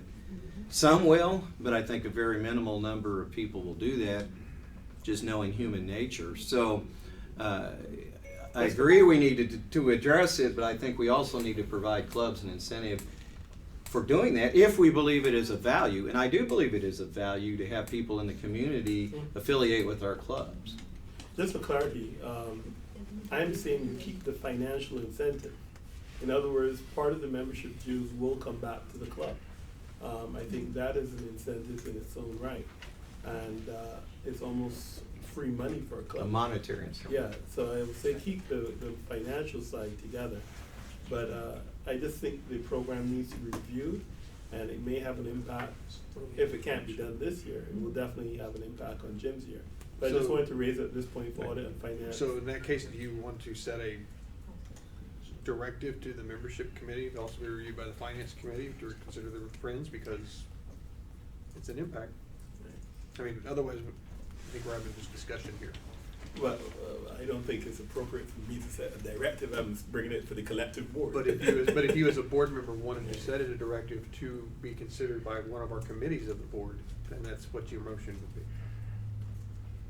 So we won't have to have collective agreement? No, it's an assignment, it's an action item. I'll support that directive. It will make you feel better. Thank you, dear. All right, so we have a directive for the membership committee to consider this along with the finance, audit and finance, what the impact would potentially be to remove it from the awards process. At the club level. At the club level. Mark, Vinny? I'm wondering whether the ad hoc committee that we had, that came up with the awards program that we approved at the last meeting, whether they discussed this at all as part of their discussions. Jim? Well, that was me. Is that you? Yeah. No. Sue had her hand up before I did. I just want to give you a little history. I was on membership when this program was rolled out years ago. It was never meant to be what it has become. One year, a president wanted his totals higher, and foos were thrown into the loop. You mean Friends? Friends. I like to call them friends. Friends were called. My friends are thrown not into foos. into the loop. So They're friends. originally, it was set up exactly as you're proposing. I think it's a great program. I think it serves a lot of good people that may not want to be members of clubs, and the Friends is the answer. So I don't think we in any way want to eliminate it. But I do agree, it never should have become Right. part of club memberships, and there can be incentives out there Perpetuates itself. as a president to say to governors, I still expect you to do 10 Friends or whatever. Yeah, I know, I have to get that out of my head. Mr. Chair, before you get to Benny, just to follow up on that, that's interesting because when you read the bylaws section on it, it speaks nothing about eligibility for awards. So I'm not even sure it's something that we have to do a bylaw amendment. No, it'd probably be done by policy. I will concur with Sue. I happened to be here when that president threw it into the pile. But we did do that, and it's kind of like grabbing a tiger by the tail. If you look at the budget, it's $175,000 in net revenues. My fear, and this is my fear, is that we would disincentivize a lot of clubs from adding a friend because they're trying to be honored, and that we You know, we opened that box, and how do you put the lid back on the box? Right. Is my concern, because it is a huge, 2,000 friends we have now, and if we lose 1,000 of those, that would be a huge hit on the budget, so if we're gonna be very creative if we wanna put that back in the box, because somebody did open the box, so it's gonna be tough to put it back where it was. Jim? I think this discussion is very good. It relates to the budget, and just so everyone understands how fragile our budget is, and looking at working with the finance committee on the first draft of next year's budget, I mean, we don't have any wiggle room at all. I mean, so if we do something like this, and you've got $100,000 hit to the budget, you can cancel the governor's conference, you can cancel everything, because there is no money. We're very, very, very tight on the budget. So to do anything that would have a major negative impact on the budget, I think would be lethal for the organization. I think one of the things that we need to start doing at our convention is more research through the committees, asking our members what do they think of X, Y, or Z. And I just throw that out there because it would be interesting to see if our members would value it as financial award, get feedback. All right. To help guide decision making. Any other discussion on this directive to the membership and finance committee? All in favor, say aye. Aye. Opposed, same sign. That would pass too. Is anybody awake? I have to subprove. It's an action item, it's a motion on an act, it's a motion for committee to take directive. Ring the bell. Well, wait Yeah, a really. second, yeah. Wake up, wake up. All right, we're gonna start putting it out in line to vote. Evidently, we get more votes. Well, I've got more, based on that, I've got a question. And that is, there's gotta be some reservations, either that or people are asleep, but I don't think they are looking around this table. So if there's reservations, I think we need to speak now, because when we start instructing committees to look at things, they feel like they need to do something. Then that's how they end up proposing something that we've asked them to do, and then we sit around quietly and don't second motions or don't approve things that are done. And I don't want to see us go down that road. I think from what I just heard, I didn't hear it. yeah, that we're better off just staying the course until we've looked at this budget again. Yeah, and I'm gonna, parliamentarian, point this out, remind me, if an abstention, is it a positive vote or a nay vote? No It's vote. a non-vote. It's a non-vote. Non-vote. But it I'm would voting be. here, but I'm not voting. I'm here, but I'm not voting. Okay, but so, It's a how negative does something vote. carry? Do you have a majority? You have to have a majority, so. But if somebody doesn't vote, is that a no vote, basically, in that regard? Yeah, It's a no vote, isn't it? An abstention counts Motion as a no fails. vote, so it fails. Yeah, motion fails. Motion. I heard one voice, that means everybody else abstained, therefore that's a no vote. So we're gonna start playing that play, cause this The person I was is. supporting. Right, yeah. So guys, speak up. So you voted by not voting. Would you like to re-vote? We're gonna move on. Let's move. Got a question. We're talking about the budget and the money. So if we go ahead and become tenants and we rent the building, that's gonna bring in some income. And we haven't really brought that to the table. I was waiting. And so I think, I mentioned it. and that would be substantial. So that would, the numbers would work, even, and being able to take some of those monies, the net dollars, and set it aside for future, but some of those dollars could really help us move forward to look at our membership drives or new club building or whatever we've gotta do, but that is money that we're not even projecting that it's a possibility. Mark? I'll agree with Jim, but a question for Benny. What would be the possibility that if a tenant became available, that they would be able to move in and start paying rent by October 1? Are we really looking at a budget implication for next year? I believe it'd be doubtful because, I'll give you an example. The one tenant that came out here on Monday is a large architectural firm, Chartis and something out in Clayton. They're probably be talking about 8 or 9 months before, they would do a long-term lease, like 10-year lease. But they've got to end the lease where they're at now to come here, so we may be speaking, several months before we secure a. So it's really a viewpoint then, as we're talking about the current year's budget. Right, it's a viewpoint from this budget, yes. Okay. I guess the one question that Well, it Jim's could question be. follow-up, Yeah. though, would we potentially be incurring costs this year in preparation? I've done one commercial lease like that, so I only have the history of one knowledge I did in Miami. They would be a 10-year contract, anybody coming in, if it's a office situation, they would wanna build out. It'd be so many dollars per square foot. That would be incorporated into the life of the 10-year contract, it'd be a capital appropriation. Now, if it's a retail association, as I understand it, they would come in and actually do all the work themselves, and we would give them a net lease. And they would maintain, lights, gas, water, pay taxes, and that's another issue we'll have. And the word just blew my mind, but we'll have, unrelated income from that building. All of a sudden, we'll be a landlord, so we'll have monies coming in from non-profit activities. So we'll have another little thing on our 990 that says this $200,000 came from unrelated, non-charitable activities. So there'll be other issues we'll face on our 990, but if we do a build out, there will be a cost that'll be appropriated over the 10-year lease. If we do a retail, I think they'll be paying all the upgrades, and we'll be receiving that lease. So that's, right now, they're all variables. So, yeah, and to Benny's point on that, if it's because the building's debt financed, anything we lease potentially could have some income tax implications to us. Yeah. So, just FYI, there'd be a net dollar there. But I don't see anything between here and October that we'll have net monies coming in.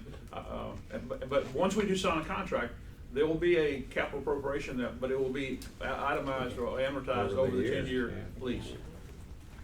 Okay. Karen has sat here quietly with her agenda.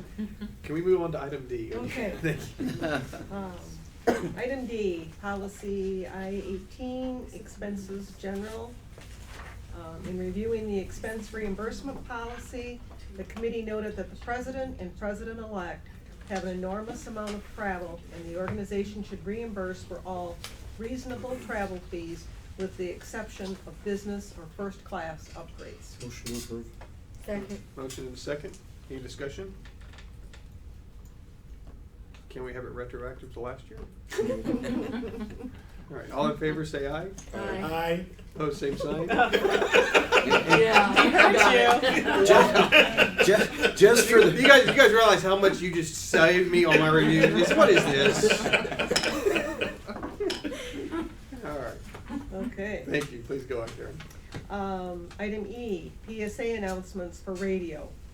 The Audit and Finance Committee agrees with the Marketing Committee that the PSAs currently on file are outdated and need to be modernized. So moved. Support. Moved and seconded. Further discussion? All right. Well, I got this, just for people that are watching online, what we're saying here is that the motion is to approve the updating of current PSA announcements with Optimist volunteer and existing staff resources, and the budget impact is none. So, and Thank you. Any other discussion? Seeing none, all in favor say aye. Aye. Those opposed, same sign. Motion passed. All right. Karen, would you like to do your report now? And then the next information is just for your information only. And of course, when we get down to DD, the review of the structured currency exchange, we've already had some discussions on that. I don't know if anybody has any questions on anything in there. Moving down to GG for the Optimist International World Oratorical Championships. Just to give you an update where we are on that. We've been having conference call meetings with our steering committee. I'm getting a lot of good suggestions and a lot of leads that Connie and her team have been following up on. We just submitted another request, or in the process of it, to Edward Jones. Someone gave us a lead there. And so I have a contact in my club that's from Edward Jones, so he found the right people to send the information to. So we're submitting the information to him, and then he's going to forward it on. So we're hoping that that's going to be successful. In our budget, we have the $75,000 that's booked, but really, we have set our goal in fundraising of $100,000. And we currently have pledges of 17,000. With our first giving website that we have, we've brought in a little over $8,500 there. And then, of course, with the Canadian Gala event, we have a $20,000 commitment from them that they will put that towards the oratorical contest. We did? Oui. Which puts us with a remaining balance of about $29,500. And the Optimist International Foundation has generously pledged to fund half of the remaining scholarship payments that are needed. So we thank you very much for that, Ed. You bet. And the foundation. Mr. Chairman, through, at the last board meeting, there was a contact or an interest expressed, I think it was by AT&T. Whatever came out of the meeting that was held with them. Do you want to We're- address that, Con? Benny and I are trying to connect with the foundation president, and we have not had success. We have in meeting with submitted a them. request proposal, Yeah. as them to be the title sponsor. And now we're trying to follow up with the, matter of fact, I sent an email to Ken a couple days ago. No, you didn't. No, okay, I did, did not do that. And so we're trying to speak directly to the foundation president, to encourage that giving, so. And are we getting some support from St. Louis Yes, University we on that? are. Because that's That was a important. joint Right. proposal that we submitted to their foundation. St. Louis University signed the cover letter with us. Because this is And- at the and AT&T attached- Global Center, yeah, is where we have the and- World Championships. And we attached a letter of support from St. Louis University to that request. Thank you. And I found it interesting to hear, Eve, on your update that you were talking about one of your past winners coming to the gala, because that's a suggestion that was made in our committee meeting too, we have some people that are trying to track down some of our past winners. And if we could get them maybe to give us some publicity, talking about their winning the oratorical contest and how it helped them and their impact on their lives and everything. So we're pursuing that avenue also. Because our intent, if I may, our intent is to keep that annual gala every year in Canada. So it's not a one-time, it's something that probably next year we'll try to do in the west part of Canada, and then we'll try to redo it in Ottawa at the next convention, when the convention comes back. So it's not necessarily only a 1 year. We're gonna try to maintain it, and not necessarily attach it to the convention, but that could be something also on the American side that you could probably try to do also. You know, so it create an event and. Okay. Any other questions for Karen at this time? I know there's some financial impact of other things to come up, so she'll be, I'm sure, speaking up. And She'll be back. she'll be back. I'm gonna ask Adrian if he would like to thank her, Yes. since he's been on the committee and hammered her the most. Karen, to you and your team, I've sat on the committee and I know the amount of work that is required. I know that you had to pick up the ball in the middle of the game, and I thank you and your committee for the continued energy and effort that you've put into bringing us some solid information to review. Thank you. Thank you. All right, it is 11:56. We have some other things. Is Carol still online even? I told her that we would contact her right after lunch. Okay, is Her, Mark still Paul, online? and Mark, right after lunch. I say you told them both after lunch? Paul, Or Mark, three. Luke. Lucas. Yeah, Paul, Mark. Phil's here. Yeah. Okay. Or the Beatles. Would y'all like to continue to hit some of these things so we can at least Yes. knock them out? If we can get a few. All right, so those two are both offline now? The three of them, yeah. 3 of them. Activities, candidate qualifications, and governance. Where's governance on here? 14, 11:45. Oh, Lucas, okay. Can Paul Lucas, Jim, remember can we go him? to- Can we go to you on item 13? Sure, we can do that. All right, let's go to item 13 on our list. And we'll turn this over to Mr. Kondrasik. Okay, first of all, on the A, which says district, it should just be district. It's not necessarily, this is not the dues increase from South Carolina. The discussion on districts has to do with a situation we have with a district which is South Florida that really didn't have a governor this year. I'm not sure that they have a governor next year. and this is the second, Louisiana's the other one. Right now, that burden all falls on staff. Is what position do we want to take with the district when they can't get a governor? And where do we go? Mike Goldman called me and said that their governor, who's serving this year, has agreed to serve next year, but I don't know if he's really doing anything this year. Dave, that'd be, I'm not gonna comment on the record. and then they supposedly have someone which will follow him. But at what point do we, like with Louisiana, at what point do we say you're not functioning, you're not a district? And I don't know what to do. So the board has to mention that, but the board, I think we have to address this issue somehow. And maybe. You talked to Mike.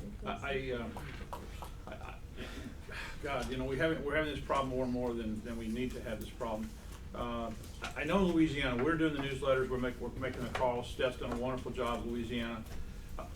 I almost think we need to have some kind of provisional governor to have some buy-in down there, or somebody that's.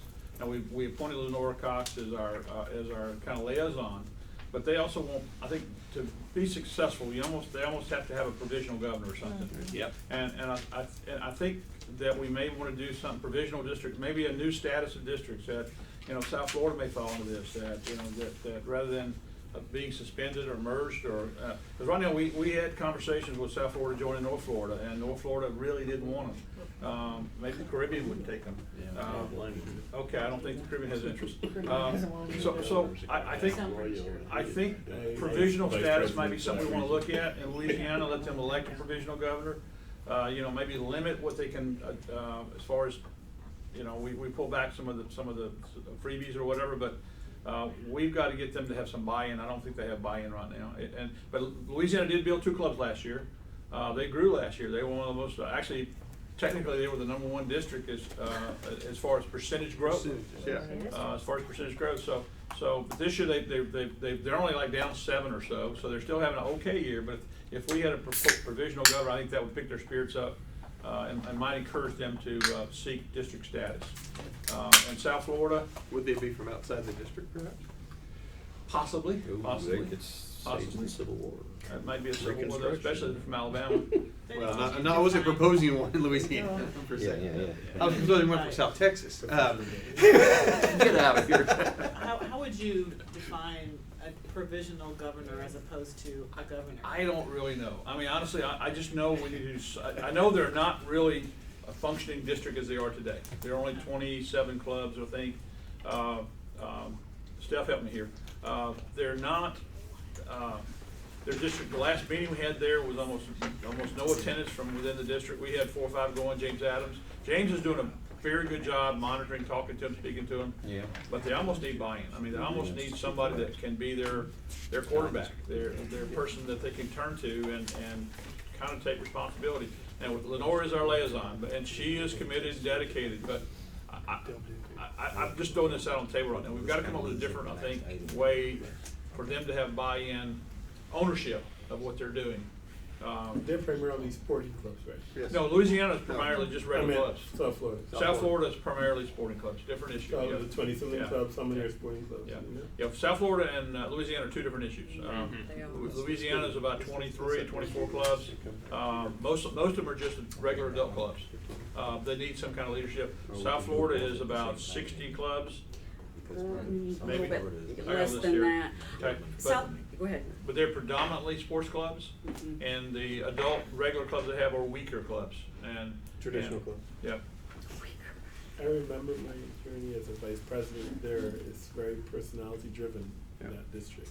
The polite way to say it. Part of the issue in talking with, well, 2 issues. One, with any type of without a provisional governor, all the work falls on staff, on Stephanie, and she's working on a gazillion things, so it's a lot of burden on our staff.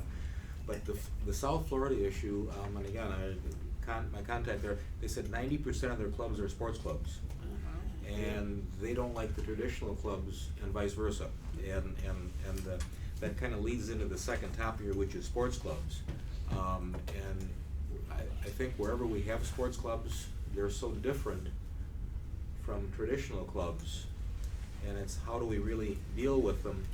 And more than one sports club has said, do we have to belong to a district? Because if we got 400 members and we pay $10 a member to a district that we never attend a meeting, aren't we wasting our money? Can we just belong to OI and not belong to a district? And that's a big issue, but I think that goes along with the provisional district thing or whatever it's gonna be, but it's an issue that I think we have to address at some point. Well, as much as I hate to do it, I think we need to reinstitute our ad hoc committee to look, not to go back to the past, but to look as how we go forward with some of these districts, how we go forward with the clubs that maybe do things differently than what we're used to do.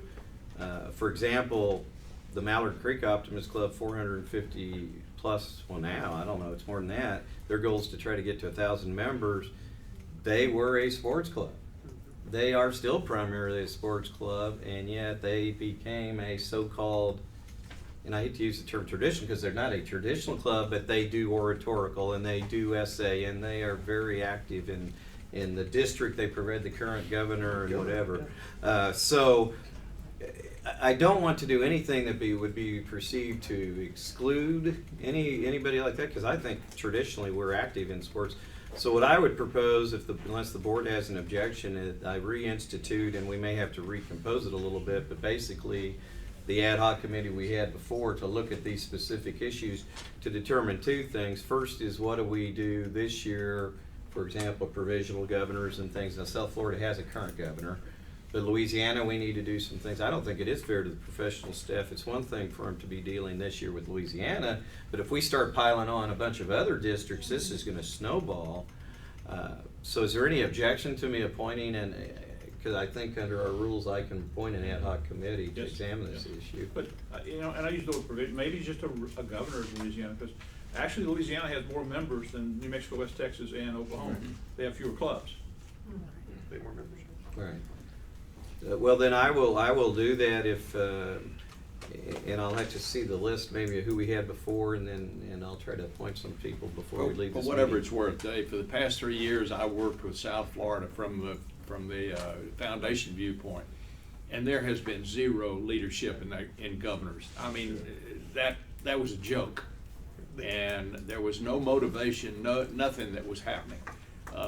The only person that really, as a member down there, that really did anything on a day-to-day basis was the DFR, a guy by the name of David Smith, and then Bob Garner. Thank God for Bob Garner. He's been good to us in the past. Stephanie had a.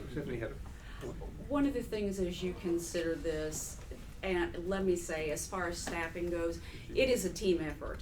I mean, Connie's group does the accounting, Heidi has always done the newsletters, it's all of us who do this. I do agree you need a contact there.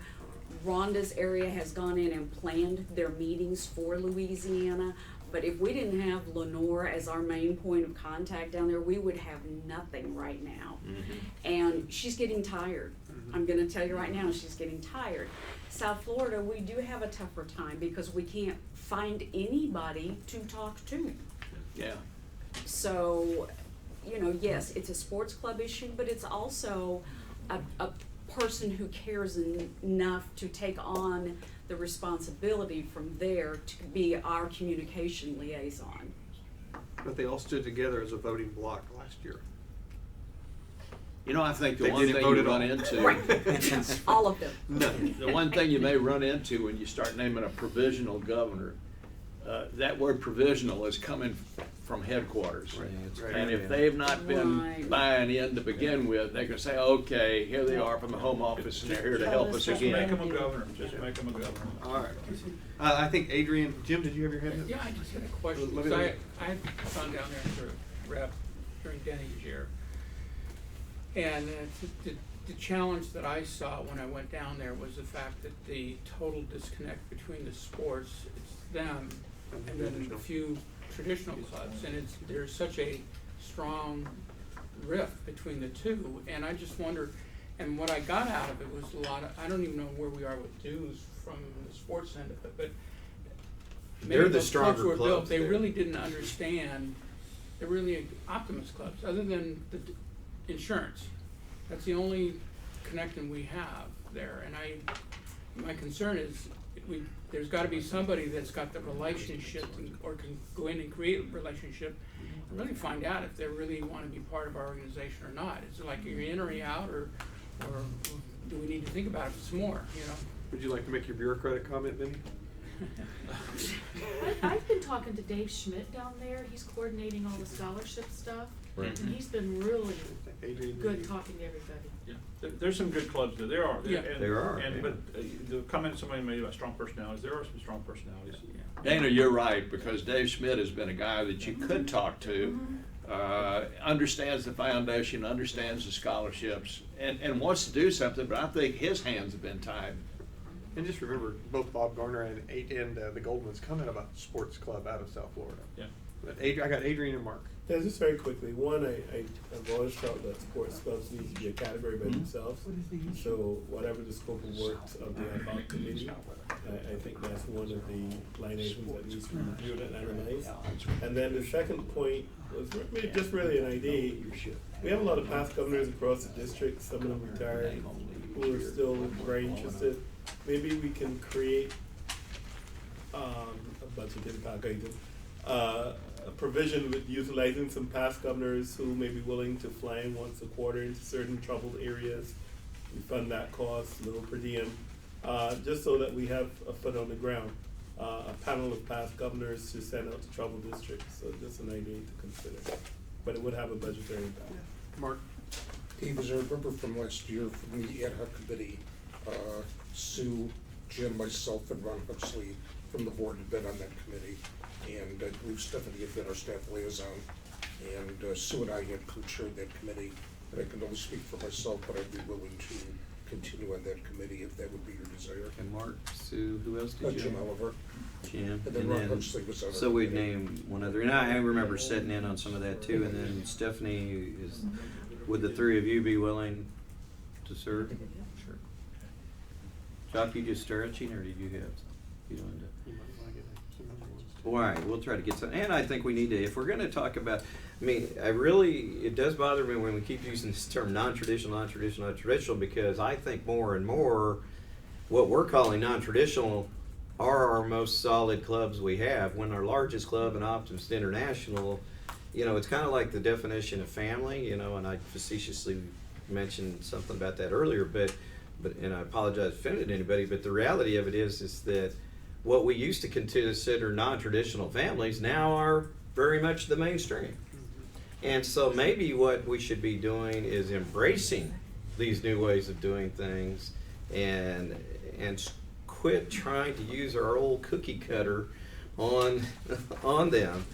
Now, what I don't know to do is what to call this committee, because it's kind of a hodgepodge between looking at specific districts and looking at new and exciting opportunities to embrace these clubs. So what do we want to call this? The Opportunities Ad Hoc Committee. Well, I mean, Ad hoc opportunities. that's fine. I mean, whatever, but You could name it. but we'll name it whatever it is. But I think we need to kind of give them some charge, as Yes, opposed please. to just I a think we need- flounder. Right, We'd and I think we appreciate need that. to be a little more specific on who and what, as far as, so it's not so broad. Yeah, I was gonna say, general. this is pretty broad right now. Yeah. I Right. think Well, you probably we need want to bring one it to down. do We need to provisional, bring one to it do down. sports Yeah. clubs. After lunch, because I want people to think of this, I would encourage the board to consider a motion under bylaw. We don't have a motion on the floor right now, but to approve the committee, or a second. But when we come back from lunch, under Article 8, the board has the right from time to time to make districts. I think we maybe look at making Louisiana a district again, effective October 1st, 2016. And that would put them back on the map, and then let's see where the chips fall. They would then be a district again, and they either grow or not grow. There's no natural merge location. They can't really go toward Texas. They really can't go toward Arkansas. We're doing, I think, a good job, but they don't have, we're doing their newsletter, meetings. But I think we make them a district again. Let's see if they can get their act back together. And I will close that statement. But you need a second and approval of the ad hoc committee. Well, do we? I mean, I think I can just appoint an ad hoc committee as long, I just ask for no objection and The board nobody has to approve objects. the committee, you No. appoint the members. I don't think, Unless we gave you a directive to appoint Yeah. the committee, but you don't have to do that. We didn't last time. Ms. Chair, lunch is already in the break room. Can you get the committee? Were you finished with that section of the agenda? Well, that's Well, probably- right now, we're all over the board, We're all over it's the map. Jello, right now, we're trying to hammer Jello, so. We have, it's before we difficult. commence, there's two more items on 13, I think, that are specific there, unless we don't want to adjourn for lunch. Is lunch hot or is it regular? It's hot, but it's still in a nice pan, so you're okay. It's lukewarm right now. I've marked B, but what about, South Carolina. I have a D. yeah, we got South Carolina dues increase, and we have a district secretary treasurer term. Let's do that. And a Well, D. that- After lunch, do I have a motion for? Belong there. All right, we're gonna declare recess, till after lunch. Let's shoot, can we be done Is it too long back to at finish 1? up? Yes. All right. Yeah, we can be back. 1 o'clock. 1:45.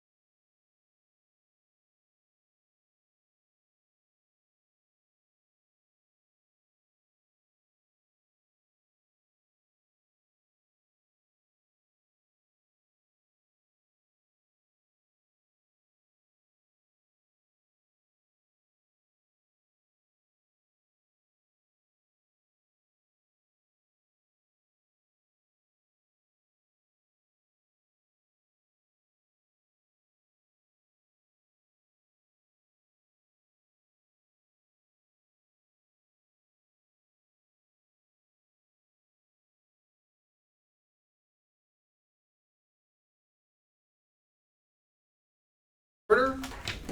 Good afternoon.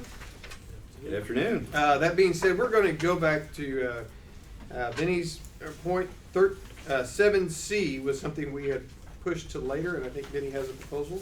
Okay, and then, so if everyone remembers in 2004, 2005, there was a 2-year temporary adjustment to dues for the Canadian clubs on currency exchange. And so we went back and revisited, I think Dwayne Kelly brought that up in the Finance Committee meeting a couple weeks ago. So the language we're using here is very similar to that language, but the only thing different, we changed the provision for international currency exchange, because Adrian brings up that we have members in other countries other than Canada, so we need to recognize that fact. So the proposal that we're looking at here is not to exceed 130 Canadian for US dollars, so cap it at 130. We do it for 2 years. Hopefully the economy come back around. If it doesn't, then we might have to do something different in 2 years. And then a B would be that every October 1st, we'd set the exchange rate for Jamaica and Barbados and all the countries of the world that we have members in. And if any of those currencies devalue during that year, we would cap any of those devaluations no more than 30%, which is the same rate that we're adjusting for Canadian dues. So that would be a potential solution to the concerns from Canada and also the Southern Caribbean. Do I have a motion for voting board member? I'll move for discussion. We'll move. Do I second? Second? All right. I don't really understand the last part of what Benny just said. What is written here in B is different to what he said in terms of if there's a devaluation. So I just want for clarity to make sure I understand. Adrian, I probably didn't word this as properly as I should have, because this was done pretty quickly over lunch. The intent is if shall be capped at more than a 30% decrease in exchange, and maybe I can word that better, or I can get a wordsmith to word that better. But let's say the exchange rate for the Barbadian dollar to the US dollar was $1 on October 1st, 1 to 1, and the Barbadian dollar decreased by that 30% threshold, then we would cap it at that, and then from then forward, that would be the max that we would pay. The Barbados dollar would have to pay for US dollars. The same thing we were doing here for Canadian dollars, we'd cap it at 130. All right, my dollar is $2 to $1. $2 to $1, right? So if you went to 268, we would cap it at that rate. Yeah. But I'm not on par with the US dollar. Right. Do I automatically qualify for the 30% or not? No, I would. I mean, my default has to devalue further. Yeah, so it'd have to value further. So right now I'm saying, and that may be unfair. So that's why I tried to put something on paper to start discussion. But we would set it on October 1, whatever the rate is that day. I think we're trying to address economic fluctuations within a given cycle of time, rather than. But I think you're doing it in a knee-jerk way. Respectively, I think that there's. It's hard to get my thoughts quickly on this, but generally you have a scenario here that is inherently biased. So it starts from that premise, and once you start from that premise, it's very hard to correct it on the fly. And I don't know the solution. I know that you're trying to appease, but in trying to appease, you may further offend.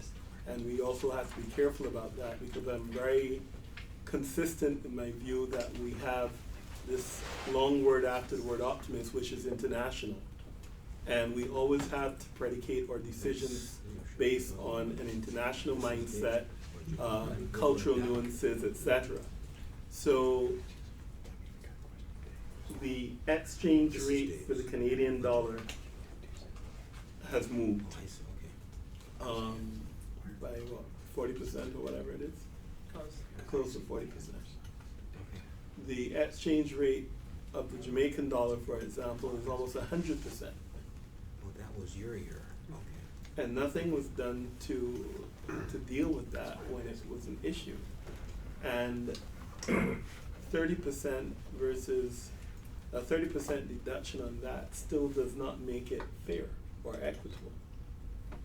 So I know I can't vote for it. I'm the minority, fine.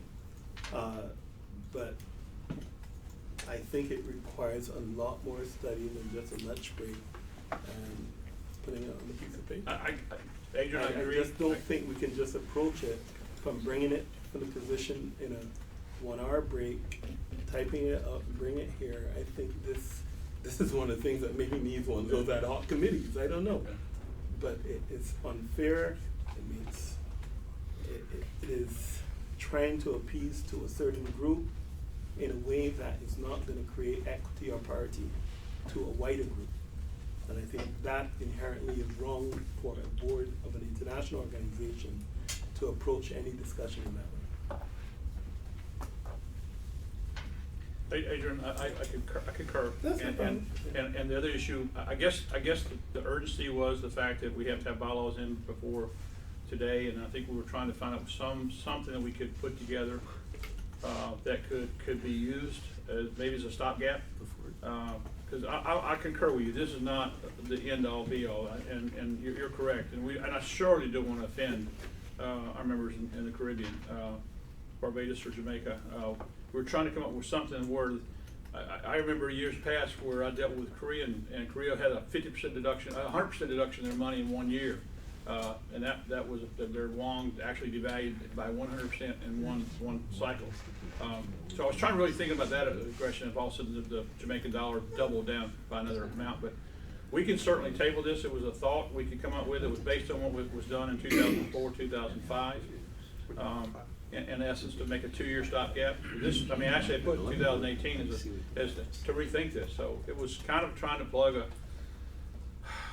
And I agree. understand the intent, Penny. It's no need to over apologize. It's a mature discussion, so I don't have a problem with it from that point of view. Yeah, for clarification, Adrian, is your concern with the proposal as a whole, or mainly with item B that he The had? proposal as a whole. The proposal as a whole, okay. Yeah, I have a proposal. I said clearly before that I think an exchange rate approach is wrong. I mean, the exchange rates are just too dynamic for us to be setting policies based on an exchange rate approach. We're always going to find ourselves back in this room, or whoever succeeds us in this room. And I am one that believes in precedent. If you have, and that's why 2004 is back on the table again now.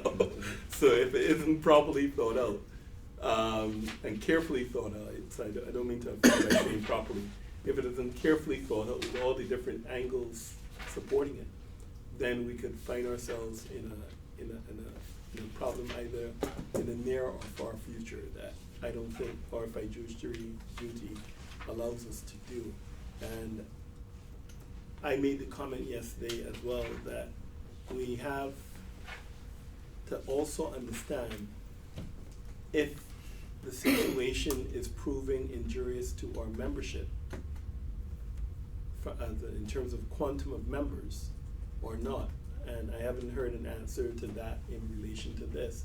If it has not impacted our members, if our members haven't given up their membership card, is it that much of a crisis for us to address at the board level?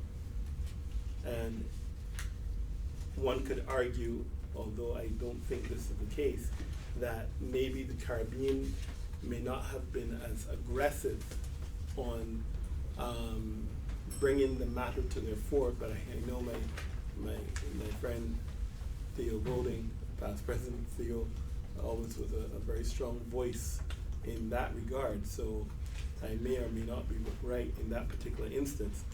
But the reality is, if we are an organization that is has membership across the world, part of our duty is to follow those trends as well. So I can push back in that way and say that's the reason. And as I said, the Jamaican dollar has been tumbling for close to 10 years. The Canadian dollar has tumbled over the last year. And all of a sudden, it's a red flag crisis, manna isn't dropping from heaven type of thing. We need to be careful in how we approach these things because it can appear discriminatory. Second point, as it relates to it, there are many other issues that affect the lives of our people. And speaking here as the only Caribbean person, you have the situation where we would say facetiously that when America or Europe sneezes, we catch a cold. We have not recovered at all from the shocks that the American economy went through in 2007, 8. And our economies will not recover in a short period of time. We are facing and we continue to face with climate change, enormous challenges with our environment, as well as the natural disasters we face just because of geography. I remember having a huge problem with this board. I wasn't on the board at the time. Grenada was decimated. We had a club there, and I wrote to this board and asked for help, and it was turned down. Months later, New Orleans happened, and there was a whole mobilization of the Optimist movement to support New Orleans. And that's not how we're supposed to behave. Our geography and our economies are affected significantly by these things. So you can say that, if anything, that we've been loyal foot soldiers. We have gone through all these shocks. We've gone through, 100% devaluation, and no one wrote a proposal to say change the Jews. But then you get penalized otherwise. So I'm just saying, let's just think of a solution to the problem in a fully comprehensive and holistic way, and not just a reaction to a bylaw that's on the table. And as a proposed bylaw that may be presented from 2 clubs in Canada. Now, as relates to those bylaws, I mentioned it to one other person in here. It's my first time on the board, so I'm learning how things work.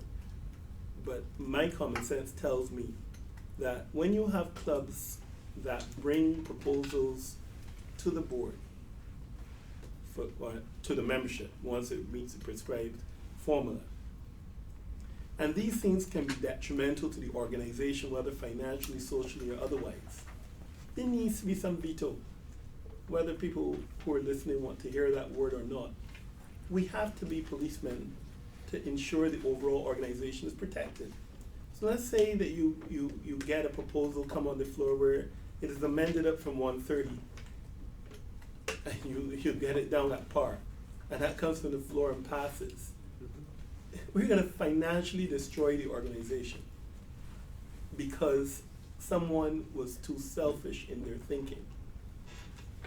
And I don't think, as the persons who have been elected to be the fiduciary guardians of this organization, it should be allowed to happen. The board should be able to say, no, this is going to be injurious to the organization as a whole for these reasons, X, Y, or Z. It needs to have that power, but it also needs to say why. You can't just unilaterally do it. And this is one of those proposals that is going to cause us problems. And if I come and I force your hand to take the same approach to Jamaica and multiply that by the 2,000 members down there, you have a problem. It's not 16,000 in Canada, but you have 2,000 in Canada. So you add that up, you add another 50 grand onto the deficit, to the existing 300,000. So I've spoken, I believe I'm the one that probably will see a direct impact on my pocket with things like this. But this is wrong, and I urge my colleagues here not to support it. Jay? My concern, and I've expressed this to a lot of people that have brought this issue forward, is that we do exactly what you're talking about, is that we find a solution that treats every country, every member equally, fairly.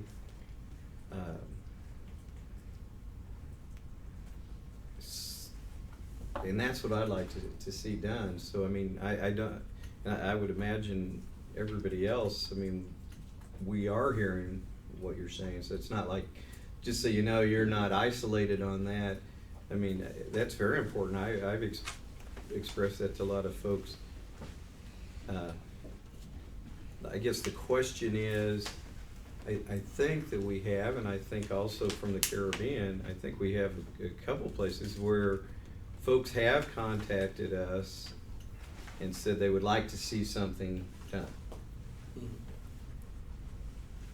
I think what we as a board probably need to do, and I don't know the answer, specific answer, but just generically, is we need to show that we are at least hearing and truly listening and evaluating what the appropriate answer is. As opposed, I mean, I'm worried about two things. I'm worried about, on the one hand, rushing to judgment, as we talked about. I'm also worried about the ramifications of doing nothing. And that's a real dilemma on that. But I mean, if we can find a way to, in good faith, show our membership that we hear your concerns, we'll truly listen. Now, the answer sometimes, it's kind of like prayer. The answer could be yes, no, or not now. Not to guarantee an answer, but that we're actually doing something. I think some of the concern, and I think Eve has expressed this before, is that we just push the can down the road. That we okay, yeah, let's make a decision down the road someplace, and then we just never do. So I guess my thought is, what can we do other than adopt something like this to take to the membership? What can we do that would try to find a solution that's fair to all of our members across the Optimist world?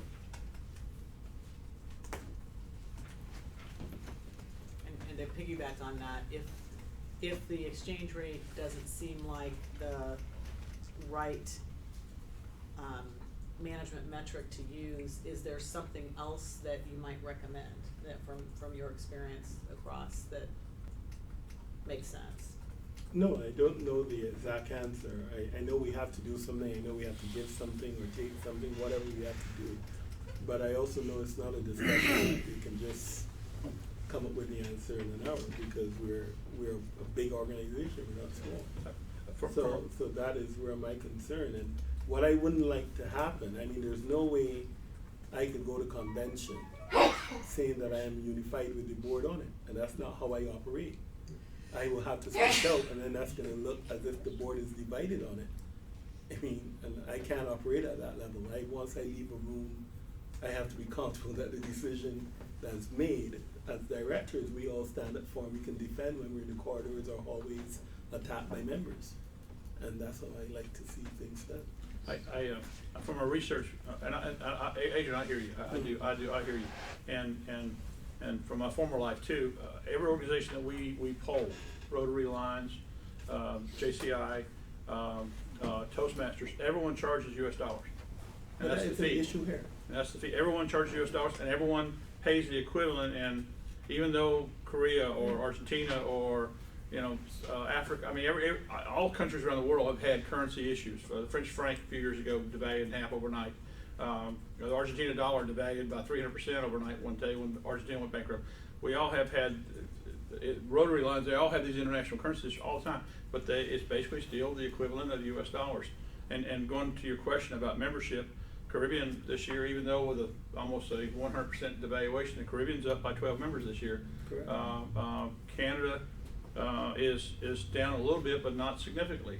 Well, our best district is in Canada. Yeah, right, our best. I mean, we need to also view Canada, I mean, it's a big country. Yeah, I'm saying Canada, Yeah. I'm saying Canada. Yeah. Our number one district is and the Quebec, Yeah. most of the districts in Canada, from Quebec to Ontario to Alberta, Montana, are doing on par with their U.S. competitors. So there's a concern that we treat them differently than we treat them. But then I don't know if there's an you answer. keep mixing stories, and that's where you have a challenge. The research you did was to determine what other people do in terms of billing. We already do that. Yep. The US dollar is our base currency, and everybody converts at whatever the exchange rate is to that currency. That's correct. So that just confirms that we are doing what everyone else The is norm. doing, or they're doing whatever Yeah. we're doing. Right. That's fine. The significant issue then is if you start devaluing your membership dues, because that's what we're doing. We're devaluing our membership dues to the exchange rate. And why are we doing it if it is not having an impact on our membership? What I'm saying is, if you find that you have a challenge or persons are going to have an issue, the discussion needs to become almost, how do you address that issue specifically? But as an organization, it is not impacting us right now. It has the potential to, and that's where I agree with Dave, we have to look at it as a consideration for something. What I think needs to be done is to get those two clubs in Canada to stand down respectfully, allow the board time to analyze this matter and come up with a solution. I think, because that's the only pressure on us right now. Well, I think that may be correct, but if I'm not mistaken, this is a bylaw, right? It would be bylaw. So for us to do anything to change the billing structure we currently have, we have to propose it today. Right. Finalize it, it can be voted on in a convention. Otherwise, we are one This is more a bylaw year. proposal. It's a, yes, but what I'm saying is, correct me if I'm wrong, if we do nothing, Right. then there's nothing that can be done until October 1st, 2017. That would be correct. And it still would take a vote of a convention in 2016, I'm sorry, 17, to consider that. So Okay. basically, I mean, what, by us, and I agree, I think this is extremely difficult. Now, my concern is, if you do absolutely zero, So the we board's could deadline is also have tomorrow? voting, Yes. yes, that's already. Today, sir. Today at 5. Yeah, Okay. today. They're in. Do we have the language? The bylaws are in, Well, the amendments that they were, the proposals are in. are in. The Both- proposals both are of in. them So actually. right now, there is on the floor for convention, a $1 20% cap for And there's a convention, 1 for and a 1. 1 for 1. So, the board can do nothing and address those two issues, or we can address. By providing Well, they're already an in. alternative. They're in. By Right, clubs. so what you're gonna do on the floor then is move an amendment. No, or an alternative. Right, I mean, that is another That's what procedure, kinda is happened, once but the it's already issue in. is Yeah, on well, the it's on the floor, floor, don't want it to could be amended. You could propose. Then somebody will have to come and propose that, which is still not gonna fly for me. Or propose whatever. Right. Eve. I'm in the belief, same thing as Adrian. This is a cost of doing business. Our club had the opportunity, as I talked to one of the presidents yesterday, who has put the motion on, I said, why did you put the motion? Well, she said, well, we just had discussion, we heard that someone was gonna put probably a motion at 120, so we said, well, why don't we ask for par? Without knowing the impact, without knowing what it does, when I explained to her what it would do to our organization, she said, wow, we didn't know that. Well, I said, that's what it would do. See, I think we need to stand and explain to our membership what we are and what is the cost to run Optimist International. I mean, I agree with Adrienne, we cannot start having different culture. Not one organization in the world is doing that. Not one other organization in the world is doing that. So we have some research. We have some history database. The only difference the other organizations are doing is the money that is raised in some country stay in the country. Right. Which is fair. Okay, which is fair with the U.S. dollar. So there's some issue. Personally, I think we should not do any action. We should not bring. I would, if I had to vote, I would vote against that proposal, and I would not do anything. We're in discussion with the club. They could withdraw, or it could be brought to the floor, and I think it should probably be brought to the floor to one point to finally explain and do our presentation and be honest. That's it. I mean, now we're just trying to play games, satisfy Canadian. What do we have in China if we have, I don't know, other country? So we can't. I mean, there is a cost to run the business. We are a business, we are an association. And we have to be able to prepare ourselves and explain to our membership, to our staff. Yes, it could be done in advance. It could be done with the two club and say, if you want to keep it, we'll have it for discussion. Or else, here's the reason why we think you should probably remove that. Here's what it's going to affect. Do you have a solution? do they have a solution to propose to us? Because that's what we're looking right now. I'm pretty much was gonna ditto exactly what he said. I would vote this down today, because I think it's a knee-jerk reaction, very much to what you're saying. I think we're trying to react knowing those proposals are coming to us. But I don't think we do nothing either. I think you and I are on the same page. I think we immediately start to work between now and convention to putting a formal presentation together to be presented to the members of why such a proposal will have dramatic impact on us. I mean, dramatic. And if that's what they wanna do, fine. Now tell us, whose salaries are we gonna cut? What services don't you want anymore? And make it very clear to them that it is a cost of business. So, I agree. We don't do anything with this. The proposals are already there, but we also don't have to do nothing. We can prepare whatever presentation we're going to give and have it ready to meet with them on the floor so that if we get to convention, they have not been withdrawn. Even if they had been withdrawn, I still think it's a presentation that should be made at that convention. Needs to be. The only thing I would add to that, I'd add an and, it would be to, and we don't need an ad hoc committee, we have an audit and finance committee that can do this. To prepare that explanation and to provide that in advance. So we're upfront with everybody, so we don't wait till we get to convention and wait to see whether they withdraw it or don't withdraw it. Even better. Be upfront, educate. You know, we can work with Eve and others that can help us on the explanation. If they have questions, maybe Audit and Finance can help us answer the questions. And then if we still may make it may be a shorter version if they were withdrawn, but we still could make the presentation on the floor. Because I do think this is a concern, not only from Canada, but I have heard it from other nations as well. And we are trying to expand. For example, Thailand, we were hoping to report a club by today in Thailand that should be coming in within the next couple of weeks. And what's the exchange rate on that? Do you remember, Jim? I mean, it's huge. Oh, it's something like they owe us 16,000 baht. Yeah, you know, so, I mean, we're gonna have that issue no matter where we go. And so, I like that. And I think, and my concern, and I hope it would address Adrian's concern, is that we're not doing nothing and it puts a burden on Audit and Finance and Connie, but that we charge you with coming up with the explanation that we can provide in advance. We can have an exchange, a dialogue, answer questions in advance from those concerned, and then make whatever presentation needs to be done at the convention. And I like the in advance, but let's also have a time at convention, maybe not during one of the business sessions, perhaps a town hall, where we're gonna present it again so that people who maybe didn't understand it, didn't call the office ahead of time, it's still a place where face-to-face it can be discussed. Okay, Judy? I was going to agree with that as well, and what you said, David.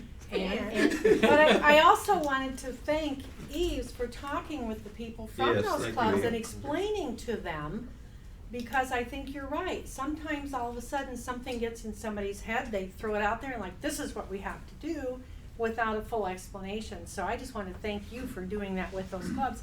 And I agree with you. Let's let them bring it all forward. Let's do the town hall. Let's present things ahead of time. It's gonna all be out there on the table so people can realistically look at every detail and think about the whole entire package before they do the knee jerk. Benny? Yeah, I think it's also civic presence. Adrian's right. I've been down this road with where currencies are devalued and other associations I was part of. And it's not something that's gonna go away tomorrow. Every other year, some countries gonna have currency issues. You know, we're having a presidential election next year. The Canadian dollar may be a lot more valuable than our dollar in a couple of years. So those things reflect. I would request them make the motion to withdraw this from the floor. Who made the motion? I'll withdraw. Mark's withdrawn.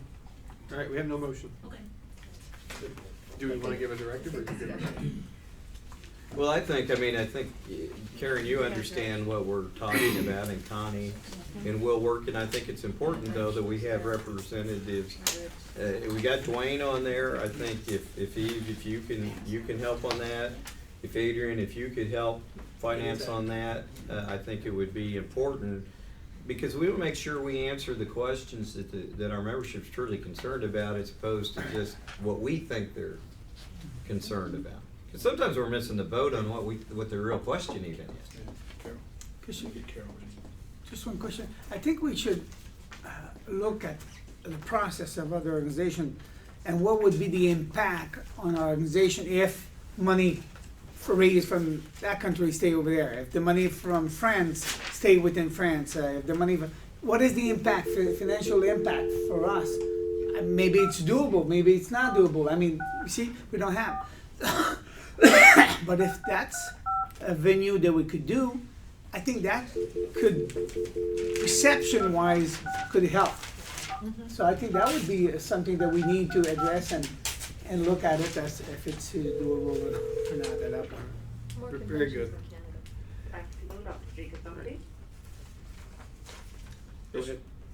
Is Carol there? Jacobowski? Is Carol there? Yes, she's there. Hey Carol, how, this is Benny Ellerby and Chairman, okay, can we speak with Carol, please? Okay, hold please. It doesn't sound like her. She doesn't answer her own. All right, we are moving to item number 11, the Activities Committee report. Dr. Carol Haynes is going to be on the phone here, as you heard. What's that? We're gonna come back to his Yeah. request. Who's request?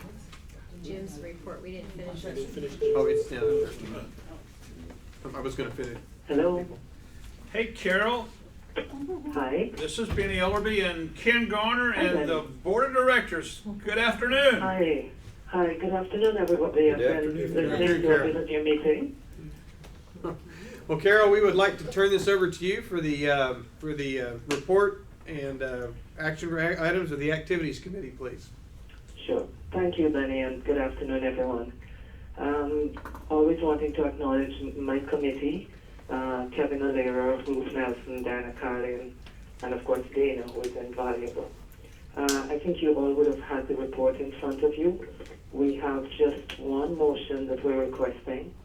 It relates to the concept that comes up all the time about coaches and Friends of Optimism.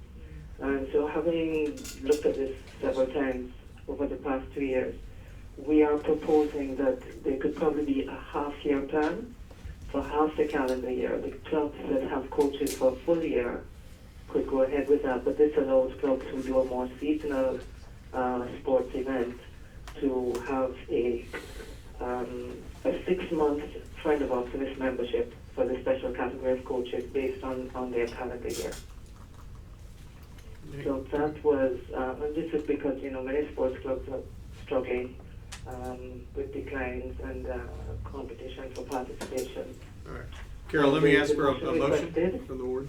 as listed on the top of page 2, is that the Board of Directors consider a 6-month Friend of Optimist membership for a special category of coaches based on a calendar year. All right, do I have a maker of the motion? I'll move for discussion. Move for discussion? Second. We have a second? Second. All right. Is there any discussion about this? This would be a bylaw and be a class of membership. Right, that's who was gonna be one of my questions. So this would have to require a bylaw. Questions? I have a question. Okay. Did we not pass a trial membership in New Orleans that was supposed to have gone in place on 10/1? That was a 2-month, 3-month pilot type of program? Mr. Chairman, we looked heavily with Mark Weinsoff, membership chair last year, at a project-based membership or a mission-driven membership. And we did not pass it. We never could figure out the particulars of dues and the implementation. We did receive permission from the insurance company that it would be covered. We did our due diligence on that part, but we never could. There was some uncomfortableness from the committee, so it never came from committee as a passed motion to the board. Okay, thank you. That was my question. Dave? Yeah, thank you. Now that I've given the gavel back to you. Carol, thank you for your committee looking at this, because this is something that's been an issue for a long time and needs to be resolved. By the same token, my concern is 6 months just encourages potential gamesmanship. I would rather see us look at a year-long Friend of Optimist coaches category. It could be And when I say coaches, it could be coaches for the oratorical, it could be coaches for the essay or whatever, that they're in for that Optimist year. Because we talked about some issues earlier about Friends of Optimist, and one of the things that I know Ken worked on at the end of the year, because I helped him a little bit, is, you know, we had all these Friends of Optimist renewals coming up in September, and we've got them sprouting up all over the place. Having a 6-month gives us, that same member now has two, or that same club, 2 chances now that we're going to have to be working the phones and try to save that member. So I would rather see us provide them with a year. It would be for the full Optimist year they're in, but it would be at a reduced rate. And I don't know that I'm ready to make that proposal now, but I think we take what the activities committee has come up with, and maybe we assign it to membership and have them, if this is the road we want them to go down. Again, we need to be cautious about giving directions if we don't care to do this, but if we think that that's something they should take a look at, because then also there is a financial ramification on this as well that I think finance would have to look once we know what the specific plan is. So I would suggest we refer it to membership and audit and finance if we want to even go down this road. Yeah. Other discussion, Becky? Well, just a question, and Carol, thanks very much for the committee's thoughts on this. You know, in terms of thinking through what your objective is, you know, you're looking at ways to, you know, improve the involvement and offer some creative approaches. Is the primary benefit that you see the 6-month duration, or a reduced cost, and the 6-month duration was the way you thought you could justify that reduced cost? I'm just kind of curious, because I will say I share the concerns Dave just expressed about just the complexity of managing these multiple timeframes of memberships within the club. But really appreciate your thoughts. Well, it's actually Kevin who speaks fully on this, because he is himself, I think, a sports coach, and he has a lot of experience with the sports clubs. And I know that in, like, the Florida district, for example, they have the same issues. And I think the idea is to try to hold people, because basically they're not engaged for a year. The coaches are not engaged for a year. So it's to try, and so they're really not interested if it's going to be an all-year membership. Whereas if it's 6 months, it's more attractive to them. Any other questions or discussion? I'm sorry? So the 6 months, just for clarity, is based on money. It's more attractive based on the quantum of money it would be? Could you hear that, Dr. Haynes? Yes, I When you say it would be I more, guess that would be it. But you still would get the same $60 to OI and $40 back to the club. So the price is no different then, Price is right? no different. So it was almost like a perception of my commitment's only 6 months instead of my commitment is a year. That's what I thought I heard you saying. Right, that's what I'm hearing.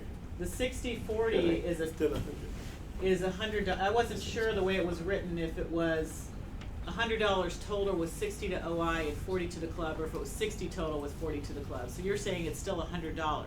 It's still 100, yes. Okay. Any further discussion? Call for the vote. All in favor say aye. Well, I'm kinda confused. Are we voting on the original motion, or Dave put? I didn't put a motion, I just said, For and the original motion. The so motion we're is made. voting on the motion now. Yeah, so yeah. all in favor say aye. Motion fails. Thank you for bringing, I think the concept was we appreciate the thought, but I don't think it passed. Okay. Dr. Haynes, is there other, on the report, is there something else you'd like to bring to the board's attention? Just to update in terms of the ad hoc tournament in Albuquerque, that Kevin is working with that, I believe, with Dave on the committee. The international event fundraiser, there will be, as you see, a table at the international. And the oratorical contest review, there are to date 4 countries that confirmed for St. Louis: India, Afghanistan, Belize, and Haiti, with Spain, France, and Botswana still being outstanding at this point. The other arrangements are continuing and seem to be fully in place. Very good. Is there any other questions for Dr. Haynes? Dave? Carol, this is Dave. I just thought you might want to comment a little bit on what you're looking at on the essay and going towards the creative writing concept. Diana is actually working on the planning guide there with a small committee, and that should be available for your July board. The whole concept is to change it from just a written word to a much more creative, dynamic process competition, which should be more attractive to young people as well, involving a lot more visuals. So you'd have a basic minimum of, say, 150 words, but then after that they could use whatever in terms of visuals that express their creativity. So the full renewed planning guide for that should be available for your next board meeting. And I think that's exciting because that is something that has come up from our clubs, in particular our younger members who have said maybe an essay, and we've talked about this in the past, but maybe an essay contest has some negative connotations because in school you're required to write essays, for scholarships you're required to write essays, and this is an we're taking the existing concept and hopefully making it great, which I think was what we're trying to do with the oratorical. So appreciate the committee's efforts on that as well. Thanks, Dave. Thank you. Well, Becky, would you like to thank Dr. Haynes for presentation? I would be delighted. Dr. Haynes, please extend our thanks to your committee for their diligence and always trying to bring forward meaningful ways for us to improve, frankly, the core of what we do, the service to the young people in our communities. Appreciate the creative ideas, and we'll continue to discuss, I'm sure, and it's a privilege to be working with your committee. Thanks very much. Thank you so much. Thank you. I'll certainly pass that on to them. And thanks, Dana. Oh, you're welcome. Thank you. Thanks, Thank you. Bye now. Bye. Thank you. Bye. All right, it's 1:48. Let's do a stretch break. Yeah, so let's do 2 minutes while we get Mark Schreiber on the phone. Also, let's do 5 minutes. I'll say 2 minutes, so that gives you 5. Well, you can powder whatever you need to powder. Can't we just sit down?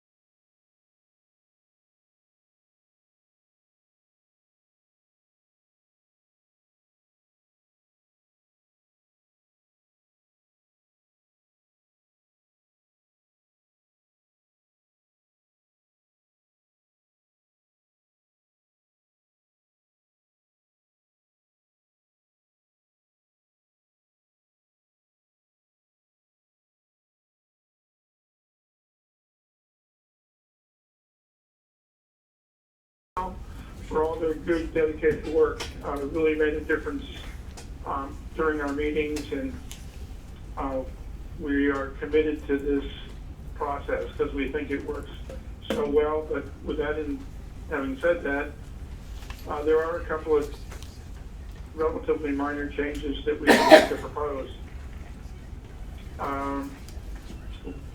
You may remember that last year policy 130 was revised so that the committee would not be calling vice president potential nominees. So we reduced the number to 3 who were likely nominees, and then previously we've been calling them to see if they would be willing to serve. We did not do that this year because of the change in policy, but we found out this year, when we did make the calls at our meeting in February, there were several potential nominees who said no, who said they weren't interested, and it really made the committee's work at the last minute much more difficult.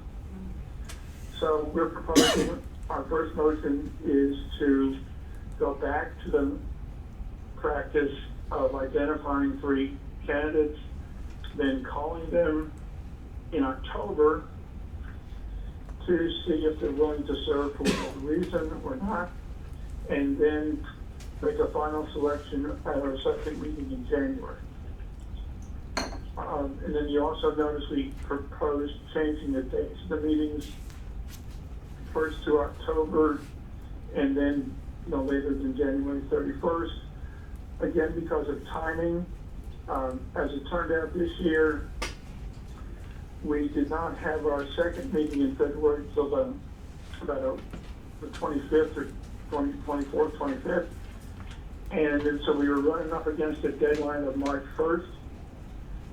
And there was some delay in identifying 1 or 2 of the candidates for vice president with the deadline pending. So in order to avoid that situation in the future, we're recommending that the meetings be held in October and no later than January 31st. Okay, do I have a motion? So those are. So moved. Okay, have a motion and a Committee second. would make a motion. The committee would make a motion to that effect. Done. You're on the floor. We have questions.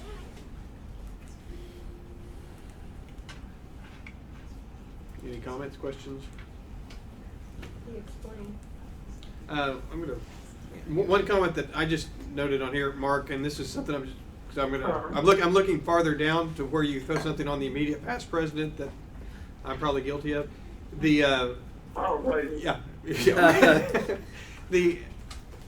have the first meeting in October and consider the immediate past VPs and governors, our year is not even, the finalization is not even in yet, if I'm not mistaken, because we're still doing calculations, bookkeeping. We would not even know necessarily final who was a distinguished versus honor governor. And so I'm just wondering if that time frame being October is a little too early. Well, I'd say not, because I think that the achievers are pretty much identified during the course of the year, and by the time you get to September 30th, you probably know 95% of the achievers, if you will. And then other prospective or folks who are who maybe are close and don't ultimately finish distinguished or something could certainly be listed and noted in their notes and recommendations to the committee. So I don't think that's a major problem. Okay. To say we want this information in October. All right. And the other question I had on that was, instead of actually stating October, let's say we run into a situation where you're going to meet on a weekend that falls into November, could we not maybe say, kind of like you did with by January 31st, maybe say by November 4th, or I don't know, some random date that you can kind of, in case there's otherwise it's going to be one of those, we've got to meet in October. That would be fine. The first week in November, I would not have any objection to that change. So then maybe instead of saying in October on that first line, to say, shall meet at the discretion of the chair no later than the first week of November and by January 31st or I would even say in the first week of February the following year. You know, you might even want to go to November 10th, just because the calendar changes every year. Yeah. That's what I was just thinking. If you had weather or snow, now all of a sudden you're in the mess. So no later than November 10th and no later than February 10th? I'd say February 10th. That gives you that window. Nothing like snowstorms in St. Louis. Yeah, that'd be fine. That would be acceptable. And I also accept that as a friendly as the mover. All right, so the mover is Seconder, accepted. she accepts that. Okay. So, further discussions. Becky. So, hey, Mark, it's Becky. Good to hear your voice. Hi, Becky. Just a few things I'd appreciate clarifying. First, just on this date change request for the first meeting, because you'll remember when we first started doing this, we actually met in December, right? And then moved it back to November. So when I hear you say October, I guess I have a couple questions. One, to Ken's point, when do things go final? October what? You know, do we know? Because it is helpful to have that list of, here are the people who were honored, here were distinguished, this one was number one, this one won the honor, you know, just to have that final would be great. Yeah. So that's the first, that's probably an answerable question by staff, and let me just pause there and see, can somebody answer that? When does it go final, typically? January 15th. Oh, not till January. Because of dues. We don't publish yet. Yeah, dues. Oh. We close. We'll have an idea. Okay, we close Okay, 'cause I thought we had that September information. 30th membership on October the 15th, within a day or Okay, two then. so at least have that. We have the closing numbers then, now. October 15th. Right. Thank you. So we might want to think about that, Mark, that maybe it's after that point before something else, just as a thought. And I didn't mean to cut you off there. No, Is there more to your thought? No. That's what you just said. Well, No, he didn't. I He think didn't say after. I think the move to November 10th would fix that. And the other Nothing consideration as we get later into November and December are holidays and weather. Right. So I think the November 10th dates makes some sense to me from that standpoint. Yeah, the only distinction I think between what I was just suggesting, because I'm seeing discussion in the room as well, is there's nothing in the motion now that says after a certain date before November 10th. And that was my only suggestion, is it'd be helpful to have those numbers after October 15th, but that was just a thought. And I was trying to understand what was driving you to October, so it's the holidays and the weather, right? Right. Okay, so Yes, correct. second part then would be the discussion around the candidates for VP. You know, you'll remember when this first started, I mean, that wasn't really part of the request, it just became the practice when it was started being done for the president. It just made sense, well, we can do the same thing for the vice president. It's a process you go through, it's just, when do you stop that process and go from the 3 down to the 1? So we did it in the first meeting, right? Yeah. And so it is concerning to hear that you ended up running into issues, but your feeling is that outweighs the sentiment we'd also heard that was somewhat negative from people who had been contacted and expressed willingness to serve, maybe even did that more than once, and then ended up not ultimately being chosen as a candidate. Well, my recollection of the people who had been, who were not selected, is that almost all those phone calls telling them that they were not selected had positive results. People appreciated being considered, and they were willing to, you know, they'd say, well, you know, we look forward to help will be considered again in the future and so forth. You know, I think maybe there were a handful of folks who, you know, whose feelings were hurt a little bit, but overall, especially when we ran into this year with a lot of, well, maybe not a lot, but several people in different regions who we were expecting to say yes, said no. And so then, and it would have just saved a whole lot of trouble for the committee if we'd known back in October, November that they were going to say no. Right, and give you more lead time to potentially Exactly. pursue alternatives. Okay. Right. Appreciate the additional background, Mark, thanks. Oh, sure. Yes, Mark. Mark, I guess my biggest concern is Hey, that, Mark, it's Mark Katz, can you hear? Mark, I Yeah, think go ahead, my sure, biggest guys. concern as I look at this is saying that potentially we get these 3 people for the VPs hanging out there for 90 days. From the time the first contact was made until the final decision is made. Is that really being fair to those people to have them sitting on pins and needles for 90 days waiting to hear back from the committee?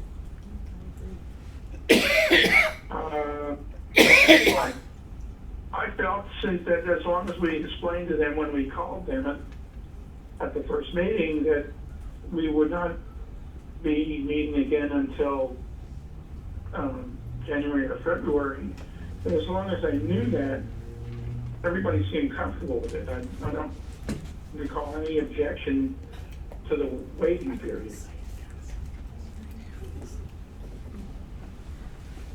You know, I just think that if it was me getting that phone call, I mean, even though you're saying I'm not gonna get another phone call potentially for 3 months, I'm probably thinking about it 20 hours a day, is that phone call coming or not? Well, well, since the committee is only meeting in late October, early November, and then again in January, I don't know how you would avoid that. Understandable, but just again, a concern. Any other discussion? All right, we'll vote on the motion at hand, which is what was made with the modification of the November 10th and February 10th deadline. All in favor say aye. Aye. Opposed, same sign. Aye. Okay, very good. Thank you. Mark Shriver, could you move on to the next one? All right, on the, Motion carried, by the way. the next motion is regards the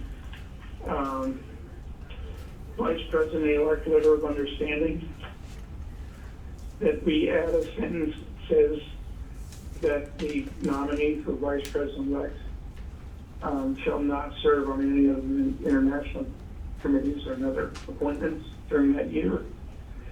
And we are requesting this because, first of all, our concern for an increased number of people in our leadership pipeline. Because if you appoint somebody to 2 different jobs, you're taking the job away from another person. And the idea that the president-elect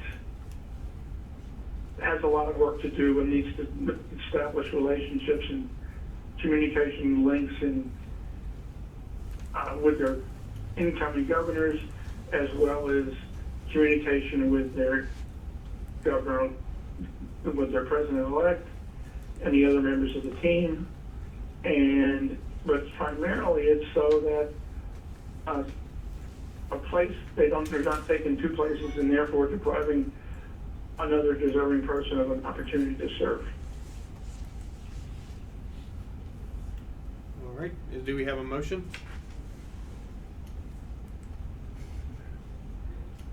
Move for discussion. I have a motion made, do I have a second? I'm still there. All right, I have a second. All right, we have a motion and a second. Discussion. Well, Jim, did you want to comment? Mark, we're here. Hey, hold on. Mark, we're here. Shriver, just for clarification, hang on. Where are we on the report itself? Yeah, I'm trying to find it. It's under B. C, it's under C. Still there, Mark? It's on page 6. We lost him. Hang on. That was the report, it's on page 6, C, letter of understanding. C-1. So, we have that motion on the floor, but was there not a motion to be made under B, or is that just a policy change? Right, that's what I was getting confused where we were at. He skipped over Skip it. B. Okay, That's so why I that was didn't. But that's I why didn't, I don't see a lost. motion I know, I on was B. going to flip No, around. there is a motion requested Wondered for it. that the board adopt the following revisions to the policy. Okay. That's why I got confused, because it also says letters of understanding. Right. Right, that's It what does. confused me. Skipped over. It does. All right, So let's- maybe we let's should get go back to clarification. that. Mark, which one were you making the motion for? Were you intending? One moment, please. We are calling your party. B? Okay, Mark was making it for B. Your call Judy, has been is that? forwarded to an automatic voice message. Discussion I understand. It is related, B is the one that. Absolutely. Well, it starts on 3 Yeah, it's long. and Yeah, it if you're ends looking on at 6. Where's the concerns. motion? It's the motion, if you look at B, go 1, 2, 3 rationale, then motion requested is underneath. Oh, okay, on page So it's 3 all at the the bottom. strikes in the Right. bold. This is Mark. Hey, Hi, Mark, Mark. we can still hear you, I think you just lost us. We actually. Okay, sorry about that. No problem, no problem. Okay, so So it's- one of the concerns we're having is you seem to have skipped over item B and went to C, No, he's in B. Oh. or you and B, I'm sorry. Let's see. Trish, you don't want more to see. Well, no, I think We they covered wasn't A and B, right? No, just A. Just A. Yeah, we're in Okay. item B. This is with your strikes and bolds. Okay, sorry for the oversight. So going back to B, when we were looking at the job descriptions, particularly for the vice presidents, it was really dated because it was talking about them becoming members of the board of directors and having fiduciary duties and so forth, so on and so forth. Going on. Hello? We're here. Good. Mark, Sorry. Yeah, I hear you now. But we felt that language needed to be revised, and so that's why we proposed the language we have.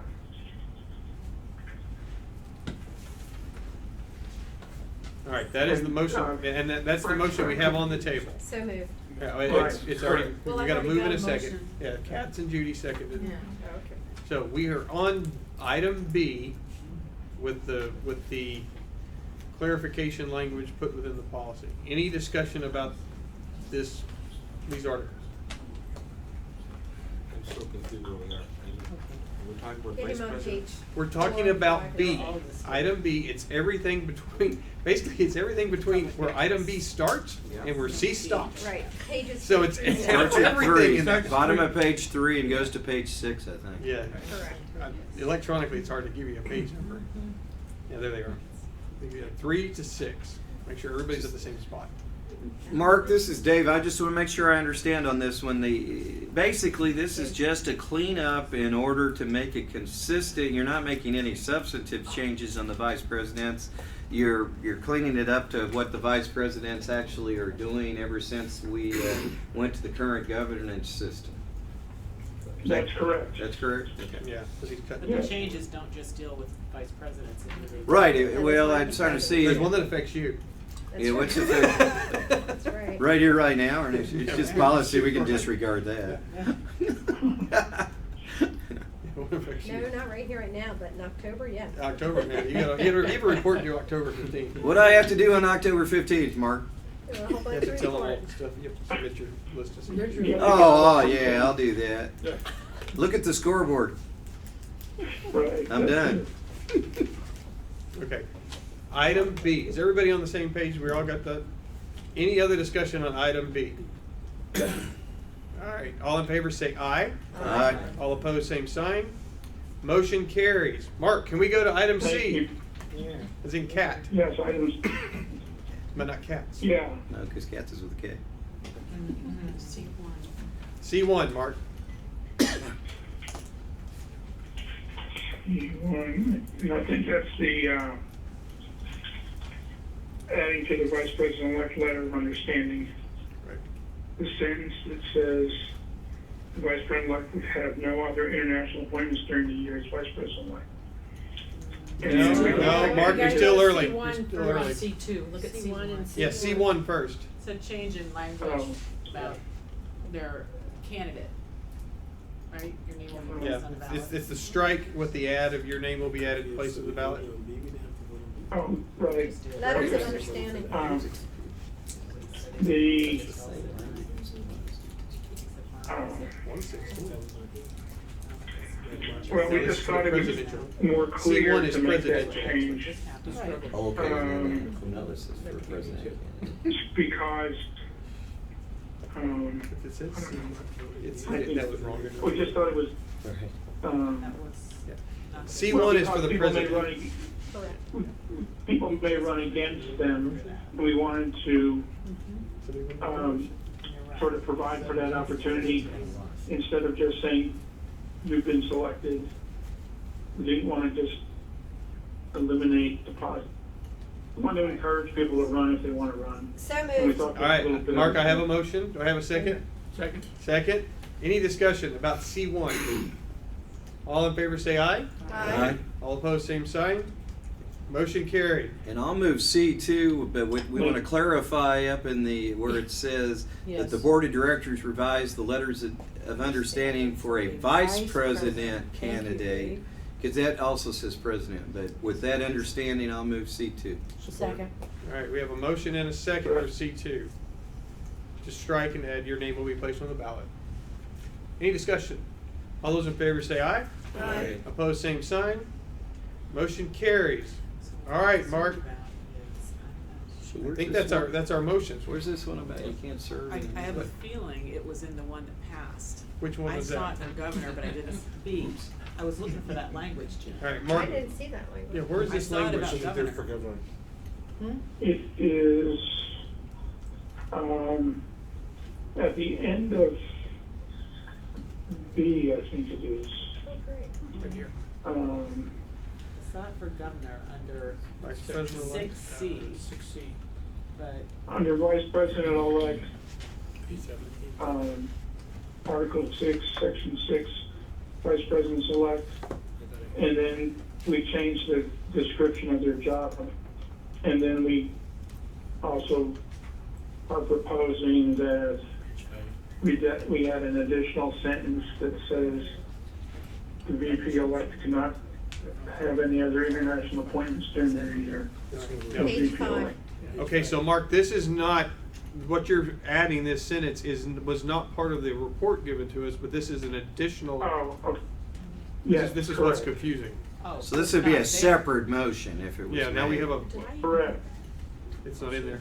Because it's not in what we Yeah, have. that's That why- was the confusion on that. Right. And So that's this one one- I know Jim has an I interest saw in. the So this sentence in is, the so governor. Mark, what you're proposing is, it sits within section B, but it's under the job description of vice president-elect, and what you're wanting to, the committee is wanting to add is that the vice president will hold no other position while serving as vice president-elect.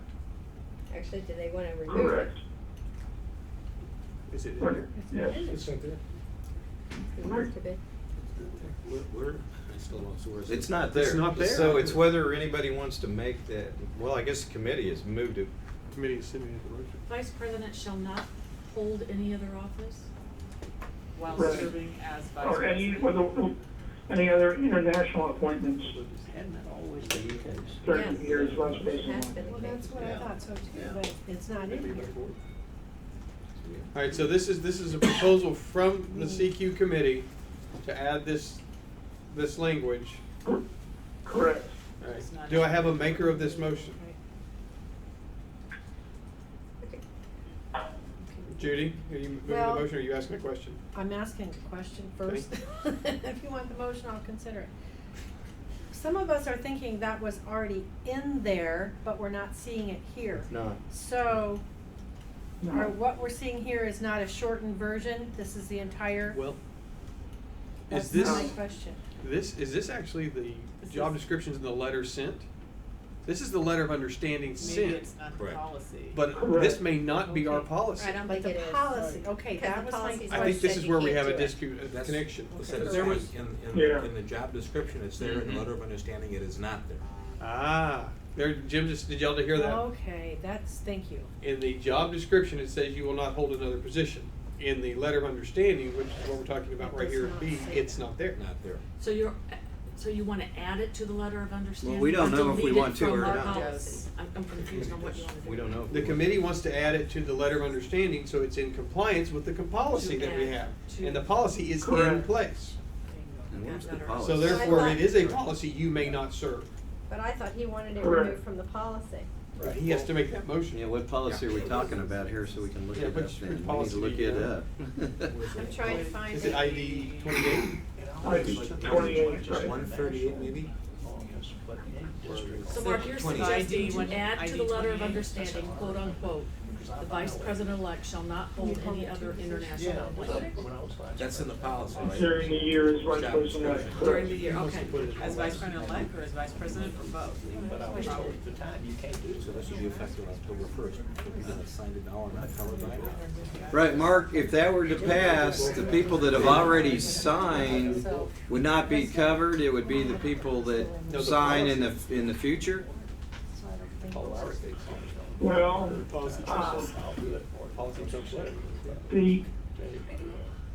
Well, I want to see this policy. I have it in front of me. What is it, so I Well, know? I'm trying to figure out where it reads. ID 28. Right. Which is under what section? Well, it was under my I think it should 14-15 Board of Director. Hang on, Mark. I think it should apply Do you want it to? to candidates for the 16-17 year. Even if they have signed, we send them an amended one. Because I think the committee is very concerned about the fact that people have 2 and 3 different committee appointments, positions and so forth, and it's taking leadership opportunities away from deserving people.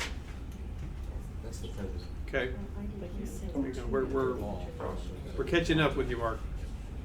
Okay. So it's under the job description.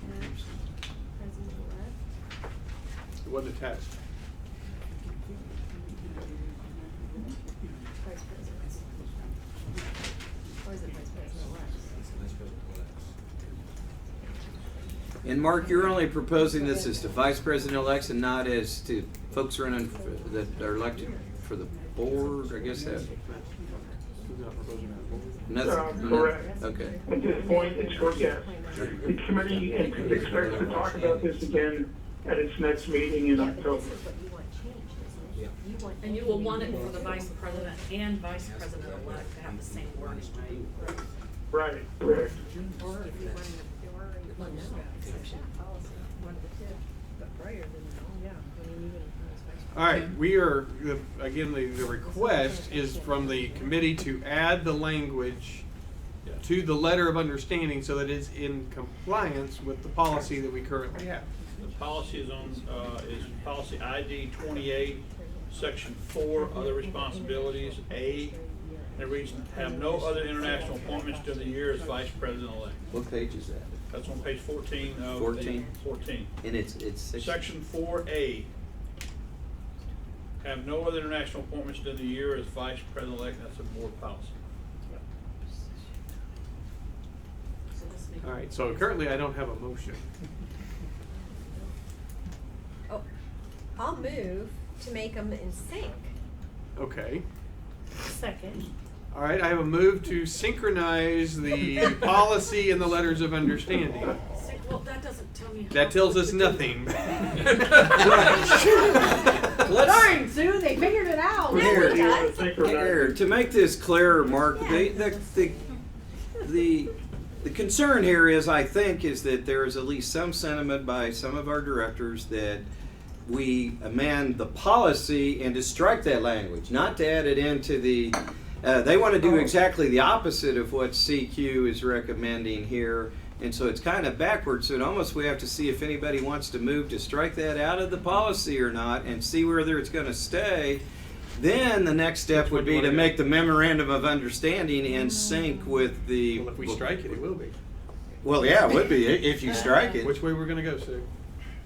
I don't want to strike it. I think it would be better to have him Strike it and from where? request an exception to policy, because I do believe that the vice president should be learning their job that year. And it's gonna be rare to have an individual that's gonna be able to wear 2 hats, so I Okay, don't. so your motion is that My we motion add is it to to do the letter of Just add it, understanding. okay, instead of the in Yes, sync, it's to that's add it. correct. Add it to To add it to the what letter of the understanding CQ so it committee is matches proposing. policy. You agree with that? Yes. All right, we have a motion, Finally. a motion and a second to add the letter of understanding. Synchronized swimming. Yes. It's synchronized. That's right. All right, any more discussion? Jim, Jim, this is your time to discuss. Yeah, I guess, Stephanie, maybe, why don't you comment here too, because we had talked about this too, about the role of the vice presidents elect today and what it was, and what they do and what they can do. And think it really depends on the committee, but a lot of the vice president-elects this year are doing their job, but it's not that intensive, other than meeting with their governors-elect, which is very important. But it's whether or not you need to have this restriction so that no one can serve in that position. The bottom line is this: we have a lack of people to choose from in the leadership pool for international committees and other positions. And so if you've got a vice president-elect that, say, has experience in some of this area, has been on a committee prior to this, and they, especially in our case these days where they're retired and they have the time, can that not be an exception? Sue. And that's exactly what I'm proposing. Let this pass, let the motion on the floor pass so that everything matches, and then have any president-elect who has individuals that already have the knowledge, ask for specific policy at that time. Yes. What What Judy y'all are is not saying letting me finish to simultaneously. say, Yes. exactly. Yeah, right with you. So you'd rather this be the exception than the rule? Yes. Correct. Yes. Because we're already saying that we're putting people into office that aren't trained for those positions. And if they're not trained for governor, they're certainly not gonna be ready for the vice presidency. All right, Now, Dana. is this just for VP elect and not the VP? VP Yes. elect. What was just VP elect? VP elect. Denny. I concur, and I agree with staff, but we also seem to, I mean, we do this, we seem to reappoint the same people sometimes and just shuffle the committees around. But we do know there's some talented folks coming up, and that we need to recognize, we need to have spots for them. And rather than appointing our stalwarts, which we're doing now, we do need to probably get more aggressive in appointing folks in the field. I know the individual we're talking about, he's skilled, he's gifted, he can do both jobs, but there are probably other folks out there, up-and-comers like Diane Mallard from North Carolina West this year is doing superb. There are other folks up there that are up-and-comers. We need to start moving them into our committees at a faster rate. We're not bringing enough new people on our committees. Mark.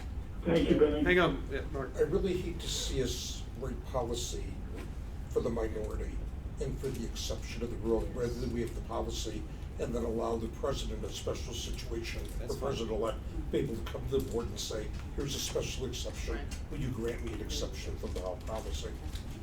Okay, that's fine. So at the moment, that's the motion on the floor. That's the motion on the floor. The motion on the floor is that we match our letter of understanding with the policy. Call the question. Called for the question. All right, all in favor say aye. Aye. All opposed, same sign. Motion passes. All right. Thank you very much. Mark. You may have Mark won the Schreiber. battle, but not the war, Mark. Hey, Mark, now would you like to finish your report with any special announcements? Well, in the board information, I would particularly ask for your attention to the president-elect interviews. After conducting them now for 4 years, the committee is uniform in their support for them. They just provide a unique opportunity for the committee to get to know the nominee or the candidate better than they did before, because while they may have known them a little bit personally before, or maybe they knew them by reputation mostly before, to be able to spend 2 hours listening to them answer a wide variety of questions is just invaluable to be able to determine who's the best person to serve as president of Optimist International. And the committee believes it's worth the time and expense to make that happen. All right. And otherwise, any other issue the committee would like to bring to your attention is the idea of let the president-elect choose the chairs, perhaps for his or her committees, but not choose the other members of the committees until they receive a list of qualified candidates from the CQ committee. Again, in order to provide opportunities for up-and-coming leaders the way I look at it is folks gave us an opportunity, and as a result of those opportunities, we all have achieved whatever we've achieved. It's time for us to return the favor and let other people serve, and bring that new blood and ideas to the organization. So that's the other major issue that the committee would want you to take into consideration. All right. Anything else, Mark? No, that's all. No, I want to address it with him. All right, hang on. Sue has a question for you. Mark, regarding the interviews with the candidates, I understand where you're coming from. I understand what you're saying about the value it gives to your committee to make a decision. My question is, why can't it be handled via Skype? Did you hear that, Mark? Well, yeah, it just has, bottom line, I think the answer is the success of organizations and everything else is all based on personal relationships. And Skype just doesn't lend itself to a personal relationship. To shake somebody's hand, look them in the eye, observe how they're dressed, their body language and so forth, you can't do any of that with Skype. You see their faces and you don't see their pajamas. So it's just worth one night hotel and a plane fare to the organization to have that person in St. Louis for the CQ meeting. Adrian. So there. Piggybacking on what Sue said just now, I'm just curious if the CQ should play a more involved role at the convention, wherever our conventions are, in identifying persons who may be potential leaders of the organization in various capacities, and then splitting up the committee and having sessions in, whether it be a funded lunch or what have you, with persons, so that one, those persons know that they're on the radar. Two, you get a feel for the person, and you're using a forum where the person more than likely already is, so you have a reduced cost, right. And you have an opportunity then to build leadership at a earlier stage, or identify leadership at an earlier stage. You make a good point, Adrian. The committee has had a Rising Stars workshop for the last several years at the International Convention. We'll be having it again this year, and it's offered in both English and French. And in addition, I, as chair of the committee, I'm going to be sending a letter to governors, recent past governors and others, inviting them to the CQ workshop in Quebec City, so that they feel like maybe they're invited and they are encouraged to come. The problem with doing, as I understand it, a luncheon or something like that, is just time and space from a convention planning standpoint, and not to mention the expense of a luncheon. So, but the committee is certainly receptive to doing whatever can be done to encourage potential leaders to come to the meetings or workshops. Thanks. Okay. Any other comments, questions? All right. Seeing none. Sue, would you like to thank Mark for his I would. Mark, thank you so much. Please pass along our thanks to your committee. We know that your work is not always easy, especially when you get a lot of no's when you pick up the phone. So we do appreciate your diligence, and please convey our thoughts to the rest of the group. Certainly will. Thank you all very much for your consideration and your attention to these issues. All right. Thank you, Mark. Thanks, Mark. See you next week. Everybody. Okay, bye-bye. All right. Jim Kondrasik. Okay, since we just did what we did, I'd like to disregard it. I'd like to make a motion that the president-elect, when selecting people for committees, has the ability to ask for an exception to that policy so someone can serve as a vice president-elect and on a committee. Second. All right. With the approval You know of the what? board. Rule of order. Yeah, why don't you just make a motion We don't need to for have an a motion to exception? give We've you the already, right. can just move for an exception, Yeah. whatever exception you're asking. Yeah, you don't need a I'm just motion to asking for ask one, okay, permission. make an exception to policy that Bob McFadden be able to serve as a VP if elected and on the Just membership. hang on, for the slow of us on this side of the table, did you just withdraw your other support? Okay, thank you. All right, so now we're at this motion for Bob McFadden to serve as, Vice President-elect if elected and co-membership chair So, for the 2016-17 year. Support. okay, support? sure, second. All right. Any discussion? My discussion is that I think Any discussion about Bob McFadden online? Yeah, no, I don't want to discuss that. I want to discuss that we need to make this very clear in future presidents that this is the exception and not the rule, that we do need new blood. Here it's unique because Bob was already serving, and we've already even, for example, had some requests for him to make certain visits and whatever else in his capacity as a membership co-chair. And so I think this is a little unique situation as a chair, but just to load up our committees with vice presidents, I think would be a huge mistake. So my point is, I support this fully under these unique circumstances, but let's really strive in the future to make this truly an exception. Because I think what the CQ says has some real merit, because as far as the committee members as opposed to the chairs, we need the new blood. So if somebody moves to VP elect, we honor them and we put somebody else in that position. Jim? Just another comment on, since I've just gone through this process, CQ does send a list. Matter of fact, when I served on CQ, that was the first year we did that list many years ago, recommendations. They do send a list, and I think of the list, I think there's about 5 or 6 that are on committees. I made a specific aim this year on every committee except governance and finance that we look for new leaders, in many cases people in their 30s that have not much gone beyond being a club president. So I think in every committee there are younger people, and I think we have to do that. And I think every president-elect, Nick, will be going through that too.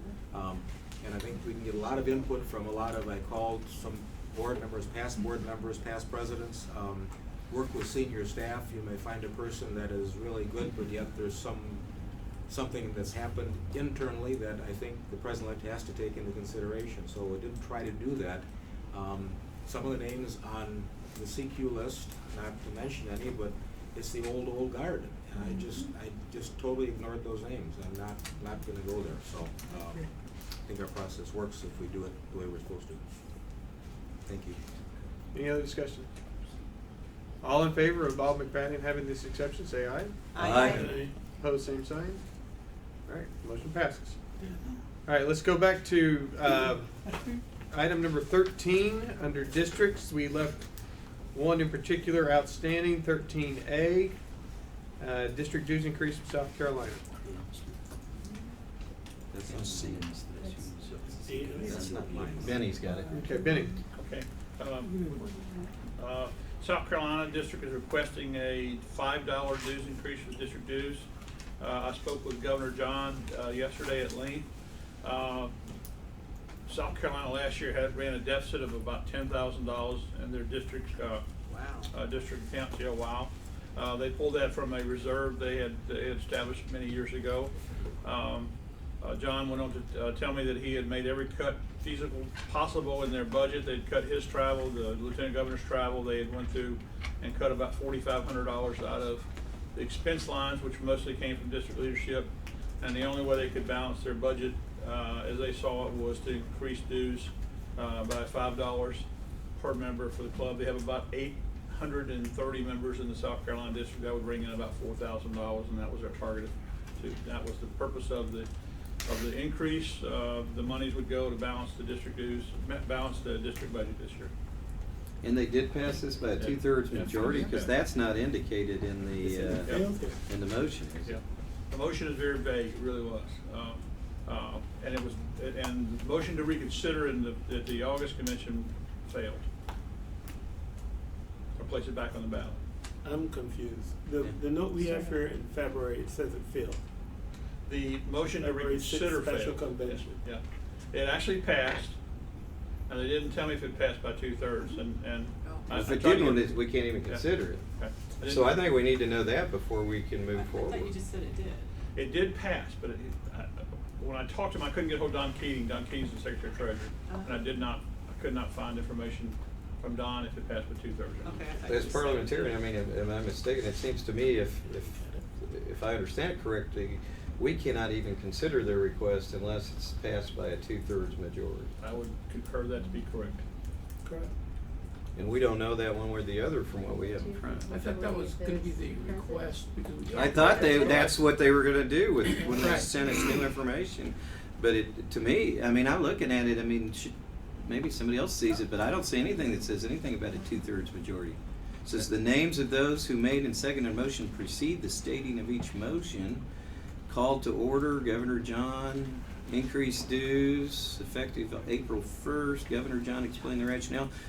This was followed by much discussion of the motion by several delegates. Doug Griffin placed the dues increase motion on the table to reconsider. Annual convention failed, adjourned at 2:30. I don't know that it passed at all, and I assume that it did from what we're hearing. I mean, I trust their word, but it's certainly nothing to show that it was by a 2/3 majority. So I think we can't act now. We can do this in a special meeting later if we have to, but I think they need to do it the right way. So let me make sure I understand. The Doug Griffin motion here was a counter motion? That's what failed? I assume it's unclear from the minutes here we have. I would suggest we table this to our meeting in May, because we're going to have to reconsider the other items in May, that we table this and we get documentation from the Secretary Treasurer that this did pass with 2/3. We have a teleconference sometime before May 31st. All right, there is no motion on the floor, but there's a motion. Do I have a motion to table? Make a motion to table. Motion to table, all in favor, say aye. Aye.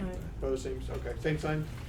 All right, let's move to the next one. The next one on the list, District Secretary Treasurer terms, is that you? That's me. Okay. Yep. Basically, what happened in South Carolina might lead into this if they had a $10,000 deficit the year before. Part of this comes from the fact of what I mentioned earlier about the governor is talking about not having any budget experience. Also, in talking just with staff, with Connie, it's really just a good business practice not to let someone keep the books forever. And in some districts that may be happening, we had a situation last year, the Secretary Treasurer would not even turn over the books. So what this is saying basically, that if you serve as District Secretary, Treasurer, or Secretary, that any combination of those, you can't serve more than 5 years. Bottom line, that's the long and short of it. There's some rationale here. 5 years is too long, even in my opinion, but. So that is the requested motion, which would go to the delegates, because this is a bylaw change. We added term limits to, obviously, the board and others, but And current list is only a district recommendation, not a club recommendation, right? I'm sorry? It's just a district secretary recommendation, not a club one, because we have the same situation in many clubs, Correct. but district. I'd move that for you.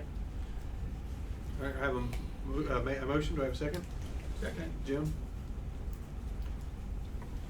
Further discussion, Adrian? The way it's worded is contradictory. I understand the intent and I agree with the intent. But the contradiction, first of all, is we have the opening line saying the District Secretary Treasurer should be appointed for a term of 1 year. And then we have the bolded section, the term of office for the District Secretary Treasurer Change that to 5. should, thereof shall not exceed more than 5 years. So you can't have that within the same motion. You would have to just do a friendly amendment. I think you just need to say shall be appointed for a term of not more than whatever years we agree. May I make a suggestion? The term of office is a year. I think the question here is how many successive terms they'd be Right. allowed to Correct. serve. So they'd have to be I don't think we'd reappointed. want to put language in that says the term of office is 5 years, You would, right? you But it's clarify, that. you'd basically just, you'd almost have a C, District Secretary Treasurer shall not exceed more than 5 consecutive terms. Yes. Terms. The term of office is. Not years, but Does that terms. work for you? Because that's a great, And this is a bylaw change, right? So let's make sure we know this language before we vote. Just point of clarification, I'm a secretary for 2 years, 3 years, I can't then become the treasurer. you could for 2. For more than 2 years, okay. Just any combination of those three. I just Some wanna make districts have. sure. But you could serve 5, take a year off and come back on under this. I understand. Yeah. Jim, as Or you could appoint the your maker spouse. of your Yeah. motion, I guess, would it work to say something like, instead of saying the term of office in bold shall not be, well, shall not exceed more than 5 successive, okay. What do you have now, Dana? I would, You changed it. What do we have now? I just changed that last word To from what? years to term. Oh, no, because we wanted to take off that term of office. I would strike the term of Exactly. office for thee, strike Yes. that. Just to come up with a new Any- sentence, Okay. here, come up with a new sentence so she can write it down, Well, because you this could is a say- bylaw if you- change. Well, if you just take out that language, I Yeah. think this is where you're going, District Betty. They would say secretary, district, treasurers. or secretary, or district treasurer, any combination Should not thereof exceed more than 5 consecutive shall terms. not serve more than 5 consecutive terms. How about that? Yes, sir, that works. Well, Becky, you made the motion, do I have the second agree with that? Was there a Yes. second? Thank you. All right, I have just a question. Okay. Is 5 too many? That's a good question. Yep. I'm just asking. I mean, I think that's a long time for someone to stay in one office. 3? 3. I mean, it's debatable, but Especially in the district. I have no Well, problem. the motion that we have right Five too now is for 5. I would then, I'd like to amend the motion to no more than 3 consecutive. All right, I'm having a maker of an amendment. I'm okay with that. All right, we have the maker is actually good with 3. Right. And I'll second that. All right, second's good. All right, we're at 3. Mark? Do I? When Jim first sent this out to us the other day, one of the concerns that I had was, are we writing this to the minority versus the majority? And I said to Jim, do we have any idea how many people this would really affect? I know that Stephanie and Barbara spent some time putting a list together that showed up in the Dropbox late last night or early this morning. And I'm really surprised at the number of districts that it really does. And based on that, I would definitely support the motion as amended. I'm gonna throw something out here just as an accountant, tax accountant. You can change the name and never change the office. You can change the name, you can change it from spouse to spouse, partner to partner, you can change it however you want to and never lose control. And does this actually accomplish this goal? What would you say? Function of? No, I'm just saying, what I'm saying is, you could have Joe Smith, not any Joe Smith I know, Joe Smith be Secretary Treasurer for 3 years. Margaret Smith, his wife, becomes a treasurer for the I next got 3 you. years. Joe Smith becomes a treasurer the next 3 years. I got There- you. You see what I'm saying? It's like, or if you really wanna put teeth to it, put teeth to it. I might respectfully suggest that rather than try to think of every possible way to game the system and put it in language, that we start here. I'm just, But you're right. This would be an improvement anyway, but you're right, it could be good. I mean, quite frankly, you could even say, hey, Stephanie, why don't you run it? By the way, just give me everything. Or appoint me, you can appoint me as your subsecretary. Yeah, I mean, I kind of question, I'm not questioning to say, let's try to write it, just solve every game. Yeah, those questions are gonna pass, but I'm just asking that question. And it's been done before. I know of a case right now where someone was told he could no longer serve as an officer, and he was appointed as the assistant of the secretary. He did it anyway. He did it anyway. Yeah, here's the bookkeeper. And what I'm seeing a lot more actually is, even than this, is so-called assistant governors, which is not an office at all. And yet we have some people that have run the districts in perpetuity, calling themselves, because each governor appoints them as assistant governor. So I mean, but I think this is a step in the right direction. All I'd want to confirm is the language now that the district secretary treasurer or district secretary or district treasurer or any combination thereof shall not serve more than 3 consecutive years, period. 3 consecutive, what did you say at the last? Years, period. I thought we said terms. No, I thought we didn't want to quote use terms, terms. you're right, We you quote specifically said terms. don't use terms, because the term is 1 year. Yeah.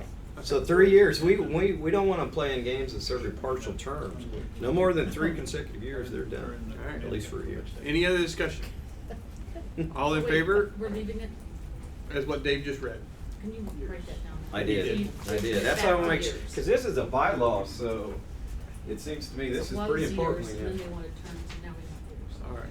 Any other discussion? All in favor, say aye. Aye. All opposed, same sign. Motion carries. It'll be proposed to the as a bylaw amendment to the floor. All right. That being said, can we please get Mr. Lucas on the line? I had asked you if I can just ask the question. You said to put it as D. All right. Oh, I thought we had already put that up. I thought you'd already brought that up. No. Okay. Ask your question. Okay. In one of the reports, I noticed that there was a request for the chartering of clubs in the Caribbean to be at a rate of $200. It has been the practice for many years, and in one of the reports, I think it was Audit and Finance, I saw that it was said that it will not be continued or won't be done. So I just wanted to get a bit more understanding or discussion on that. And who did that come from? I think it was Audit and Finance. Karen, are you familiar with Let me that? see where my notes said. Don't say David Green. It was New Club Building. Okay. New Club Building. Is It said there was a lot of new. is Danny available?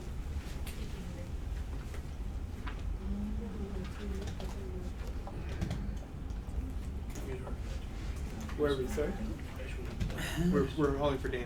Who's that? She wasn't Judy. there last night when we Huh? shot this. Danny. Oh, okay, okay. I sent it to him. Just a background there. For many years, I always thought it was the purview of the executive director who gave the waiver. And it's continued where we have built clubs rather than sending 400 US, we send 200 US up, and we won't get the 200 US back. That's what I understood. And then I noticed this in the new club building report, saying that that will no longer be continued. So I just want to know if it's been removed as a discretion from the executive director or what. Jim? Didn't we discuss this last year? I think we did. And having certain tiers at certain, We adopted a fees? policy, yeah. He came up on the consent. Yeah. We're going to throw you on the spot here, Danny. All right, let's do it. X marks. He's the man. That's the attitude. All right, Danny. Adrian, please rephrase your. Right. Oh. Oh. Okay. I think this comes out of All right. the new club building report. Okay.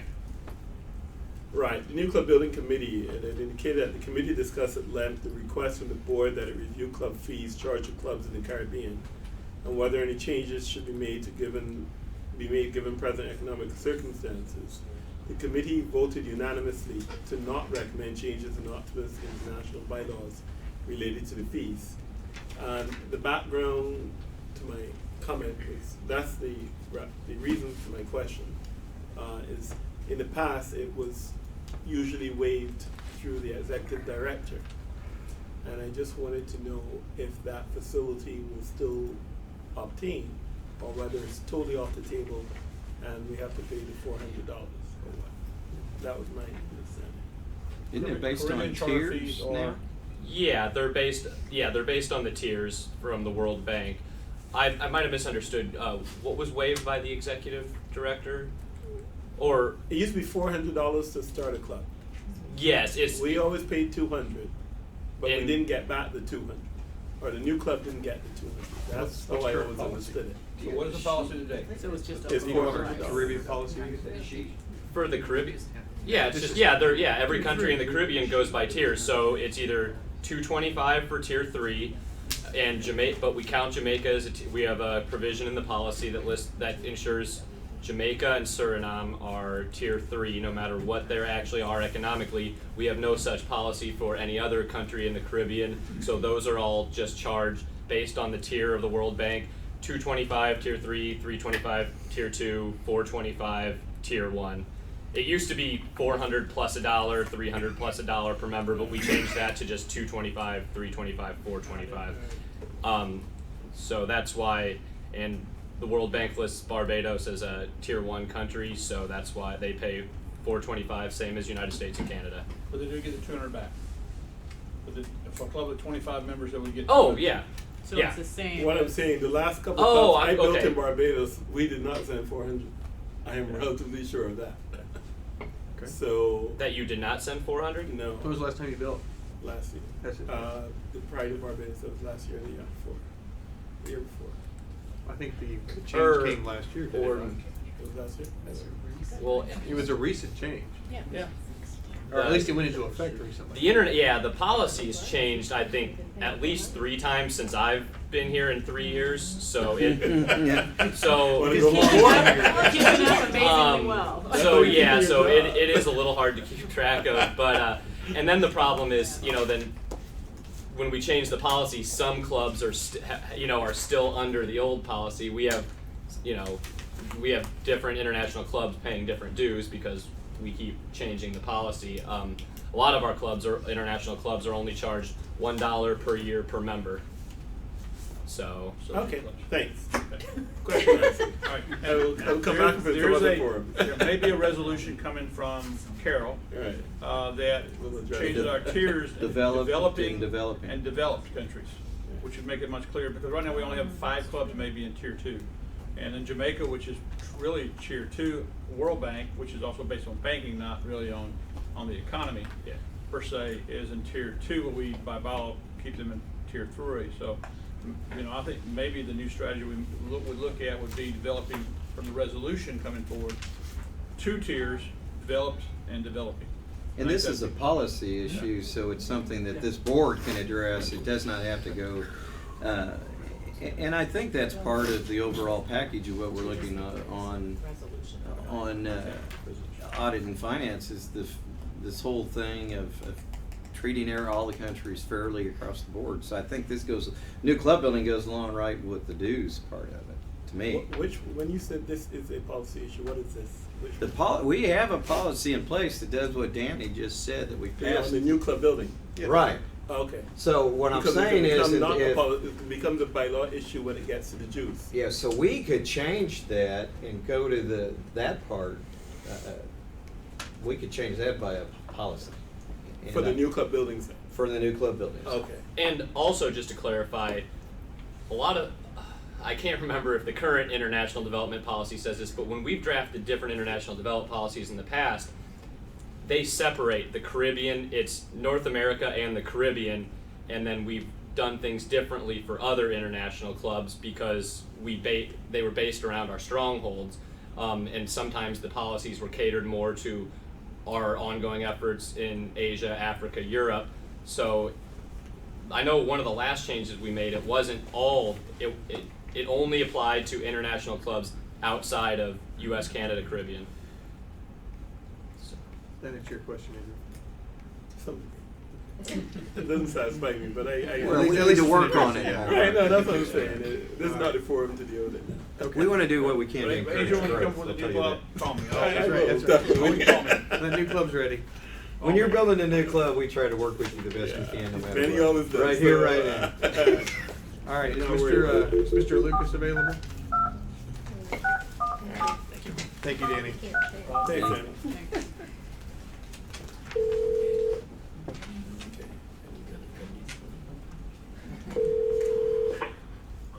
Paul, Paul. Mr. Paul Lucas, please. this is Tim. Is this Paul Lucas, the Paul Lucas?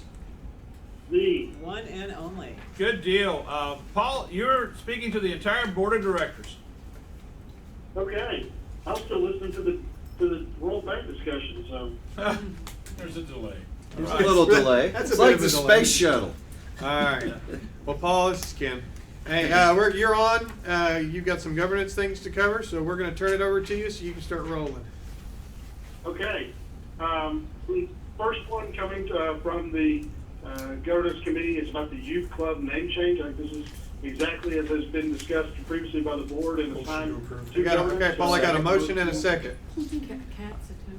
Bruns? Yeah, Katz and Bruns have motion and second. Any discussion? All those in favor say aye. Aye. All opposed, same sign. All right, Paul, you're 1 for 1.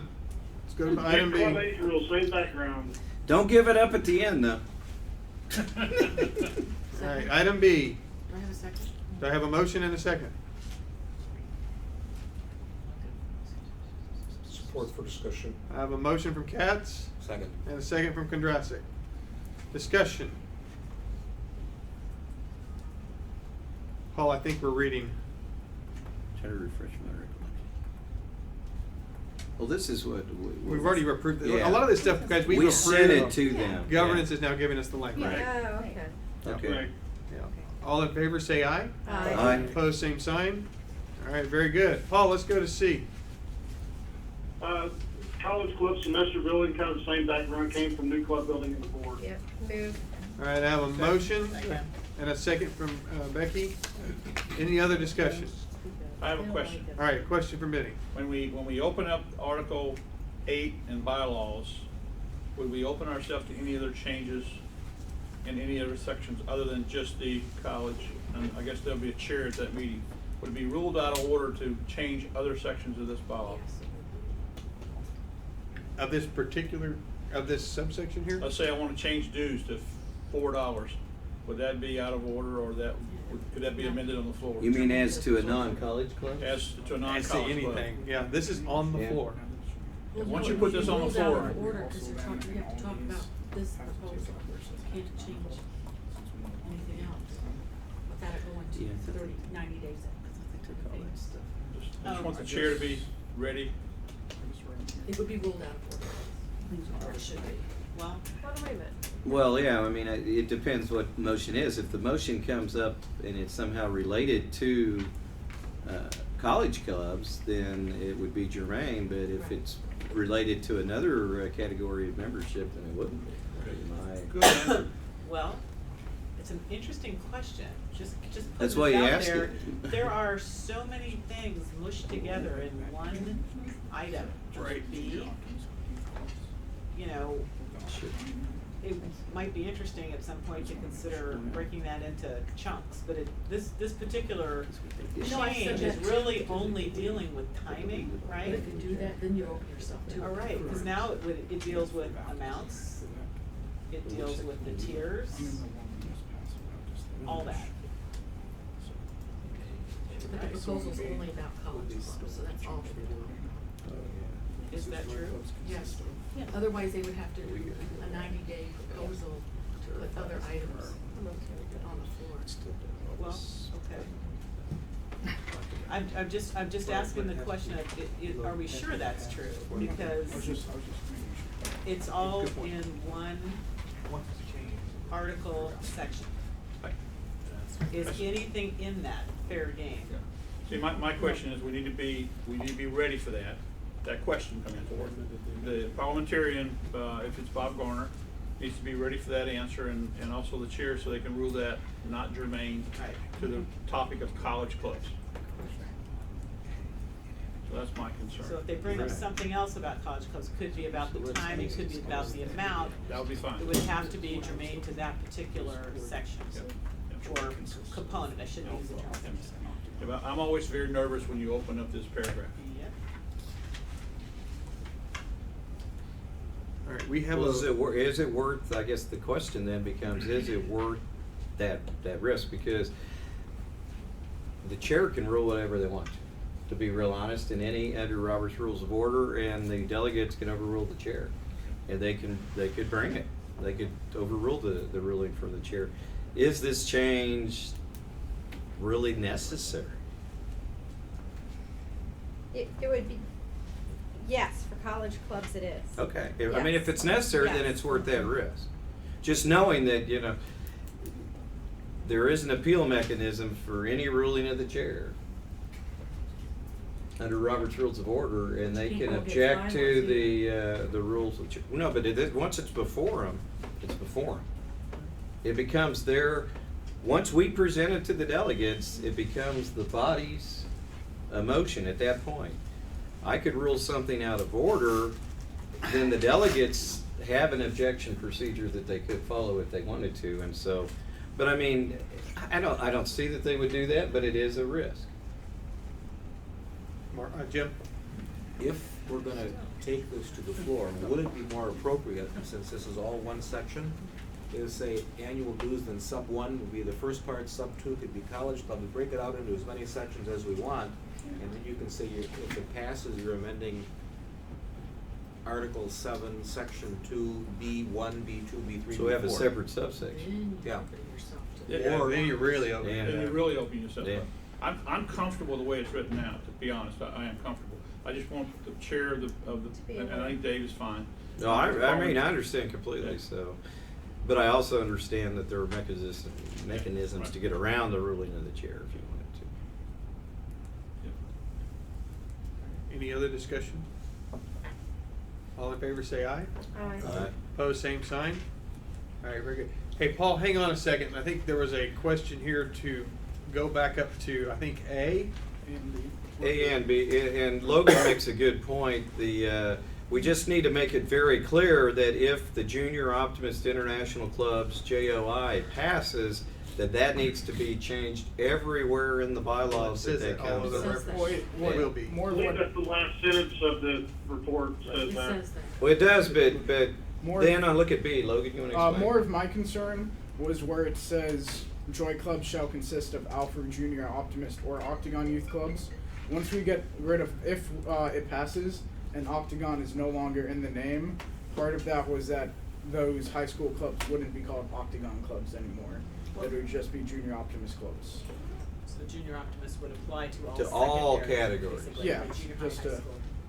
Because if you look in under Language B, of C. yeah, in there. So Paul, he's suggesting that the word or octagon clubs be stricken. Cut out. Removed.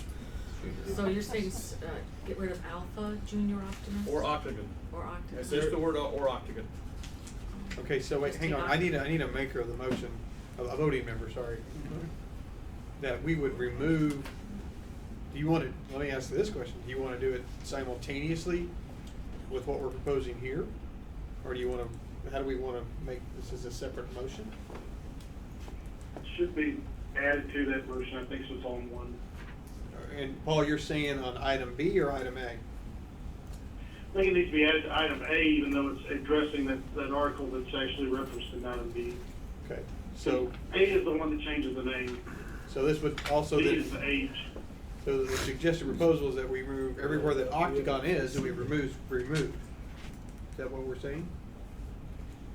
Alpha, Junior Optimist, or Octagon. Well, Alpha would stay, Paul, that's what he's suggesting. Alpha would stay. Just Juniors, remove Octagon. Chair, you just have me a little confused. Shouldn't we finish C first since that's the motion is there? we did vote for C. We didn't vote? Because a lot of clubs are mixed. C passed. Yeah. See the votes. You voted for it. Yes, you have. C passed. My bad, I apologize. A, B, and C have passed. We're going back to A. I know we were going up. Okay. Yeah, A, B, and C have passed. So just to, Through the whole discussion with Benny and that whole thing, but I didn't propose it. Sorry. it's okay. We're gonna have a caffeine break right now. Yeah. I was just gonna say, just give me the caffeine. Just to, if I could just clarify, so Logan, I think what you're pointing out is when we look at B, it's actually spelled out, so that would need to be addressed, the Alpha, Junior Optimist, Yeah, well, Octagon. Alpha would stay and Right. it'd just be, there'd be no Your Octagon clubs. But I guess the thing that maybe is missing from A, but I might be missing something here, you know, more caffeine would be good. Yeah. It appears to only be dealing with the name change for the overarching organization, with the acronym JOY being shortened with one less O. But I'm not seeing in that language the specific reference to, within the clubs themselves, the name Alpha and Junior Optimist would be maintained, but Octagon would be no longer a club name, right? They would all be Junior Optimists. I don't see that spelled out unless I'm missing If I it. recall correctly, it purposely wasn't because we thought that, and when we were trying to negotiate this out with the So, in Joy case somebody board, already has if they that. already have Octagon and they want to keep Octagon, they can do that. But as far as Optimist International and any new clubs we have, we would not have any Octagon. Yeah, we wouldn't refer to it. So with that in mind, interesting, so that's kinda like the grandfather clause Right, it's kind of thought. the grandfather. Then we'd have to be kinda cautious, it would seem, to removing that from language even like what's in C. Well, item B, but section 1C. Because if you say it's only Alpha and Junior Optimists, then that would say, well, wait, I'm an existing Octagon club, what about me? it would. In No new ones would be called that, but in theory, I guess they would just be started. It would still be a club, but then it would just be called a Junior Optimist Club. Because when we came forward with the name change, one big thing about taking Octagon out of there is that we didn't really have a meaning behind it, and it really just confused people. They didn't know that it was associated with Junior Optimists. I totally get that, and I really believe this is the right move, so I really commend your group. What I'm just hesitating on here is the action we wanna take in the actual language of the bylaws, given the spirit of what you just expressed, right? You know. And I would say that was our understanding as a committee as well, for what it's worth. Right. So Paul, you didn't change the language in the youth club structure at this time in order to embrace the grandfather clause Octagon clubs that exist, or it just wasn't really considered? That was our understanding, is that there was a grandfathering, and we were trying not to alienate anyone there. Okay. And we could leave it the way it is now, and then if somebody from the floor would decide that we really need to get that out of there, I suppose they could move it, but I mean, I'm glad you brought up this point. It's a really good point. Have to become joy without them. Because, yeah, I mean, what we want to make sure is that we all, especially to the outside world, refer to junior optimists, and that's what everybody agreed upon.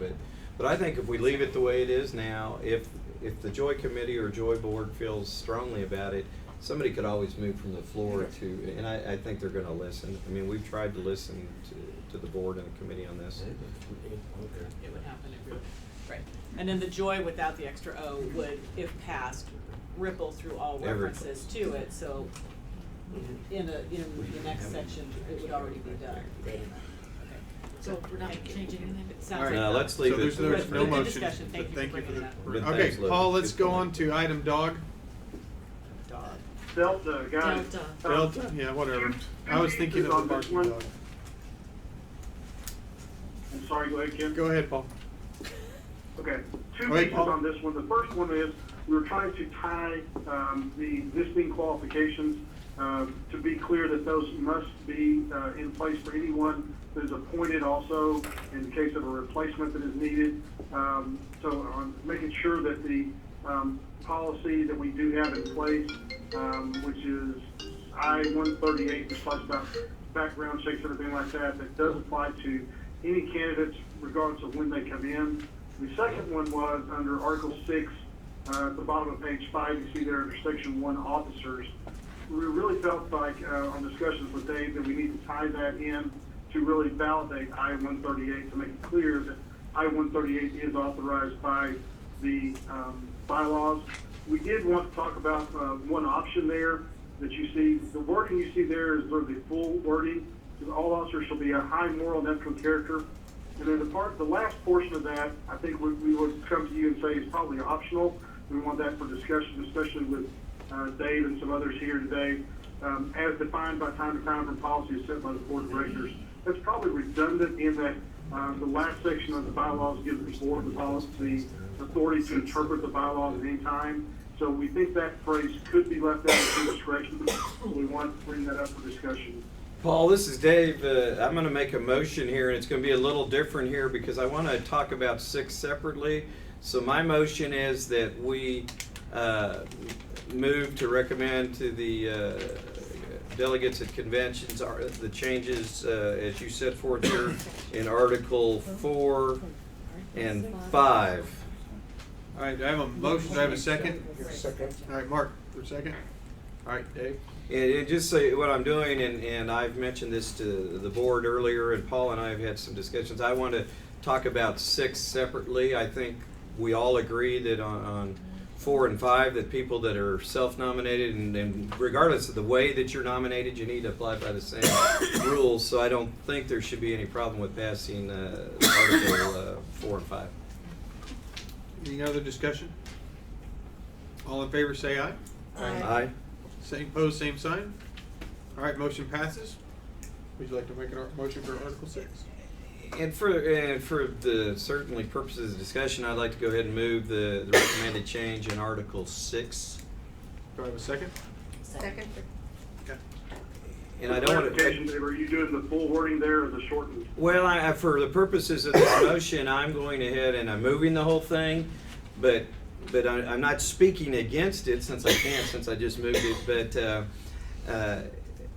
I think we need this. But something that I have mentioned is I think we need to check with, and I need to be careful what I said, but I think we need to check with legal counsel and get advice on this language and whether or not this is the best language to use in a modern world. I think the board all agrees with the intent here.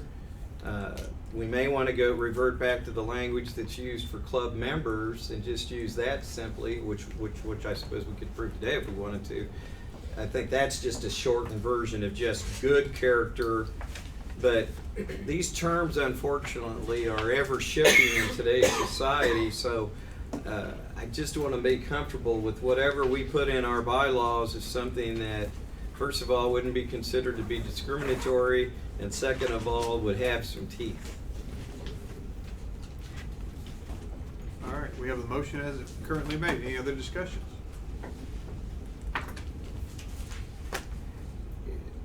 Could we have somebody, to your point, just remind us what the language is on the members? Well, it's as presented in Article 6 in the motion. International officers, adding the sentence. No. She's saying what is the language that's used in the right What is now the about current members? Membership in Optimist Club shall represent adults who are persons of good character from the business, social, and cultural life of the community. And then there's also there's been some discussion about does that cover? I don't know, but I wanted to get the issue before us.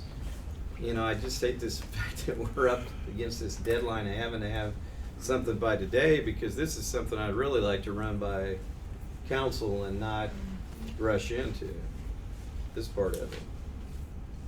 But if you made your motion, could you not then go to the floor? You couldn't, but could somebody go to the floor and amend?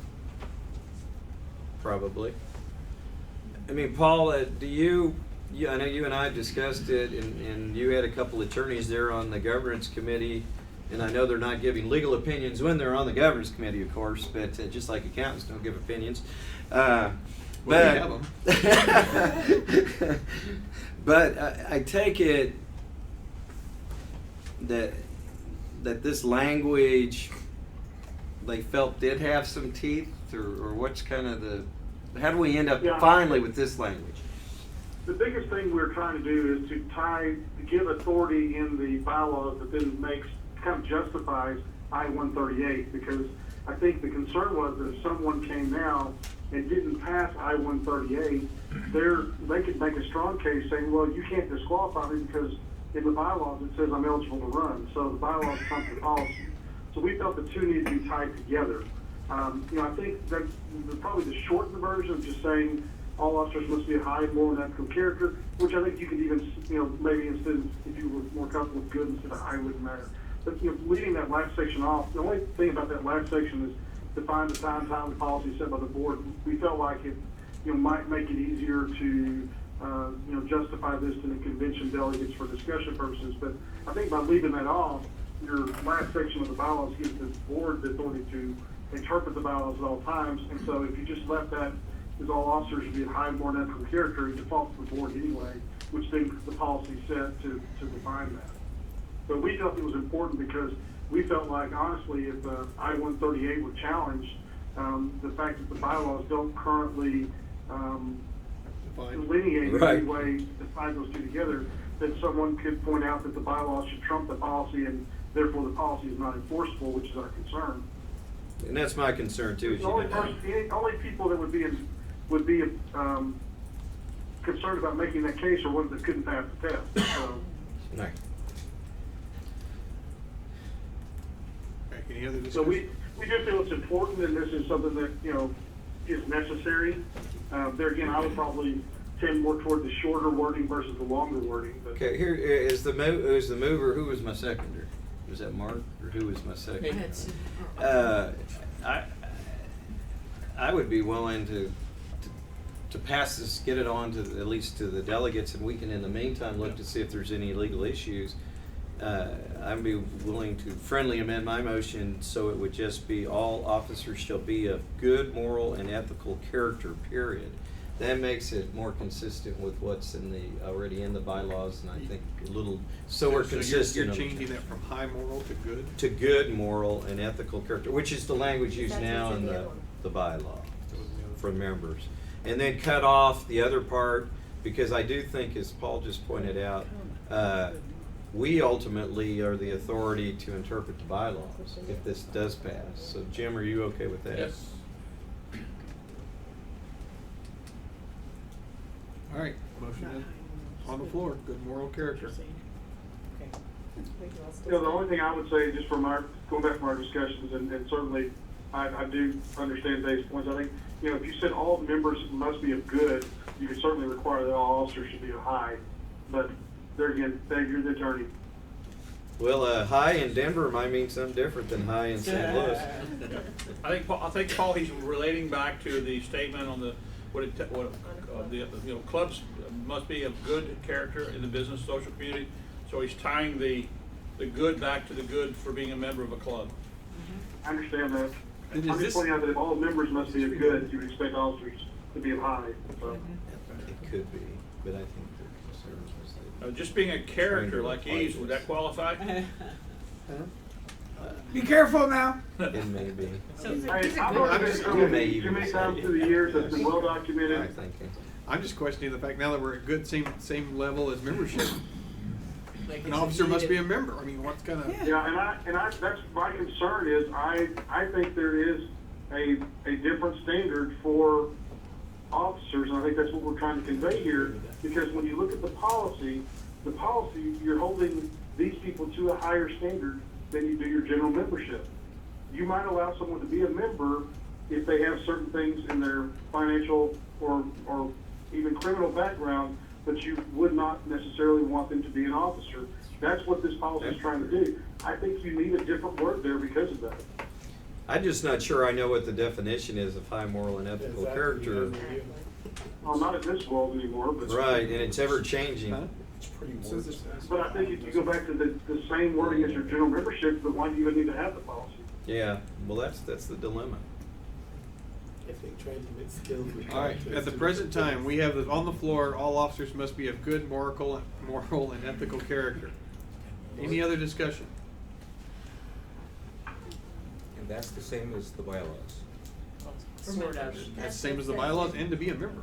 It's similar, they both say good, but the bylaw for member actually goes on to refer to Social. business, social, and cultural, you know, blah, blah, blah, in the community. And does it say No moral and reference to ethical? Can ethical. someone, what does it say again? Moral and ethical is not in the member. No, it just says good character. It character. doesn't have the So ethical moral part. and ethical are the words. We had added moral and ethical. Okay, so that's the ad. And the ethical's the ad that makes it different, and I think gives it a little more teeth. From a member. Because my question would be, if somebody ran and you said, I don't think they're qualified to be an officer, then you have to remove them as a member. If it was just good moral. If somebody came in and the board of directors said, well, I don't think this person is of good moral and ethical character, then you need to remove them as a member from their club. It was covered.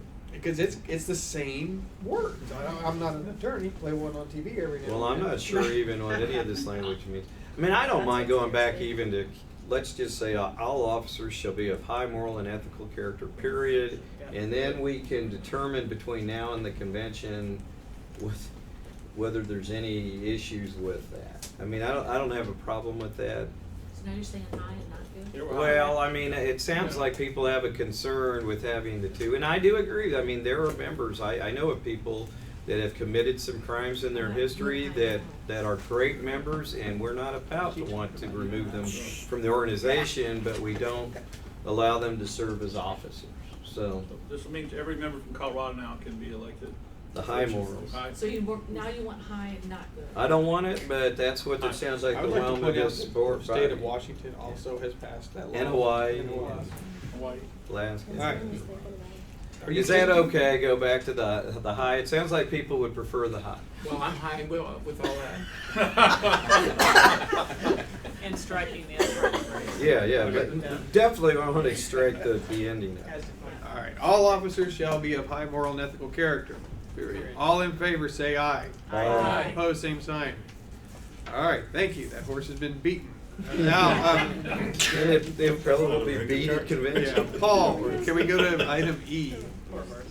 Yeah, item E is actually just to catch up policy I-138 to match the We got a replacement. motion Second. and a second, okay? Any other discussion? All in favor, say aye. Aye. Opposed, same sign. Motion carries. Paul, can we go to item F?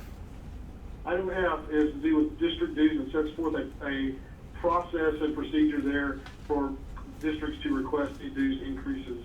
Move. I have a motion Second. and a second. Discussion. Jim? I think our current bylaws provide a process to raise dues, and I think the issue where this is coming from is the district didn't comply. But if our districts are autonomous, and if the clubs are there to vote. No, they're not. Districts are just an arm of Okay, the. but that group of clubs can set their own dues. If proper notice is given to the clubs that this is gonna happen on such and such a date, and if the clubs respond by either going to the meeting or not going, and if they have the 2/3 majority verified, why are we putting in another layer that's gonna cause, we're telling our district or their clubs that they can't set their own dues without our approval? I thought that's in the bylaws. That's a bylaw. In the bylaws say that we set the dues for. But we approve their dues. Well, I think we set it up on B, dues, amount and date, the amount of each district dues and dates on which dues shall be set, established by the Board of Directors of So International. I thought. It's us, not them. Well, They make a request to us. Right, but if all the clubs But say if they all we're wanna doing do is it- rubber stamping, then it doesn't do us any good anyway. clarification, districts are part of international. That's Right. why we Yeah. have the policy. But it says the board of directors of Optimist International. The districts, what I heard Jim say is that the group of clubs have some right to just pass and approve that they can increase their dues. That's not the case, never been the case. They can request with a 2/3 majority us to do that. Right. It's not always in the best interest of a district or to the membership. And there's a lot of clubs that may not even have any input to impose a dues increase, because that often will lose a ton of members. But if So- they're notified and they don't respond, aren't they saying we don't care? How do we know if they're notified? For example, in the one we just had, I have no idea from what we're looking at whether all those clubs were notified. They were notified about a district convention. Point of order, Evidently. guys, this was actually what we passed, Right. this board passed at the last board meeting and sent to Yeah. governance to Right. supply us with the Right, language. so I don't know why we're going back. And the language and the form attached. Exactly. Yeah. We requested the form. Yeah, so we're the we ones had who an requested this. explanation. But 2 years worth of Budgets. financials, and then who's gonna review them, probably end up staff here, even though you say finance committee.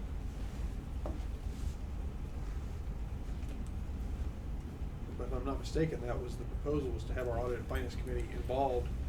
And then actually, one of the proposals on here was them actually possibly going to visit with them on how to correct, and have they considered all options? Right, before they just raise the dues. Yeah, before they just raise the dues.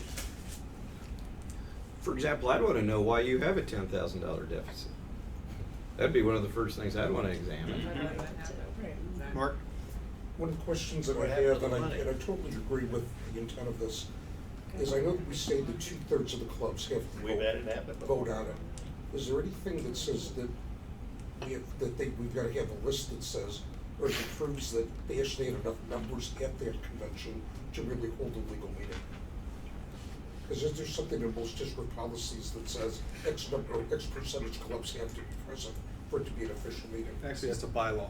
Good bylaw. Yeah, Okay. it was a bylaw change we had recently that said what a quorum was, and it was of those who attend. Right. Yeah, we don't even require 2/3. Right. This would be a deviation from that.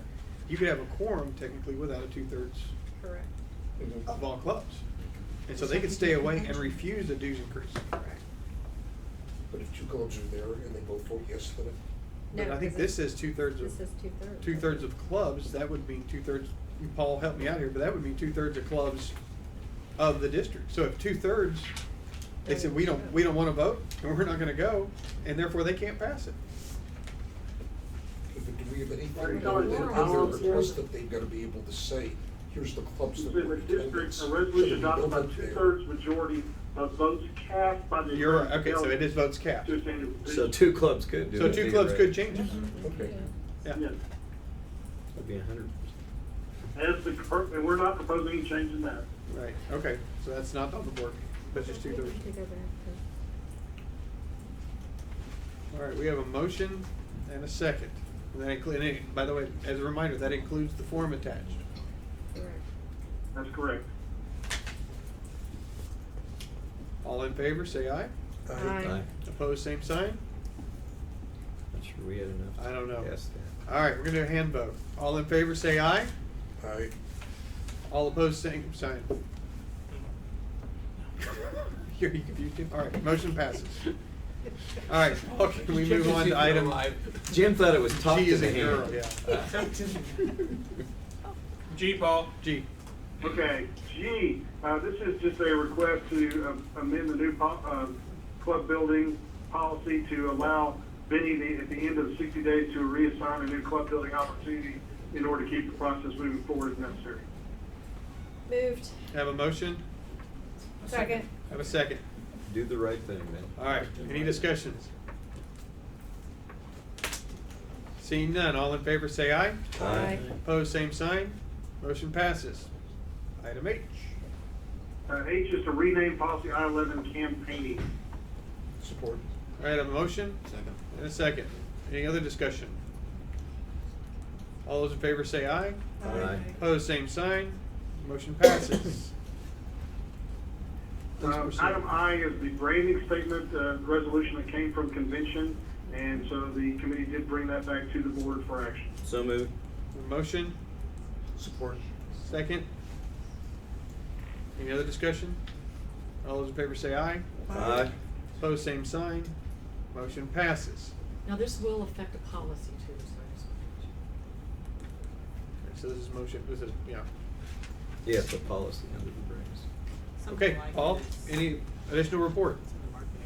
You see there are several items for board information that we, things that were signed us that we did send back to the board without taking any action on. Be glad to answer any questions on those. Would also notice on campaign protocol, item EE, those will just be inserted back into the convention rules this year. Those were taken out when we did not have any voting at convention. We felt it was appropriate to add it back in regardless. And given that we will have voting going through the start of convention, we definitely need those back in at this time. And Paul, this is Dave, just a question. You know, one of the things, and I know our executive director has mentioned this before about the potential of having non-voting members, maybe an attorney, an accountant, something like that on the board. It looks like it was discussed, but, and you're right, it would take a change in the bylaws, so it can't be done this year. But was there any sentiment one way or the other, any guidance, or are you just simply saying, hey, board, you guys need to decide whether this is something you want us to pursue or not?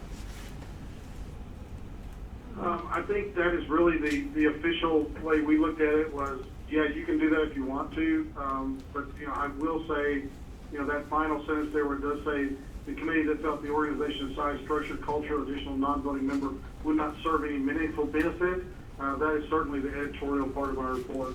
Okay, well, that's what I wanted to just make clear, is because I know that's come up, and it'll probably come up maybe in the future, but it probably won't anything more this year come up, I wouldn't think. All right, any other discussions for the governance committee?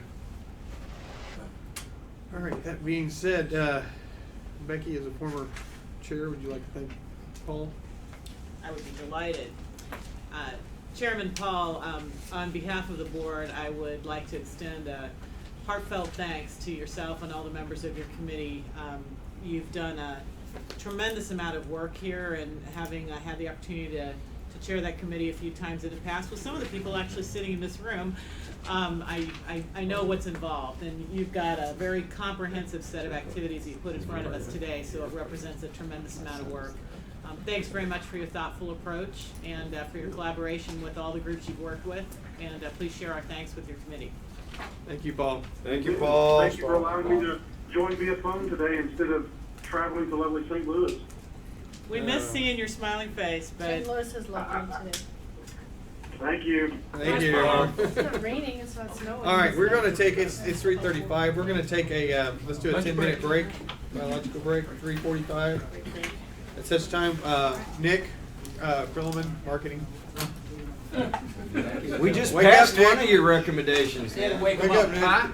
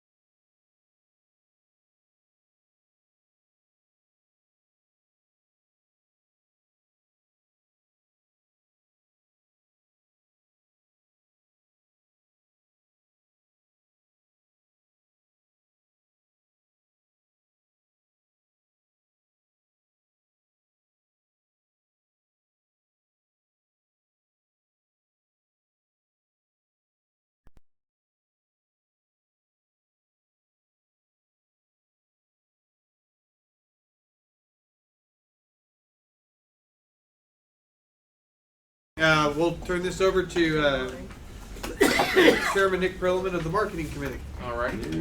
Well, first, I'd like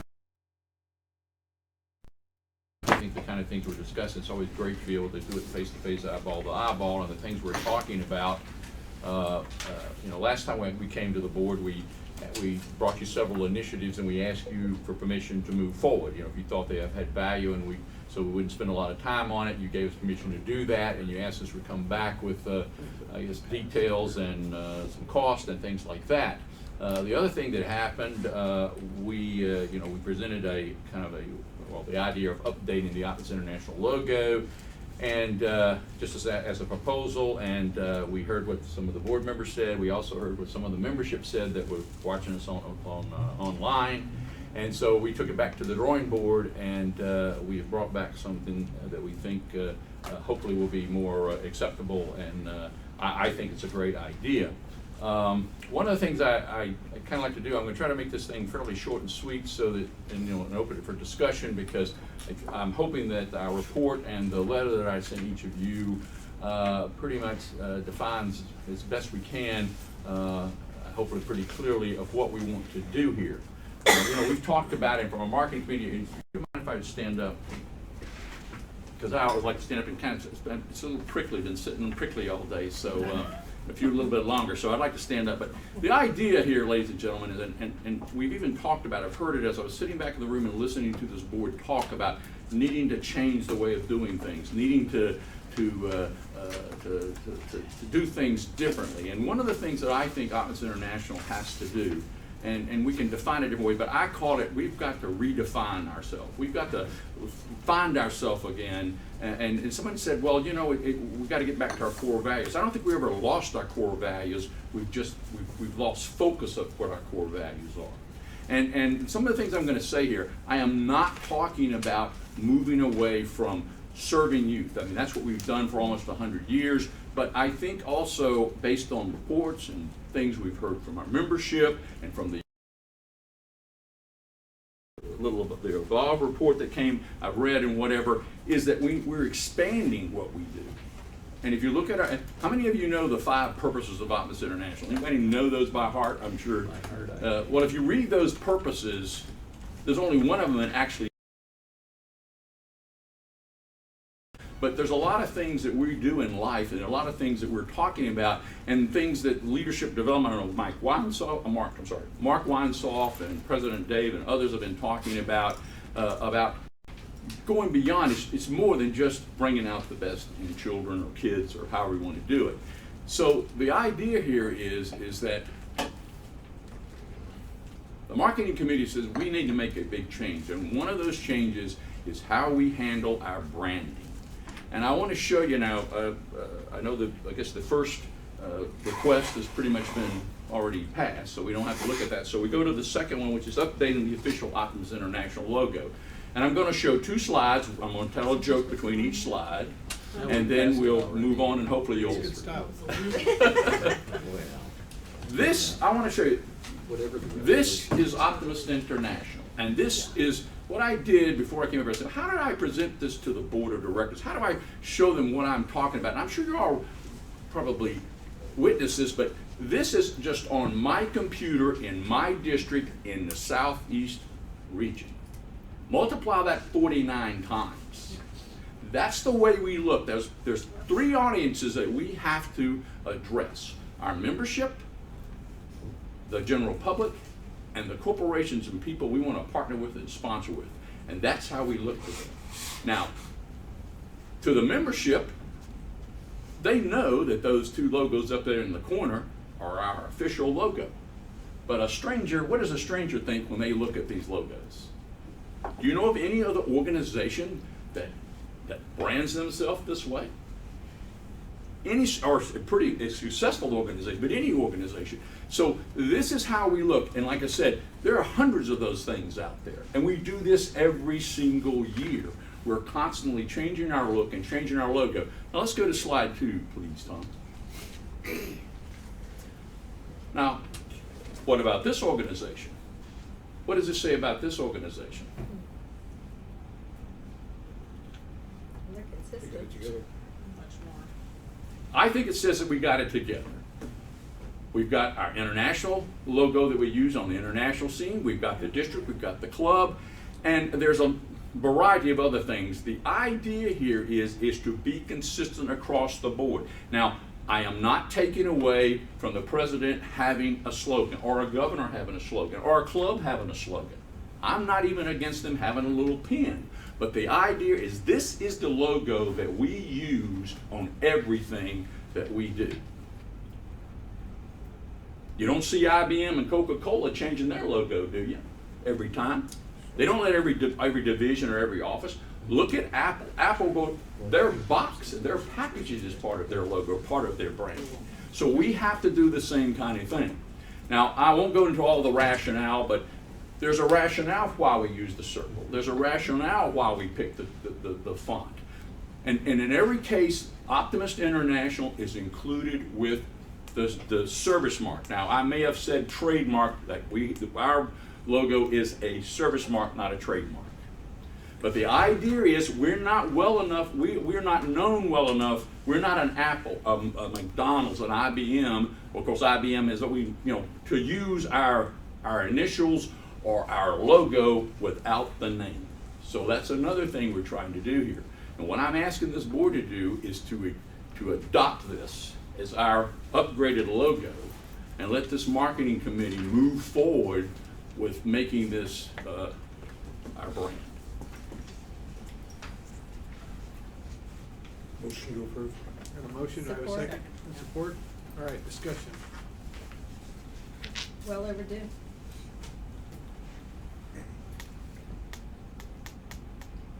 Nick, we're saying no I said budgetary it's well overdue. cost, but I think, I'm guessing this would be a go-forward correction, is that the proposal? Because we're saying no. Well, no yeah, budget.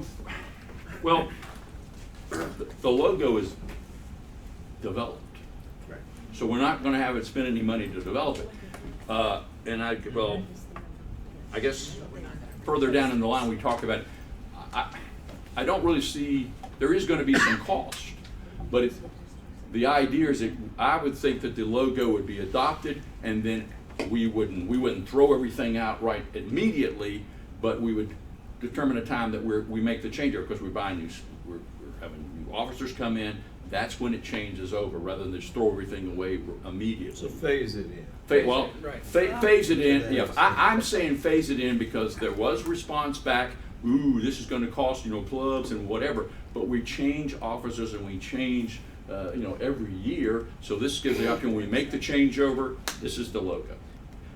Okay. Dave, and then you have your hand up, Becky, and then. All I was gonna, I assume that we would provide, for example, there's one on here, North Texas District is an example, at least the one I'm looking at might be different there. It's up in the right-hand corner. I take it that we would provide to the districts and to the clubs something that all they had to do is just type it in on their computer and it would print out like that. We would develop a template. I speak about that a little bit further down, but yes, we would provide templates. See, there's several different levels here, but one would be templates. But they know that that's what you do. And one of the things too, we've used a type font here. Caliber is the Optimist International, which is on almost everybody, and Helvetica, which is on almost everyone's computer, whether you have Windows or whether you have Mac. And the reason why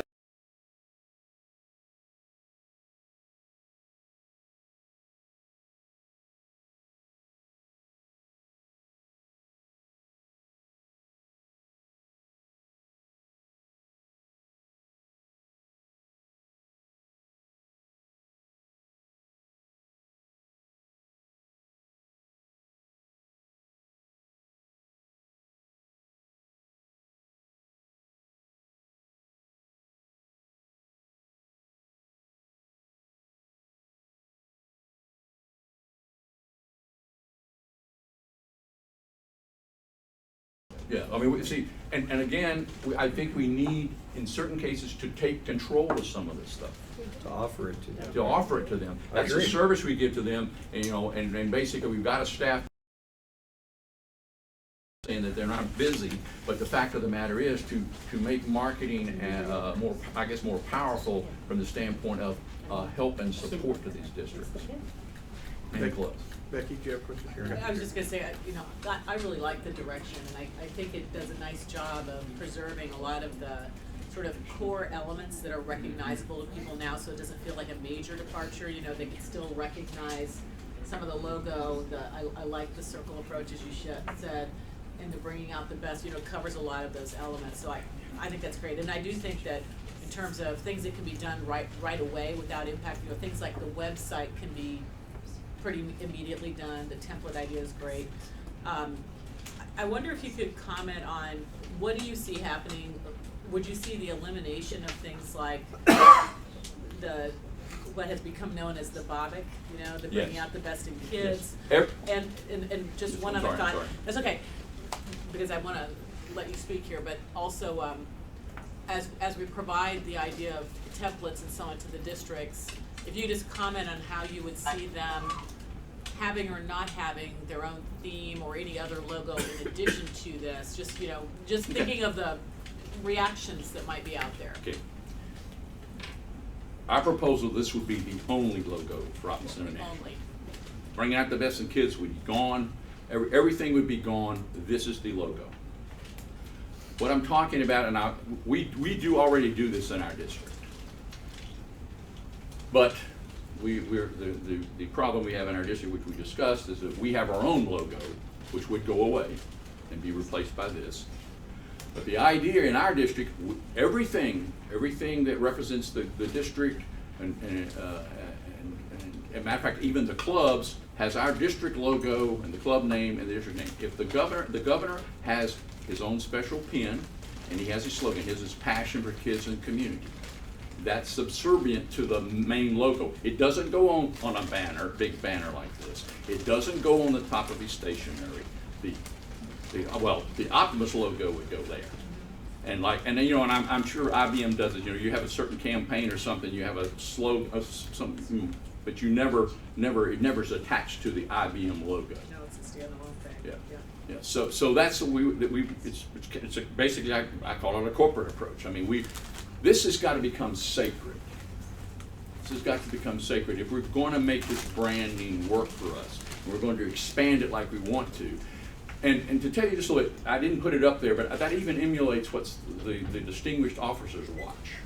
We brought everything in there, and I give credit to Mike Cheeves on my committee because see, my company's looked at it, his company looked at it. We looked at this thing and we went back and we came up with this. And Mike says, you know, I really like the circle idea. The circle shows unity, it shows focus. You know, we want to unite our organization, and I think this is one of the first steps in uniting our whole organization because everybody's going to have it. It's like we were talking the other day. You go to McDonald's in Atlanta, Georgia, or you go to it in Seattle, Washington, or you go to it up in Montreal, they're all the same.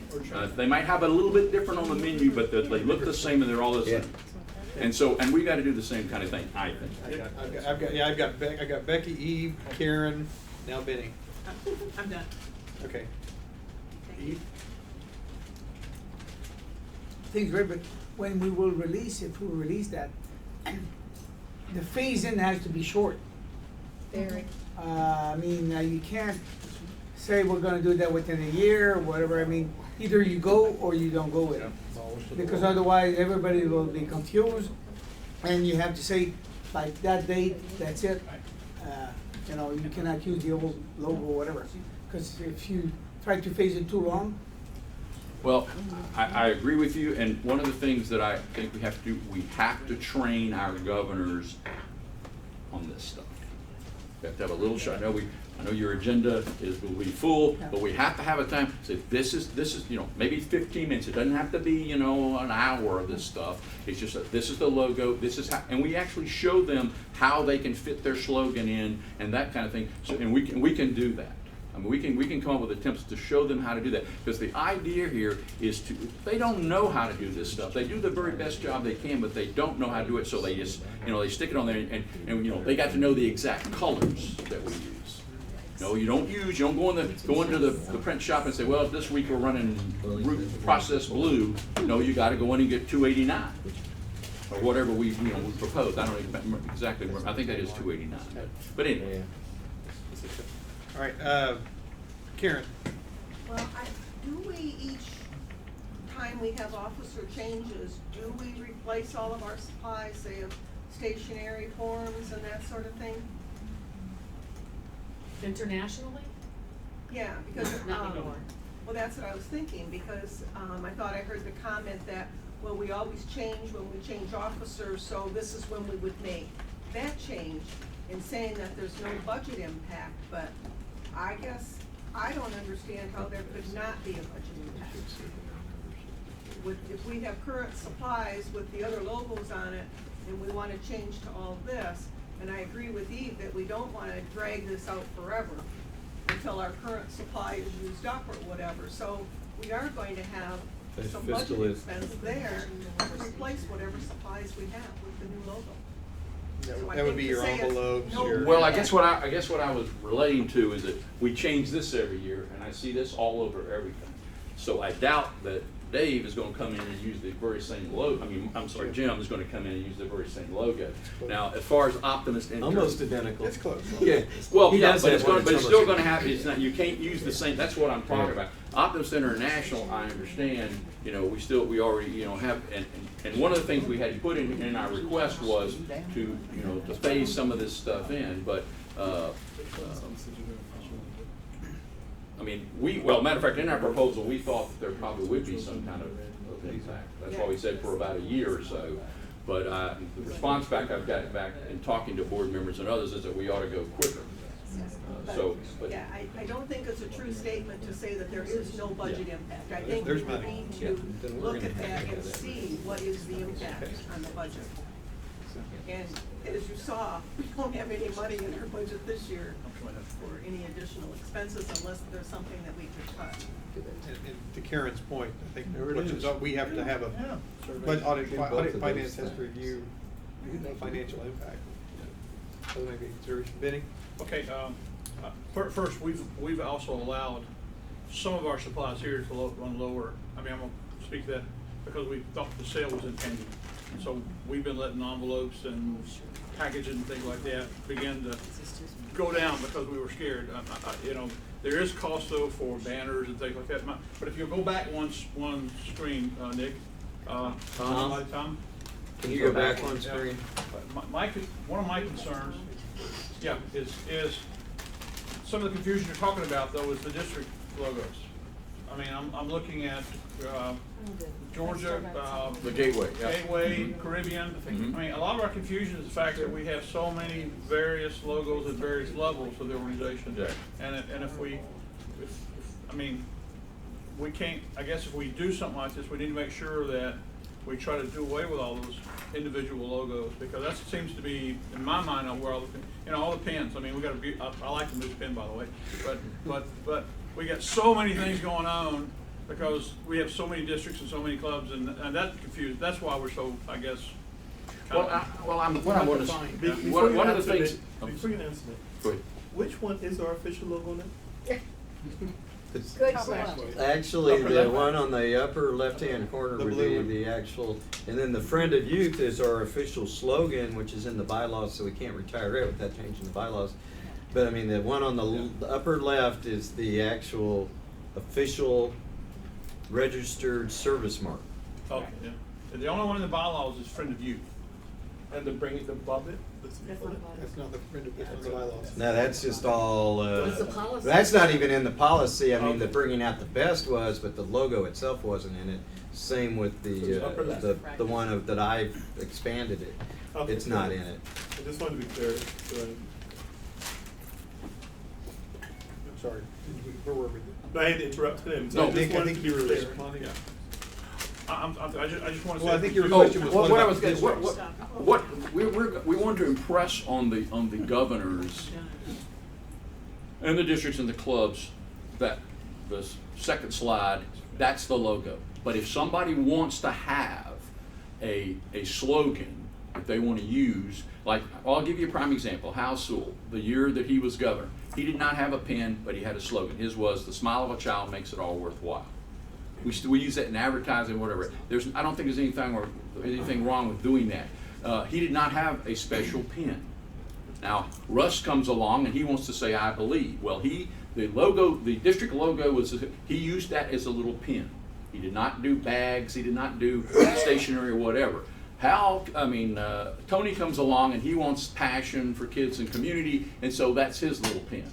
Whatever. I didn't want to take that away, because even in corporate, and I've done this for corporate CEOs, they want a special pen that they give out to their employees to show things or whatever, and I don't want to take that away from them. But the official pens would be back on the second slide, and I believe a lot of districts and clubs will adopt that. Because I think they have to come up with a theme. I think they have to, I've got to come up, and so much energy, time, and money is spent on that. I mean, Tony spent over a month going through different, I must have done, I bet you I did 30 ideas, sending over to him, little sketches, I like this or whatever. He wanted a pen real bad. So I don't want to take that away from some, because we don't want to, we don't want to take it all away from them, but I think that we have to, if we get them in a meeting and we talk to them and we say, okay, this is the official logo for you to use, because every year I hear, what is the logo we're supposed to be using this year? Right. So anyway, that's. So following on that, if a person doesn't want their little pen and they can modify it, they will send it into some committee for approval, make sure it's consistent. Is that what you're asking for? Wasn't really thinking that, no. But they'd have to use this as at least with the modification. Not that. But what we would do, we haven't got to that step yet. The branding guidelines would be something that outlines how they use a slogan and how they develop a pen. Well, I was just going to say that one thing you probably should know, that when I met with the other presidents of the service clubs, that the presidents do have their own in each of those. So I have something with the Rotary president's name on it, a little pen, and I've got one, Sue Peterson from Kiwanis president, her little pen, and the doctor from Japan for Lions and his little pen. So they do have their own presidential pen, but it's not necessarily the logo. Now Kiwanis basically did something like what we have here, well not here, but on the next page, and then they just add an outer circle where they put the president's name and the year. And I think what I don't want to have happen is, for example, and back to Adrian's question, I hope we'd never get to the point that if a club that started before Optimist International, let's say this Kansas City club, they don't, but let's say they did, it's the 100th anniversary, and they've used the same logo since 1916 for that club. I don't want to go in there and tell them that they cannot use it, but I do think it's important that we standardize from an international level and encourage everyone to use that as the official logo. What I do on my stationery, and I just made my own stationery, is back on that official logo, I use the official logo up at the top letterhead purposely. And then I use this logo either in English or French, depending on who I'm sending a letter to, at the bottom, to make it very clear that it is not the official logo.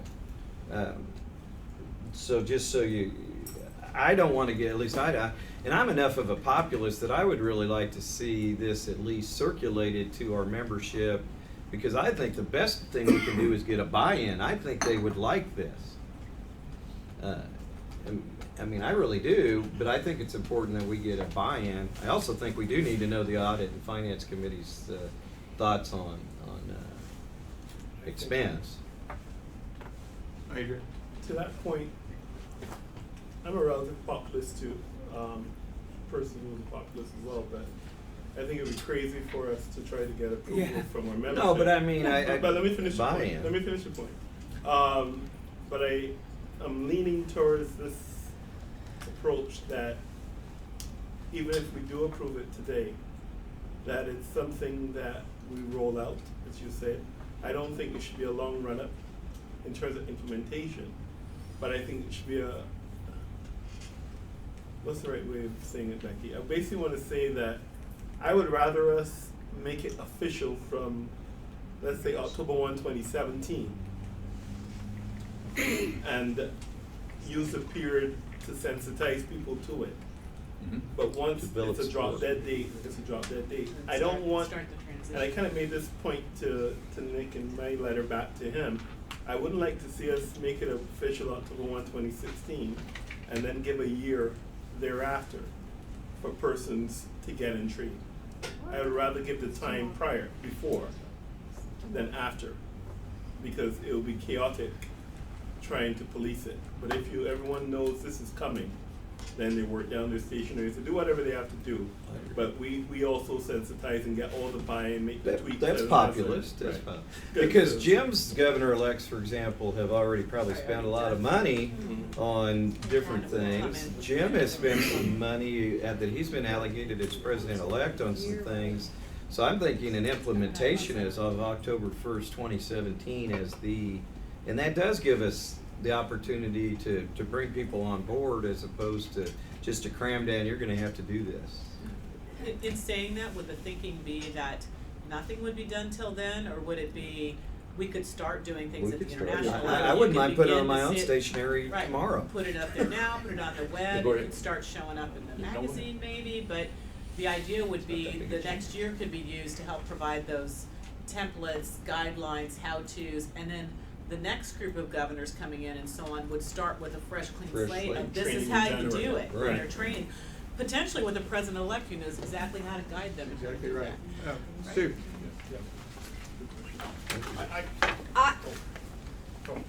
I got you. Andy has a comment. I may be the devil advocate here. Can you go back a slide, please, Tom? If we don't, I like the idea of starting at October 1/17 for a couple reasons. Unless something changes in the next 46 minutes, Nick's gonna be our next president. I'm pretty sure he's gonna adopt the new logo. Pretty sure he is. Oh, I got it. Alright? That's why I said- You go back to that other That's one, why I that's said better. they can work with the president-elect who knows how to Exactly. do this. Back to Jim, who's already got a logo together evidently, whose governors are already putting their, so okay, we don't stop all of that. But if we don't stop it, and if it doesn't start at the top, it's never gonna change Right. people if we Right. don't say respectfully to every president that follows Nick, that's the logo. There's no more of this. There can't be any more of this, or it's not going to change.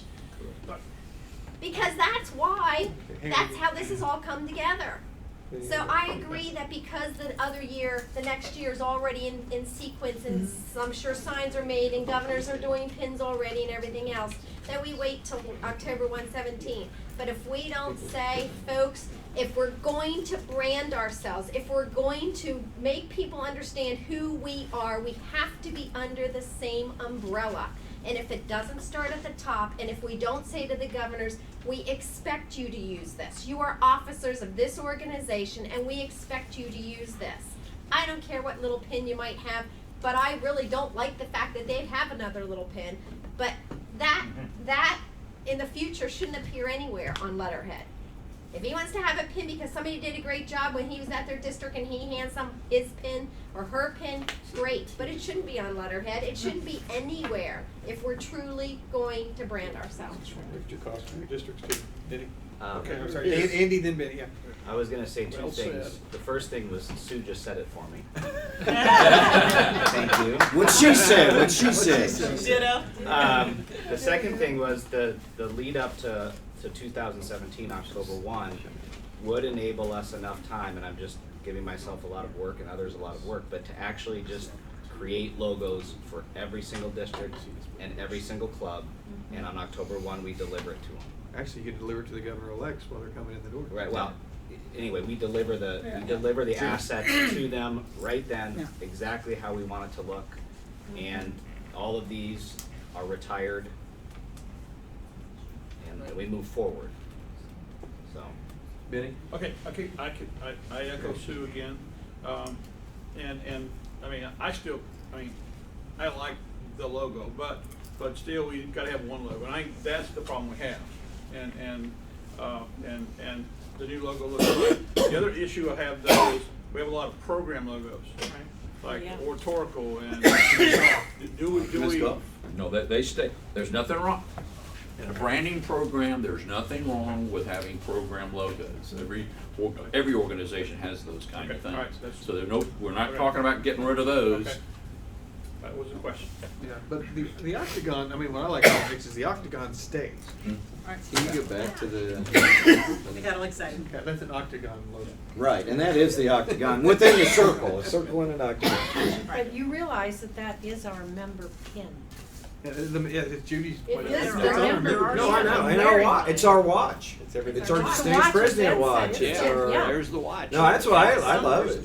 Now, one question that's actually come up here I see online is the T and the I are joined together. Is that purposely? Yes, that's purposely done. Okay, and what is the rationale for that? It's just, that's the way that particular font. Okay. is So it done. isn't to represent like No. a guy shaking looks like a hands. dude. It does. It looks like a person shaking. So it's just the Well, font. you just helped with some more rationale. Right, Appreciate right. that, I mean, in a way. I think it looks neat. I do too. I kind of liked it, but I mean, that question's come up, and I think it's a legitimate question. Yes. Yes, the dude's shaking hands. Okay. Other discussions? Yeah. The current, Eve? Is it to be used any of these, or we have to choose one of these? No, here's what we're going to try to do, and there's even more than, what we're going to try to do, and every corporation does this. For instance, let's say the horizontal version of that may work better on shirts because it's larger type or whatever. On glasses and things, you might want to use the round rule. So there'll be a system that you use, but it has same color, same type, and it all works together. I mean, so the idea is that you'll have different. Well, matter of fact, I show the stack version. Maybe sometime in a situation you can't. And see what happens with us is that if you don't show somebody how to use it, they take it and rip off, and the logo's a little teeny thing, and they stick it over here or whatever. So the idea is that we provide templates that show them, okay, this is how it goes on a glass. This is how it goes on pencils. This is how it goes. See, another thing that we've got to get out of doing is that when you go to a supplier and you say, here's my logo, produce me some glasses or some jackets or some pins or whatever, and they come back all kind. We got to tell them how we want that to look. Again, going along with this, it's developing a branding system that we will evolve over time. But one of the things that has to happen, and I'm not exactly want to do exactly what Adrian was talking about, but the idea, for instance, if a club decides it wants to do some kind of thing, it ought to feel like it can contact Optimist International and talk to the marketing department or send an email and say, look, we're doing this flyer, we're doing this, can you help us? And we show them what this branding, which is further along down in the proposal, would take care of a lot of that also. But to follow up on Eve's question, most logo brandings would say either the words and the emblem have to go together at all times or not. Which one is it here? They go together all the time. Yeah. There's not a place on Similar there, in the either it goes around it or it's connected to it. See, the round rules actually have it inside of them, the individual ones. They have Optimist International. There's not a one up there that doesn't have Optimist International, either out to the side, under it, or within the circle. So and that's important. Any Always of have the these are word. acceptable then? Yes. Yes. This is a system that we're designing here. We're not designing just the one way to fix it. I mean, to display it. It'll be a system. And then we need to keep in mind our suppliers. I mean, because they have an inventory and whatever. So that's another reason I think that implementing on October 1st, 2017 might be best, because if I was the suppliers, I'd certainly want to say on this, although it's an opportunity for them to do really well. But it's got to be facing. And then the other thing is, clubs that have existing banners and things like that, we can develop new ones, but we certainly would not, I would hope, anticipate that they all have to throw out their old club banner they've had since 1916 and whatever. Okay, I have a question when you're ready. Because I have a little lady from North Carolina calls and chews me out every year about bylaw 4, Article 1, Section 4. The official slogan of Optimist International shall be "Friend of Youth." We'd have to change that. And so this is the slogan. So It's a tagline.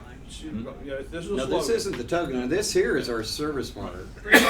Bringing out the best is the proposed tagline. Yeah, we haven't got to that yet. Right. Service mark's But still my in there. point is slogan, I mean, literally, we actually had to add it to the website, and it's on the website, the Friend of Youth, because we got, I'll tell you, we've got some members out there that still a friend of you, so. Right, so we and need we'd go have this to way. change the bylaws. We Well, change the bylaw. I don't think we'd have to do anything for this, but it's the next one where the recommendation is friend of youth would be retired. That can only be done by going to Understand, change of a bylaw. All right, all right, so And this, what two-thirds we're vote, talking about with yeah. friend of youth, I think actually does fall into item C Yep. that is being proposed. So item B, we have the motion on the floor to accept this as the official logo of Optimist International. We have not stated when the rollout is at this point, just that this be adopted.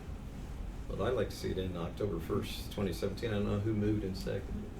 I would recommend that we need to have. Who was our maker? Katz and Creswell. I'll accept it. I'll accept that. Okay, so as 17. effective 10/1/17. Will you accept that? Yeah? Hmm? Does that work for you? But we could use it before. Yeah. All right, That all in doesn't- favor say, oh, I'm sorry.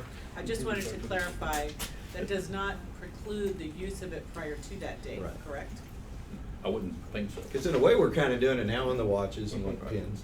Okay, But just wanted to make the thought sure is that this Have been is, for a while. if we wanted to start showing this tomorrow, Yeah. We could. And that's become an issue even in the summits, is we were a little worried about our marketing presentations, but we can now add this to the marketing presentations. The only thing that's different, have your pin. So he's getting advice from council.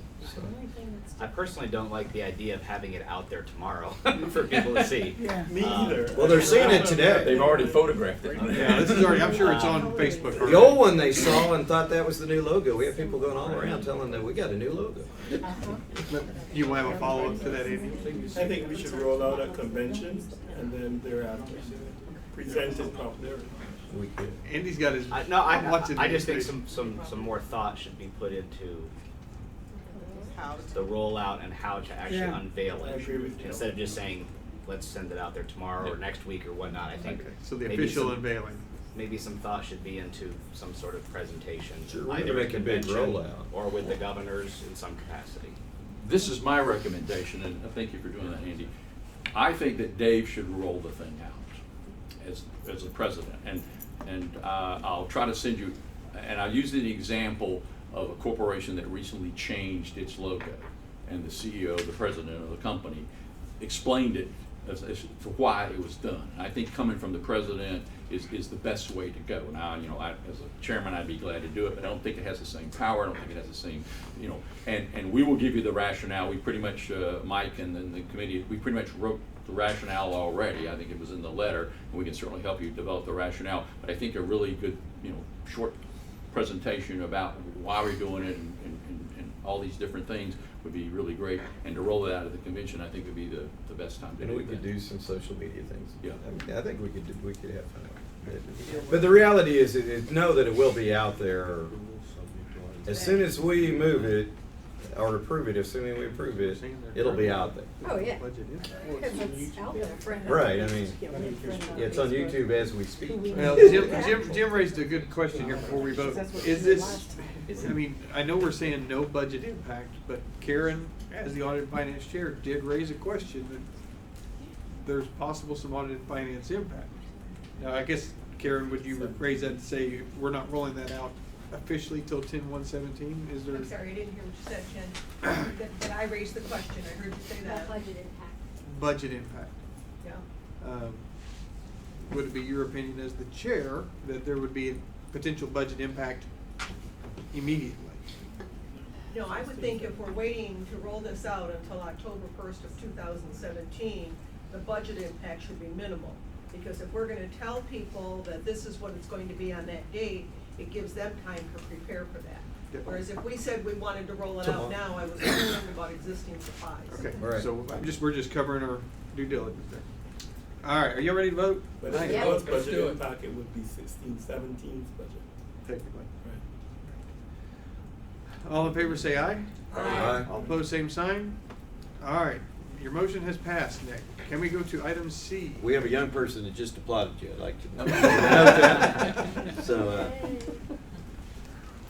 Okay, C, the official tagline. Now, again, you know, we suggested, because we, of course, based on a new branding statement and all this kind of thing, and I heard, I don't know how many times today I heard in this room, best of this, best. Our name, Means the the word best. optimist comes from the Latin word optimus, which means the best. We talk about the best. So when we're talking about it, we like the branding statement, that we probably we ought to change the tagline to bringing out the best, the best. And I understand about the friend of youth, and I understand that would probably be the biggest hill to climb. But basically, and again, maybe I should wait. But the idea is, I think it's limiting. I'm sorry, I think it's limiting. We are not all just about youth anymore. And so the idea was that we to a person, and we discussed this at length about what to do about this thing, and we decided that we think we should go forward bringing out the best. Have a motion and a second. So Discussion. we're recommending a bylaw change because it would take a 2/3 majority bylaw change under Article 1 if we go with, and I know it's only in the rationale, but if we go with the friend of youth would be retired. Your motion does not say anything about, and it seems to me you might be better off, we might be better off, that we not go down that road. I mean, I think we could do what you're asking for. A tagline is different than the friend of youth, which is the official Okay, slogan. all right, that's fine. He's not saying it's. Do we have, is probably anywhere else Yeah. bringing out the Yes. best in kids? It's a policy. Policy? It's only Benny. policy. ICD 12, the International District Club branding statement shall be, bring out the best in kids. Clubs may use a tagline right here, right now, in conjunction with a branding statement, and then we've kind of modified that to say, in our communities, in ourselves. Yeah, we just did that today. That is ICD 12. That tagline was adopted the year that Bob Garner was president. I was on the board. There was a presentation made, and we had the same discussion about the bylaws. And it said, don't touch the bylaws, just do it as a tagline, whatever you want to call it. But Okay. if you go there, if you go after the bylaws, you're going to go after sacred turf. Okay. So to that point, you said it was adopted, but I didn't hear it in that, so I wonder, do we need to add a small amount of language to what Benny just read in policy ICD 12, where that's the longer expression, that's the branding statement that talks about bringing out the best, but then goes on to say, in children and ourselves and the community, et cetera. Do we wanna then say, and our official tagline will be bringing out the best? Instead of right here, right now. Well, the right here, right now was It's this just something you year. could, no, it Oh, was that's the already, tagline. I didn't create that, I actually That was is the official pre-approved. tagline. Yeah. That you could add if you wanted to, Then I but would we just- don't need to. I would simplify based on what I'm seeing here, bringing out the best. I would say ICD 112 would read, the International District Club branding statement shall be bringing out the best, period. Okay, delete the rest. That's a policy, right? That's a policy, ICD. I would make that motion. Wait. Wait, we do? I Yeah. apologize. What did we just pass earlier today about the Yeah. branding statement that was Yeah. the In our communities and longer, ourselves, yeah. it's all that. Yeah. It's not right here, right now. But that's longer than, that's way too long for a tagline. Yeah. Which is why this tagline is the short version, right? Right. I could see those in succession in the same policy.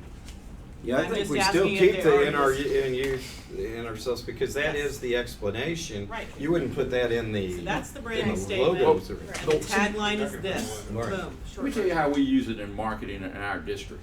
See, in advertising and things that we do, in the ads and the promotion, we always put that in there. It's something like we'll say, whatever the subject line is, and it says, and that's what you do when you bring out the best in youth, your community, and yourselves, or ourselves. So we're always putting that in there, but then the tagline would be bringing out the best. So. That's a good point. What I just mentioned to Ken is we really need to change the mission statement, and in a way we kind of did that earlier, because it's by providing hope and positive vision, optimists bring out the best in youth, in our communities, and in ourselves. And that's to me really what that should be used as. And as I go around speaking, I say, if you're looking for that elevator speech to get you started, that's what you use. It's a one short sentence that initiates the conversation about the three things that we do as Optimum, the best. So I think that might be the best place to put that part. And I don't know what policy number that one. So, I'm confused, what are you changing then? That was The mission statement would have that, Expanding it. because right now it's by bringing out hope By- and by positive, providing bringing hope out and the positive best in kids, period.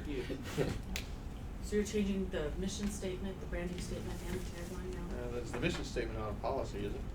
No, the mission statement. Mission statement's a mission statement, what you write on your back of your paper. So the motion that we have on place right now is that we adopt the official tagline, which is under policy. Right. ICD 135, to be bringing out the best. Instead of right here, right now. Because the tagline right now is right here, right now. The That's proposal we policy. currently Let's have look at this. is to change the tagline to bringing out the best. That is the motion on the floor. Right, so I'd be striking that out and replacing it with bringing out the best in kids. You'd be striking everything kids. out, Bringing out the bringing out best the kids. best. Yes. Yeah, the period go Adrian, ahead. you had, and then Becky? Yes. The tagline I'm just a little is right here, concerned right that now. if we're truly committed to the rebranding and the repositioning of the organization through the branding mechanisms that we're discussing, that the fear in attaching, in attacking the bylaw is limiting or We're not commitment going to- after the bylaw. But I he know what I thinks it said. should be. Listen, I said limiting. I said in attacking or fear in attacking or changing the bylaw is limiting or commitment to the full rebranding. And that's where my concern would be. You know, if we're fully, genuinely committed to it, our job is to sell it and to get the buy-in and make the change right Right, it through. shouldn't be done. Trying not to touch here because it could be shaky ground. It means that we're not fully on board. That's Well, kind of to me- what my gut is saying. I want to respond to that before you get to the tagline, because to me, I do not support elimination of friend of youth as a slogan. I would fight that tooth and nail. I think historically we need to use that as a slogan. That doesn't mean we have to use it as part of this. I'm all for using this, but there's no reason why we have to get away from using friend of youth, which we have on all kinds of things. The retirement of friend of youth, I personally would fight, and I think a lot of people. So to me, it's not a fear of changing the bylaws, But why? it's a fear of changing the substance, because we are the friend of youth. We're a friend of communities. We're a Right. friend of each other. But I mean, I like the official slogan, so I'm saying is, to me, it's more than just being fearful of changing something. Well, I'm It's saying that something I becomes an like, I emotional don't want to response, though. change. The point is, it becomes an emotional response. Right. And Benny? that's where Okay, it becomes, all right. Right, and something we've done for Sue, 56. but that's emotional. Benny? Okay, It's also factual. And speaking of that one issue over here, it would take a 2/3 majority, and I think it'd be very difficult to get 2/3 majority on the floor to change the tag. I think our. Slogan. Slogan. Slogan, right, the official. All right, earlier today, we approved that the board of directors adopt the following branding statement. Bring out the best in youth, our communities, and ourselves. So that is the new branding statement under ICD 12. True. Okay? That replaced international edition, shall use bring out the best in kids. So we replaced that. So that's the new branding statement, bringing out the best in youth, our communities, and ourselves. So clubs, so my question is that the tagline, bringing out the best? And so what we need then is a motion that says the tagline, which is currently right here, right now. We need a motion that says the tagline is bringing out the best. That is the motion. That is the motion. That is the Yes. motion. We have a tagline, so what they're saying is that we're not replacing friend of youth or bringing out the best in kids, we're replacing right here, right now. Right here, right now. And I Well, think but bringing out the best in maybe- kids has already been replaced. That's already been replaced. That's right, that was already been replaced. Okay.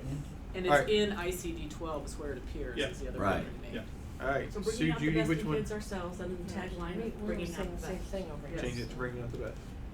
Sue, Judy, which one do y'all? I agree with both sides. I think that if we're truly gonna rebrand ourselves and we're going after youth and everything else, I don't care how long we've had Friend of Youth.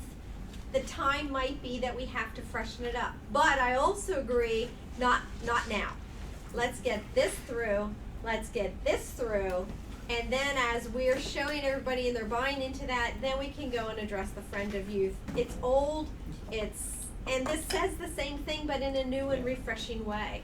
So, yeah, I understand its emotions, Dave, I do. But give me something better than, oh, well, I've had it forever.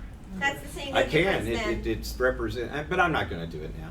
But I can, but I mean, what I'm saying is, I'm not ready as a board member to vote to even recommend that we do that.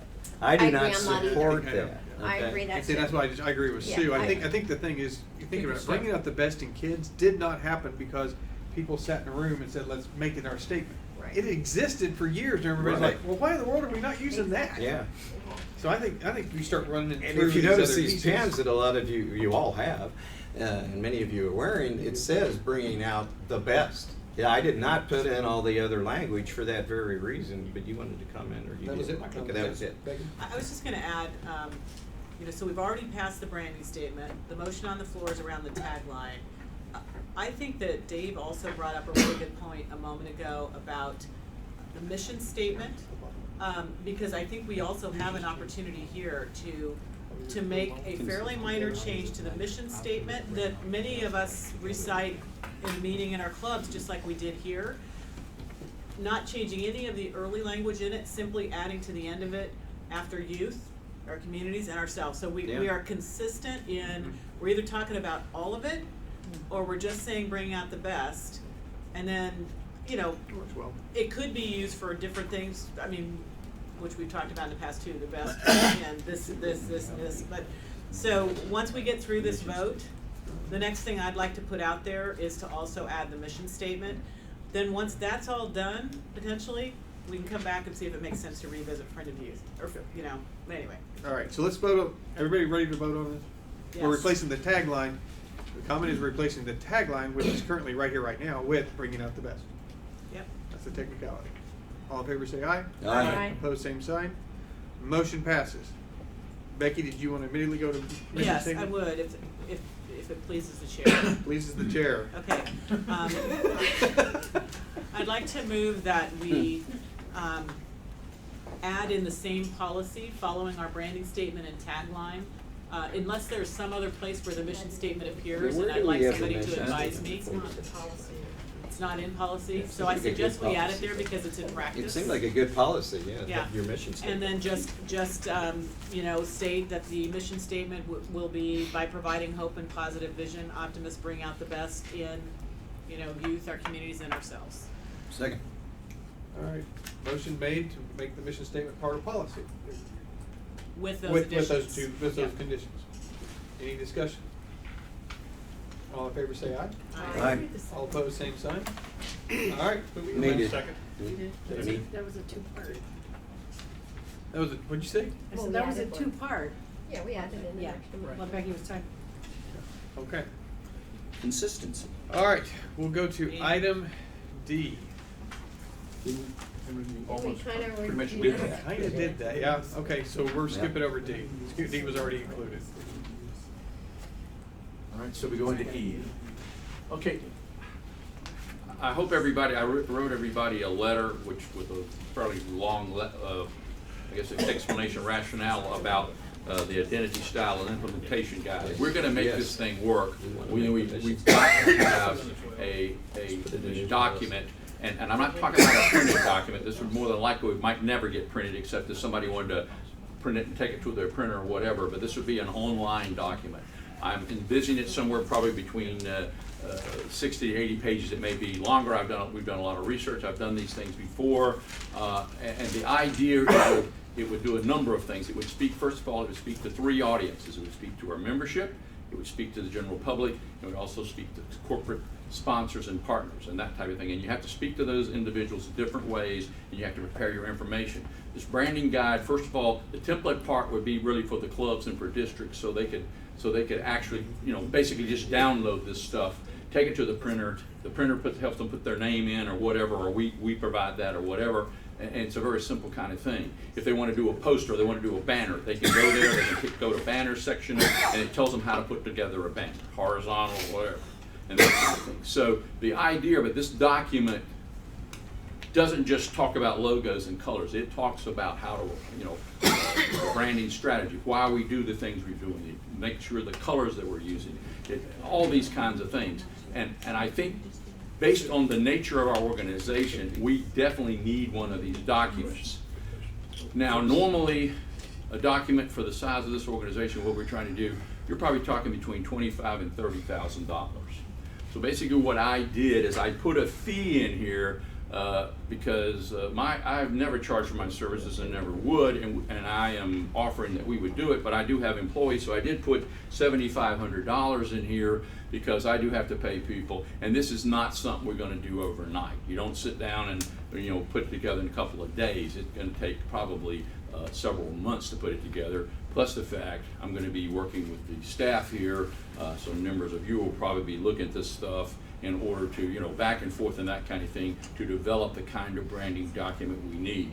But for our organization, the way we're structured and how we operate, a branding document to make this work and to really expand our branding out there in the marketplace, we're going to need to have one of these things.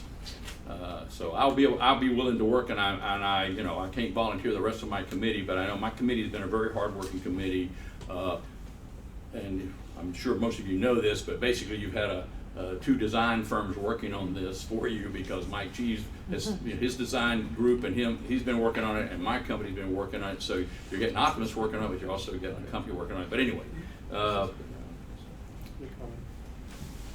so I'm prepared to discuss whatever you need to do, about this, and answer any questions if possible. And Dave asked if this was actually in the Audit and Finance Committee report, so they could review it. And you recommended it. I mean, the problem is, I think we ultimately are going to have to do this. We now know there's going to be a impact on October 1st, 2017 we have to plan on, but I do think that we need to hold off on any of these expenditures, because we're looking at the budget. You've been here the whole meeting. We're looking at the budget to see what we can reallocate for the current budget, and we're currently looking for the 2016-17 budget. And so I think this would have to all be try to incorporate it into that budget. So I just don't think it would be fiscally prudent for us to do that now. Okay. If you want to address it, we don't have a So this is what I'll do. I will start on it. Right. If there's any money that we can work out, I'd like, I normally try to do everything for free, because I'm passionate about the organization. I want to see this done. It's worthless to roll this out if we don't have the document. No, I agree. So I will just start working on the thing, and then if we can, if there's a possibility of doing anything to because there's a variety of things we have to do. If it's just drawing some logos and things like that, that is not a big deal. But there's a lot of effort that's got to go into this thing, diagrams and things of how to use it. And any of you who looked at a real branding document know that it's not something you just put together. So I have to have special people. And now I think we have some guidance of where we really are going to go that we can consider for this year. Any amendments on budget, anything on next year, as Jim's helping put together the budget and work with next year's finance committee too on trying to do that. But I think now at least we have some direction. We've made some major decisions to move us in that direction. All right, Adrian, and then I'm going to ask Karen to comment. She did not make the comments during her audit finance report, but I'd like her to at least address that. We'll do Mark and then Karen. Adrian, Mark, Karen. Okay, I know we're in open discussion here, not an emotion discussion, but one, I think it's very magnanimous of Nick to extend the offer he just did, but I personally don't like when our members feel obligated to do things like that. I don't think it's fair, and I don't think it's appropriate. That being said, there are a couple things I want to say related to this. I believe that, once again, it goes back to the commitment. If we're committed to it, this is a necessary part of it. And if we're committed to rebranding, I mean, my company is going through a rebranding, and it's $50,000 Barbados dollars. So that's a lot of money. And you have to budget for it. So if we have made a decision, I think it has to be looked at within Jim's budget. And whatever that number is, it has to be factored in. So I don't think it's fair to ask a member just because he has that service available to fund that at his cost, one. And I think we need to be, if we're committed to it, we probably budget it and we go for it and we roll from there. But I would question, as I did in my response to Nick's letter to him and to Andrew, whether the full extent of the branding guide is necessary based on the disparate nature of our organization. The question is, who will use it? A branding guide is okay, I think, in a corporate structure. Well, it's okay all generally, but a corporate structure can be better controlled. We have 50 corporate structures that we have to deal with, whether we like it or not. It's not just headquarters. And the reality, I cannot imagine any part of my being that any governor is going to go and refer to any manual to see how to use it. So the utility of it will be a question versus cost benefit spending this money. And my comment to them was that we need to find some quote-unquote idiot-proof way of making it possible. I resemble that. Whether it is whether it's preparing the business card, preparing the letterhead, all of that digitally, and investing our energy that way, versus on a binder like what Dana has there that about 75–80% of people are not going to use. Now, whether that's going to affect the $7,500 fee or not, I don't know. But I'm just saying the mechanism as to how we roll out the branding guide is what needs to be considered. All right, Mark? Do you think we need some type of a branding guide to be able to give out? And I will disagree a little bit with Adrian. I do think there are some governors that will look at this and say, boy, that's a load off of my shoulders. They're showing me how to do this. I don't have to go to somebody else and have them do all of that work for me. I guess the biggest concern that I have, and I appreciate Nick and his company wanting to do all of this, I'm afraid, and I think Karen brought it up in her report, of that potential conflict of interest. And do we have the obligation, and if we're going to be committed to this, that we do bid this out? We have 3 companies submit bids, and the decision is made based on those bids that come in. And even though it might cost us a little bit more money, I just feel, especially in about 9 minutes. Right, I mean, it could be a bigger issue in 9 minutes. I just wonder whether we have a problem with it. Yeah. Nick, would you like to address? Karen, he kind of addressed what? Okay, I'll solve that problem. I'll just do it for free. No. Listen, I don't want somebody else to do it. I was about to say I'm gonna be right. I don't want somebody selfish else. thing. Now, I don't mean to do it by myself, but I don't want somebody else to do it. I don't think anyone else can do it. That's the point I was going to So, respond to. yeah, so- You can't have someone do a branding guide for someone else's logo. And the other response to the thing is, Adrian, I don't ever see this being a notebook. And the parts that, and as I address, there's 3 different audiences that we're going to be focusing on. The clubs and the districts primarily would use the templates. Right. But I use an example, Connie, for instance. Connie came to me when I was here for I think it was a committee meeting. She said, we're trying to put a package together to send out to the sponsors for the oratorical contest. And she said, could you do something on this? Well, the branding guide would have that kind of thing in there for us to use, because in there in the section is going to be, how do we approach corporate? The kinds of things we do. So there'd be different levels for different, and every organization does this.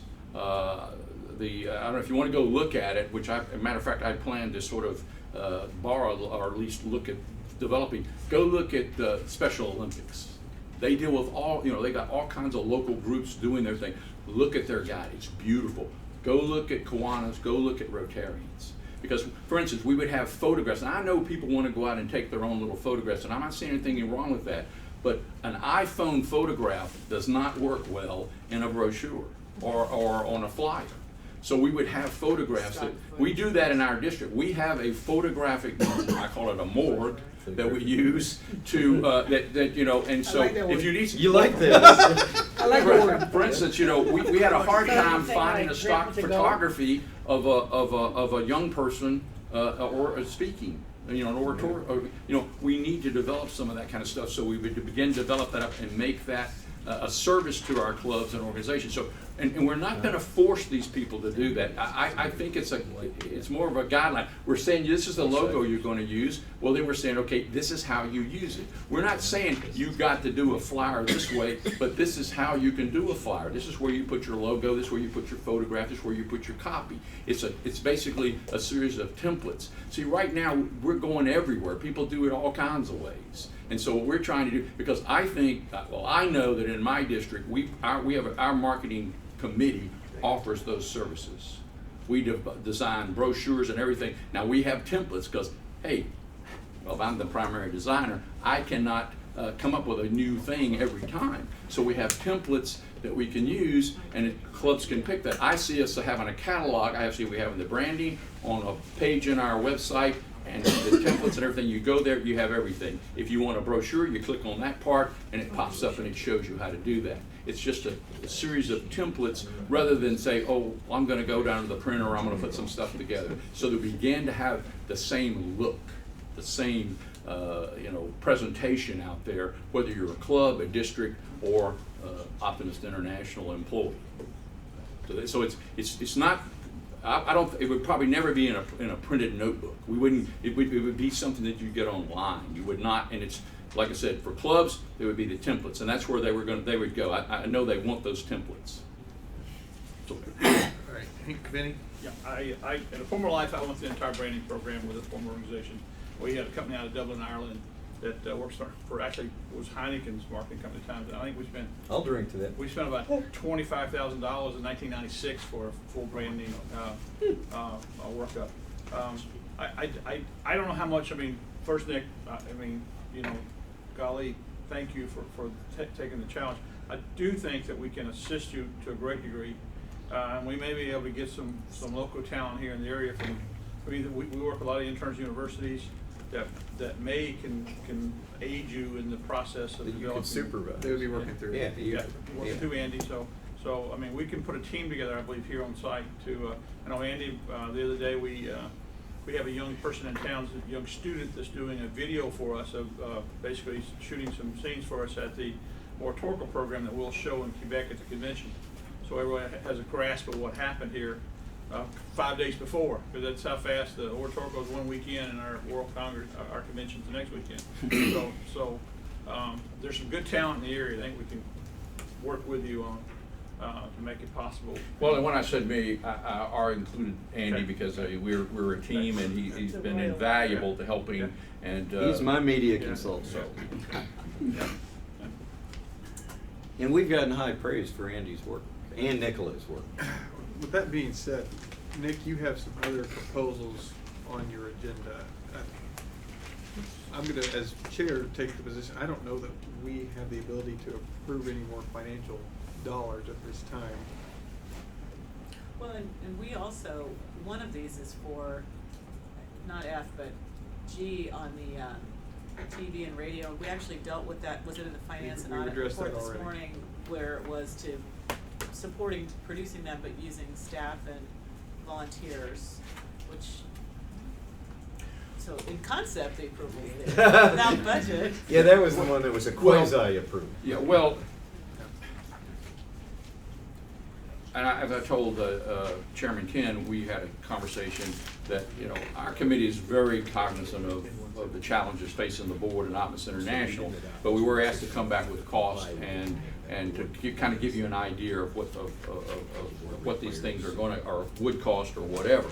Now, again, I'll say something about the PSAs and things like this. No disrespect for anybody. When you do them in-house, they don't come out the same way. I'm sorry.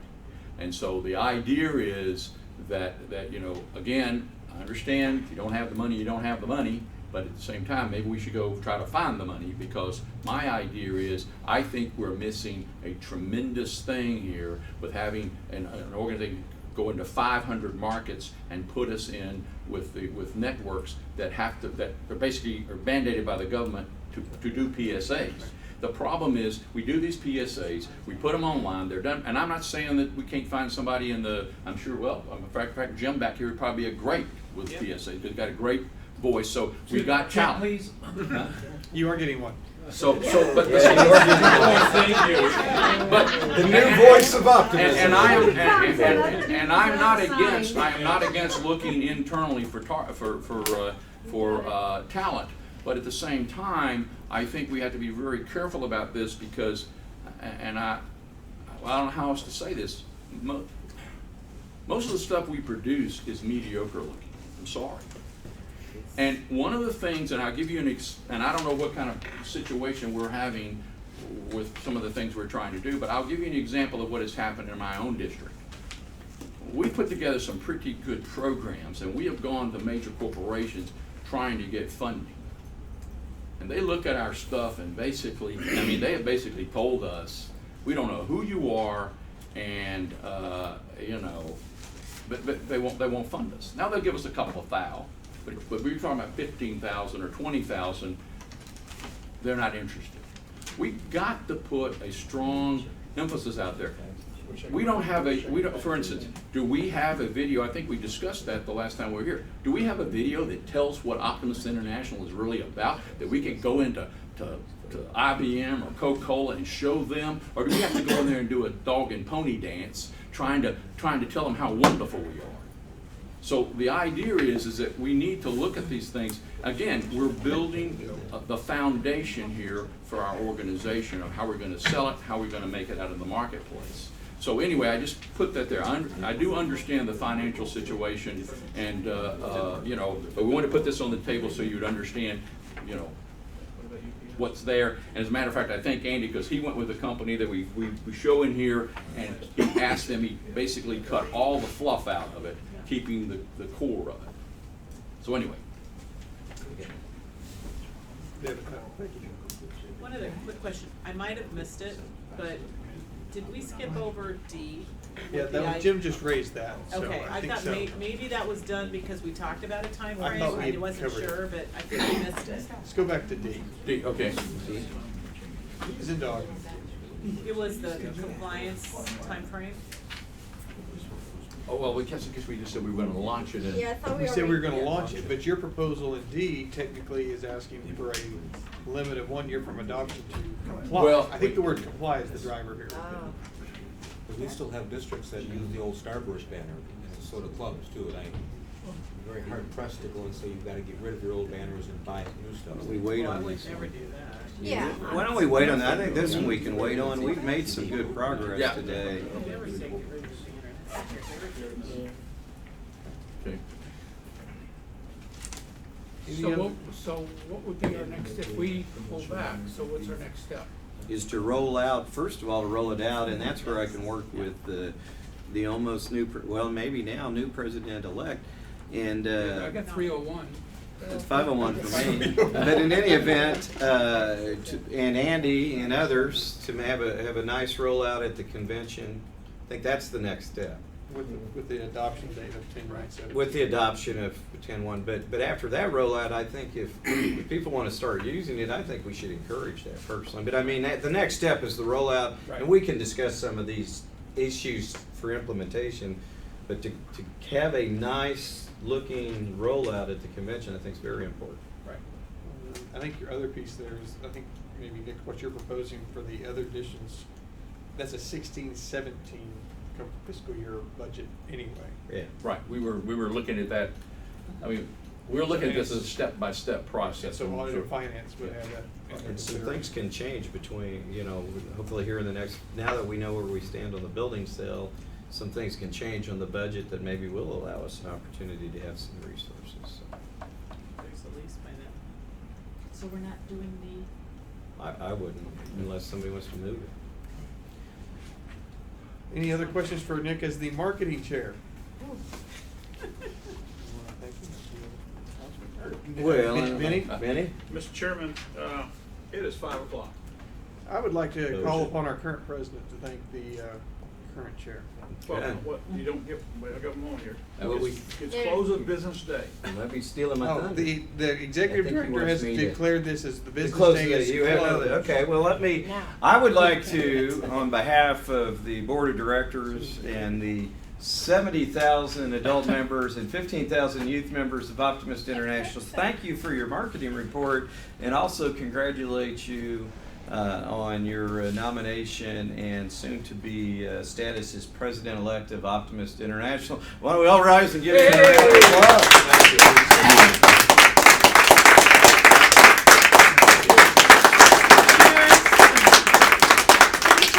We're gonna take a 10-minute Yeah, break. he's checked So you can everything. congratulate- UPS, We're checking mail. UPS now. Well, that's why I put a 10 little minutes, whistle in please. just 10 in minutes. case. The puck is dropping at 6, we know.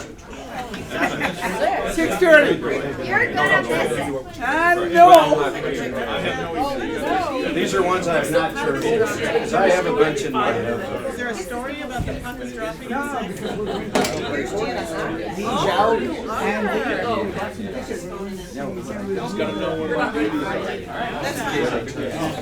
So we must finish. Yeah. If not, you can continue without me. Rebecca, if not, you can continue without me.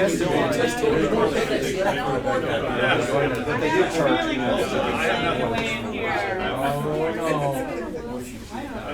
I have no one on my email. No, I'm just talking about on my receipt. They've already charged it, but the receipt they gave me just says estimated total. Yeah, she'll, Vanessa knows that. They had- She'll look at that. Okay. It looks reasonable. Yeah, and then some of that I'm gonna pay for anyway. Okay, I'll try to put these together before I leave tonight. What, I don't know what I'll do. Thank you. Specifically put right to it. I mean, I was gonna wait. So They will see it. because they told me it was denied and you approved this, and I said yes. No.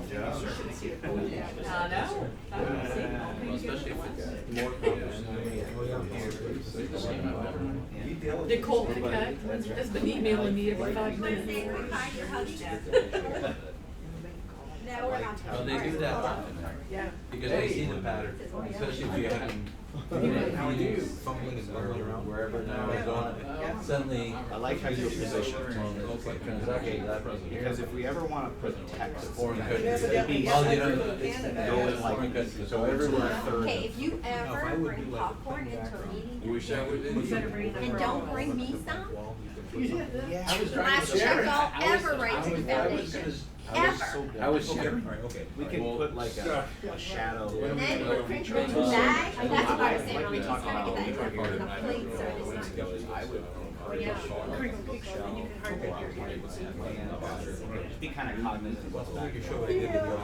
Yeah. It Could have been okay, but I. There you go, thanks, appreciate it. I have a card, so. Well, I have a card too. I gotta go to the pump. Alright, she's kind of excited not to Yeah. say anywhere, we can sit here till No, I know, But you wanna go to your camp. Knowing Dottie, she's still probably not. Although, you know, back in the I know. 60s, this is how you went to the Yeah, foreman. well, Yep. we're back, we're into the future. I see, there you go. Well, she is a member. She joined, and, well, she's a member of the new Yaya, cause it works good for her. So she goes to district meetings, they do See, that one I projects had and when I whatever, was in so my office, that works real Stephanie good with said, her because. I'm sure you have an optimist in the background. Oh, yeah, Wisconsin or whatever. Yeah, and then if you position yourself a little bit over to the side Informed more, that she became a like you member just saw in that. That all Okay. involved In whatever, fact, and let me do this. just because a regular type club like we, like my Guess club. whose district is Cause I, going to do. so watch, I'm gonna take a picture of this. Good job. Just so you can get an idea of perspective. Yeah, great, okay. When I put those numbers in there so they can see what we're talking about, I mean, I understand that maybe I should say that for about some Well, I sent him an email and I said, we got, makes you feel real good, even though she and really. didn't, I shoved it back in When I the got face. to think about it, Now she rolling out complains my that she beer. doesn't know anything. That's the best She thing. did shove it back. Win-win. That's right, win-win. So I was like, Hey, ooh, I had John. Mr. Oliver. Mr. Oliver. Mr. Oliver, paging Mr. Oliver. Governor Carroll called me, that's why I left here. She's in Now here's what Cluster we got. Hills. Là, je trouve qu'on fonctionne sur l'Internet parce que Hein? il fonctionne, là, faut pas l'oublier. Non.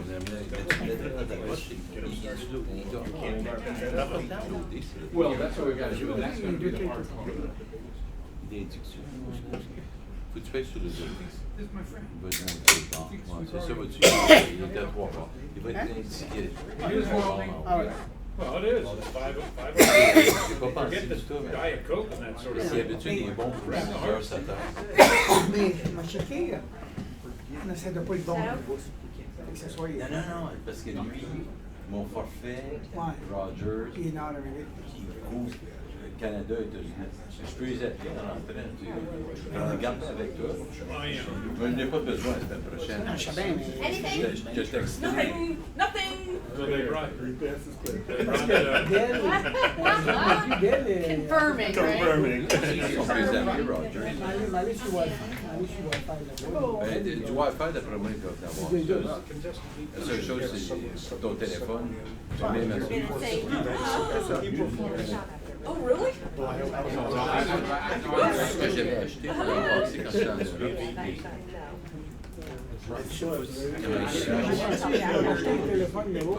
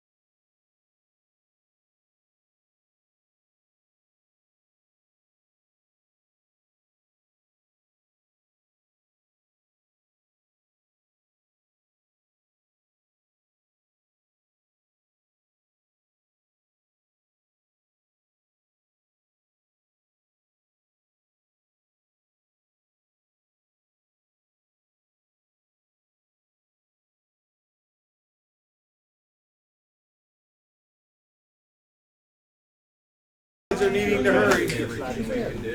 Huh? The puckheads. Oh, I know, exactly. Mr. Chair. Am I supposed to be giving this?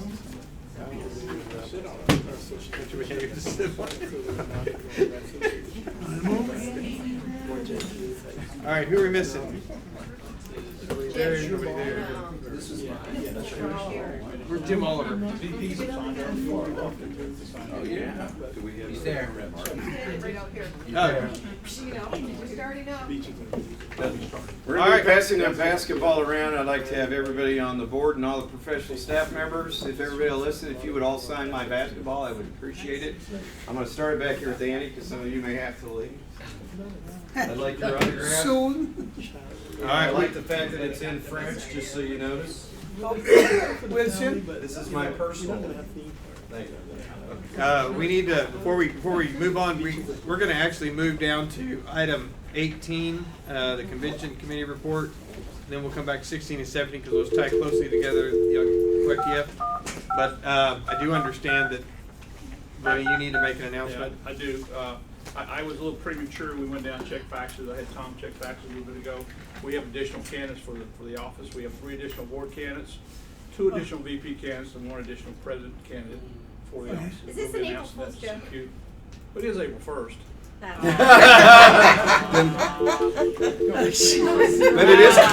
that is cold-blooded, you know. Good job. I actually just did that to Jack on the phone. I told him that. Can somebody do CPR on Nick, please? Somebody check on Nick. Check on Nick.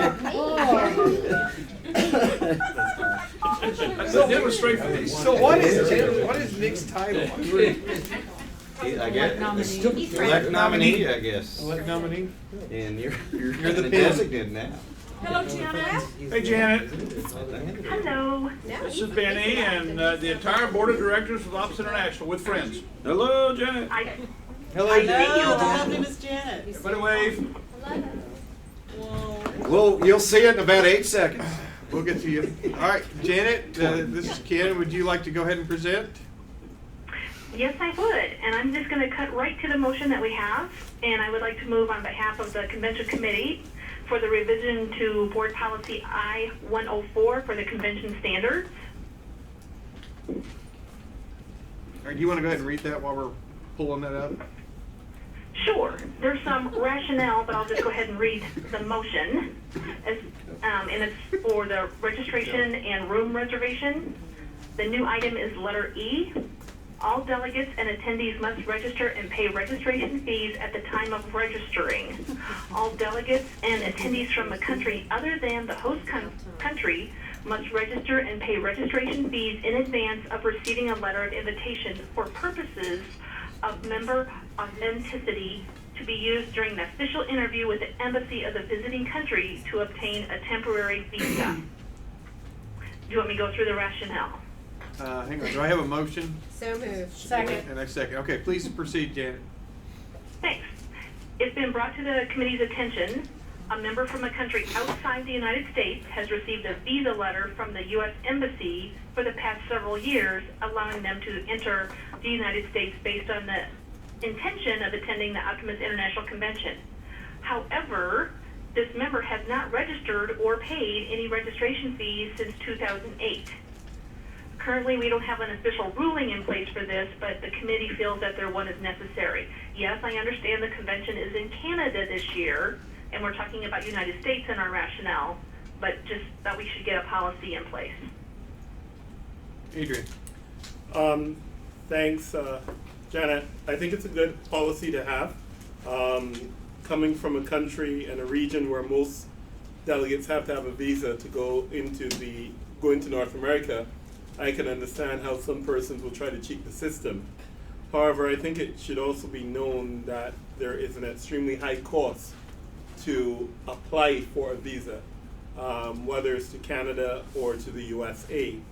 I think the USA is close to $500, $400 high, and I think Canada is over $300.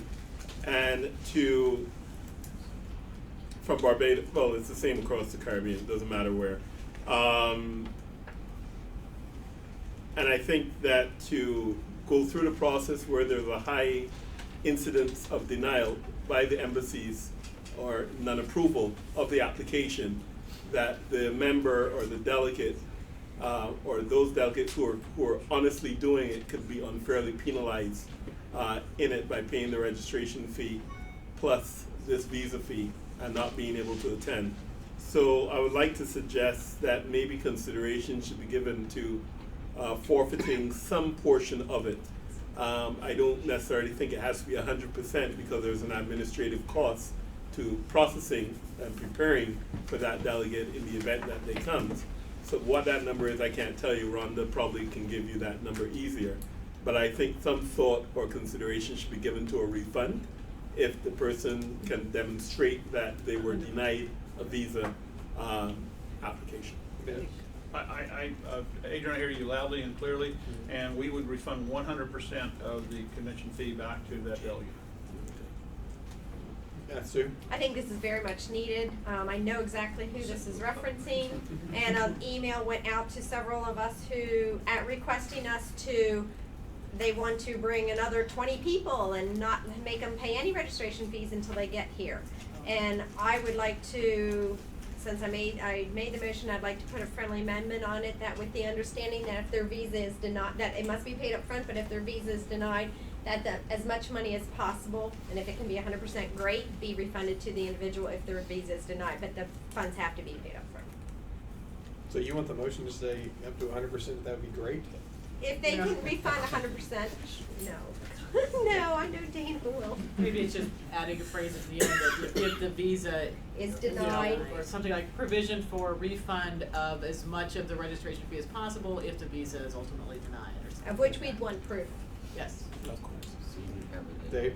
In my, I'm sorry, who was the second on that? Judy, who was our second? I had Judy. Judy, are you good with that amendment? Yes. Okay.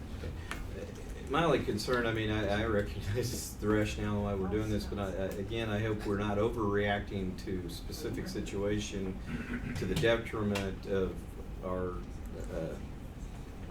district members, I would call them, those that are in official districts, because it seems to me that this could be really discourage people from even wanting to attend the convention when we're trying to get them to do it. So I'm just fearful that this is somewhat of an overreaction to a particular situation. And I wonder if we could maybe, just throwing it out there for discussion, make this applicable to those from non-district areas of Optimist International, which we have. That way, the Caribbean, which has been a long time supporter of our conventions, would not be a problem. Now, coming to the United States, it's my understanding that most folks in the Caribbean do not need a visa, but to go to Canada, they do need a visa. Most folks need a visa. Everyone needs a visa coming to the U.S. Everybody does, from every country. Okay. Every country. Yeah. So I don't want to discourage. I mean, some of the best parties I've ever been to is what we used to call Jamaica night, now Caribbean night. So if we could maybe limit this, and I guess I'd ask for a friendly amendment to those from non-district countries. We know how to get to the countries that have official districts. I think that I would say that I wouldn't support the friendly amendment. I know many instances of persons who use the letter just to get the visa. Sure. In the Caribbean. This is a common practice. They use the name of Optimist International and the Opportunity Convention, and I am sure some persons. So you're happy with it the way it is now? I'm sure some persons have not gone back to Jamaica or some part of the Caribbean, even if they did register. So I am sure there's persons that misuse it. It's interesting. I was actually just going to go down that path. So it seems as though the intent of this is just to ensure that anyone who is attempting to get a visa based on an invitation letter tied to convention has actually registered for convention. That seems completely legitimate to me. And if we are, and we know we've got some bad behavior we're trying to avoid, if we are able to say that if it's denied, we can refund, up to potentially 100%, then that seems very fair. Sure. It addresses the bad behavior, and I don't understand either why we necessarily distinguish between districted and non-districted, just it's a consistent approach to all, and especially if you're voicing what you voice. I want to make some comment that Adrian has and what Sue's speaking to. When you see a list of 20 people from a country, a developing nation, former life, that was always red flags, and I remember 41 guys getting off a plane in Finland and one going home and the other 40 staying, and I got my chewed out by the Finnish Department of State. So got to be very careful with visa letters, because if they ever think they can use our letters to get their sales into our country, they will do it. Right.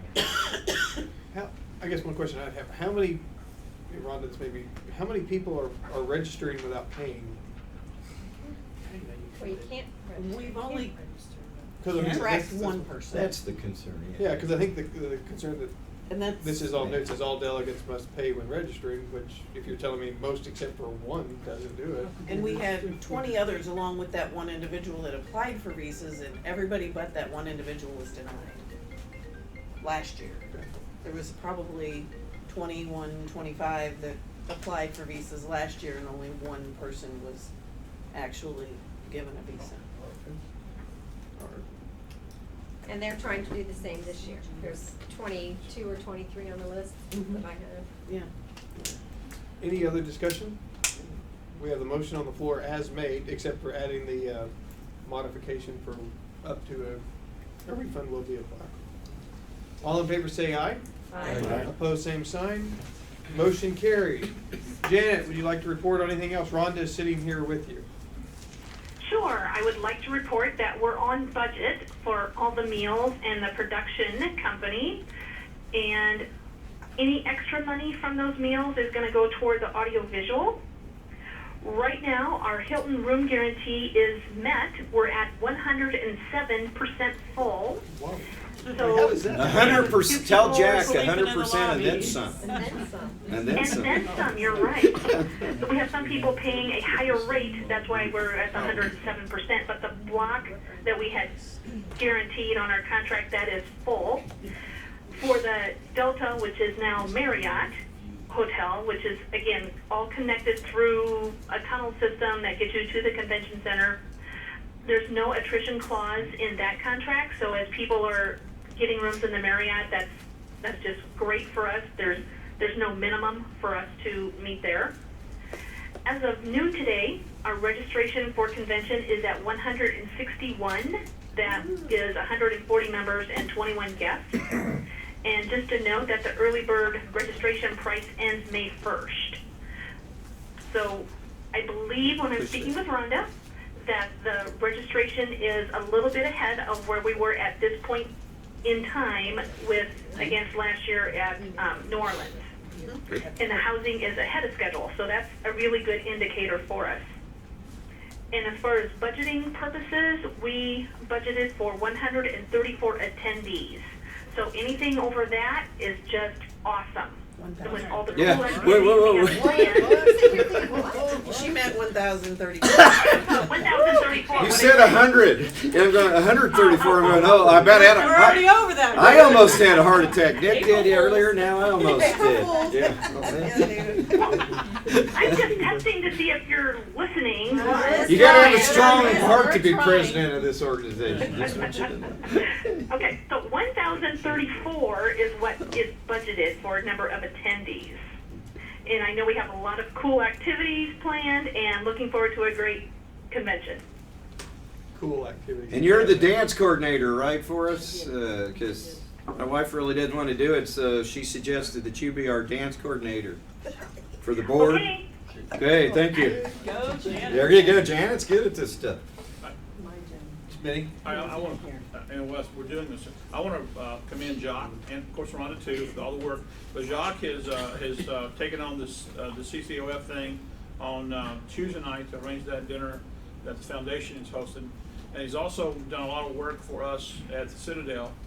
And that event promises to be really a neat event for our people. They're going to do the beating of the retreat, which is they have the red scarlet uniforms and the big black bearskin hats.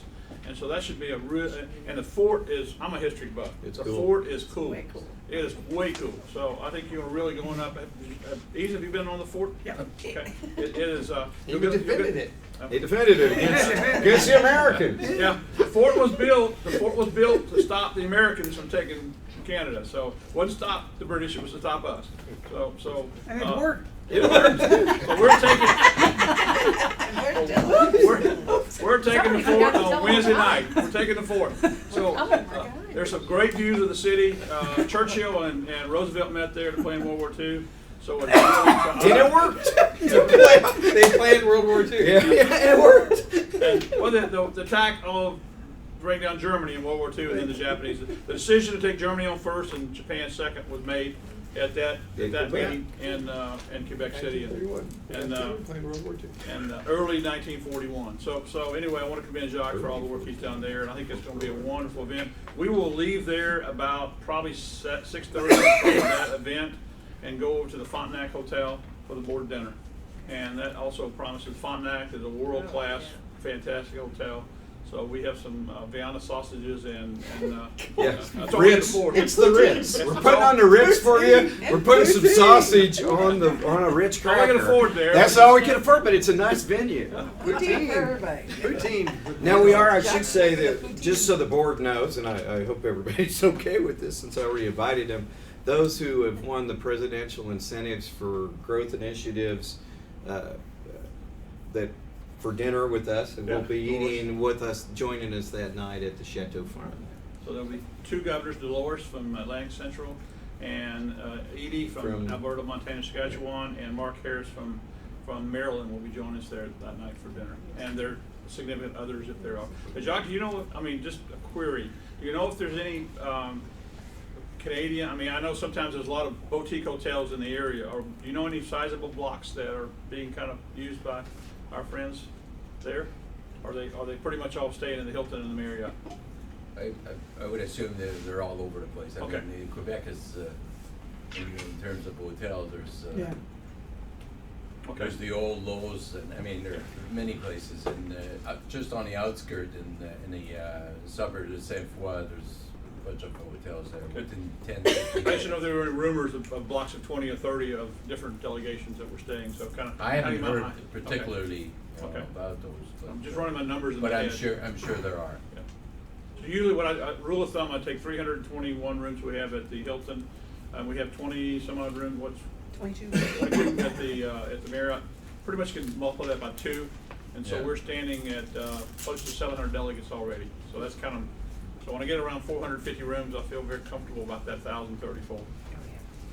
You go by Bertio Homes, you can get a to-go box. There you go. Take home box to the ultimate home. Sorry, Mark. I had a question, Janet. Maybe Ron is better to answer this. In years past, we've been able to go onto the website and see who's registered from each district. Oh, I have had Are we questions. going to have that ability again this year? Yes, it's up on the website now. Good. We've just added that. Okay, thank you. Yes, sir. Mm-hmm. Good Yeah, question, on the because that convention issue page- has come up. The convention page of the website, underneath the 2 different Okay. registration forms, you can say who's Great. registered. Okay, thank Yeah, you. we just added that. Thank you for that.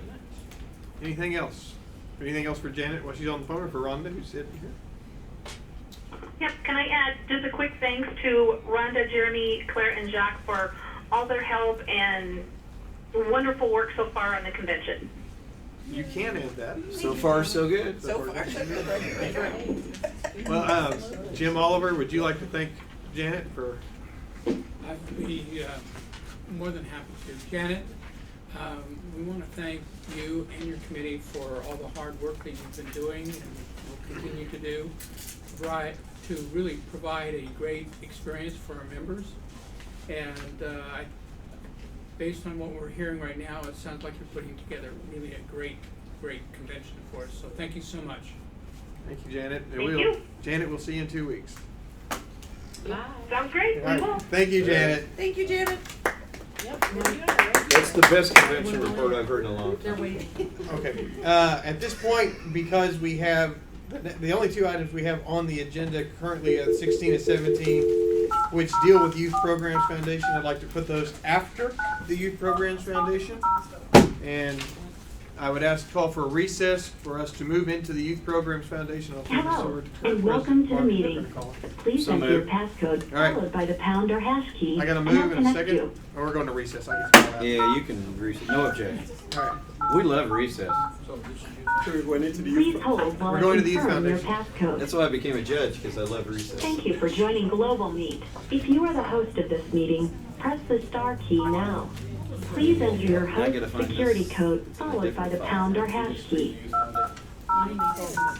Thank you. Your security code is confirmed. When you hear the tone, you will be the first person to join the meeting. The line will be silent until another person joins. Making paper when you're president.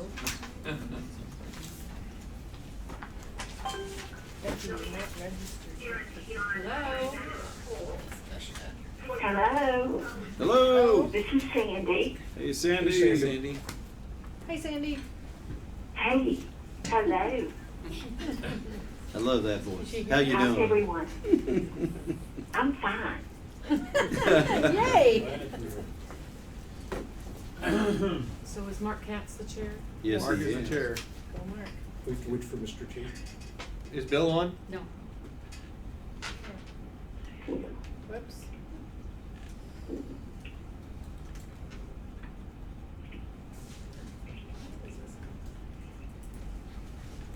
Was Bob Patterson gonna be on? Okay. Sharon's here. She's going. Yeah, she just had Oh, a she calling was some. here. She was here. Because we need her to come up to the table too. Might want to make your first. Sharon and Bill T. Approval to be- Yeah, let's get rid of Who had, I need his a rich board one. came in, so I think he was. Wait, doing no, it. I need a rich Huh? one. He's a voting member. Oh, no, I am. I wouldn't note any. This is Bill. Hello, Hey, Bill. Bill. Hey, Bill. How you doing? Fine. How's everyone? Good. Thank you. Okay, let's call to order the meeting of the Optimist International Youth Foundation Board of Directors for Friday, April 1st, 2016. First item on the agenda is the election ratification of the Ojai Youth Programs Foundation Board of Directors. Is there a motion to approve? Wait, where are we? We didn't do the minutes yet? Now kind of do. The minutes are about number 4 on the agenda table. Okay, ratification. Do the election first. Make a motion, we accept the Board of Directors slate as proposed. Moved by Ken, is there a second? Seconded by Jim. Second item on the agenda is the designation. We should Oh, vote, I'm sorry. maybe. All those in favor say aye. Aye. Any opposed? Motion carries. Okay, the next item on the agenda is the designation appointment of officers. Chairman. So seeing that we didn't elect a chair at our meeting in December, we have to elect a chair at this meeting. So we need a motion for the chair. But this chair would be one that would serve 2 years? 16, 17, right? No, it's the 15-16 chair. We didn't do it because there was a question on dissolving maybe, so they were waiting. Well, I move that Mark Katz be the chair. I second that. Okay, we have a motion and a Yes, second. yes. Are there any other nominations? Move to close. Acclamation. All those in favor say I aye. did. Aye. Aye. You Any can opposed? put whoever you want. All right, motion carries. Aye. We were all in. Third item is the adoption of the agenda. So we need a motion to adopt the agenda for today's meeting. So moved. Moved by President-elect Jim. Is there support? Support. Supported by Sue. All those in favor say aye. Aye. Any opposed? Motion Aye. carries unanimously. Next item on the agenda is the adoption of the previous minutes, or meeting minutes. Is there a motion to approve? So moved. Moved I'll by make a Becky. motion, Sandy. Okay, seconded by Sandy. Is there any discussion? All those in favor say aye. Aye. Any opposed? Aye. Motion carries unanimously. Next item is the report of the Optimist International Audit and Finance Committee. Chairman Karen. Okay, the One item that we have for board action is for the IRS Form 990. And the motion that's requested is that the board accept the IRS Form 990 for the fiscal year ended 9/30/2015. I might suggest, I'm happy to move.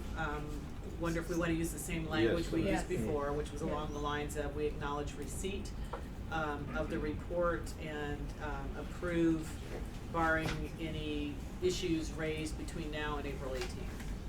Okay, is there support? Second. Okay, seconded by Judy. Is there discussion?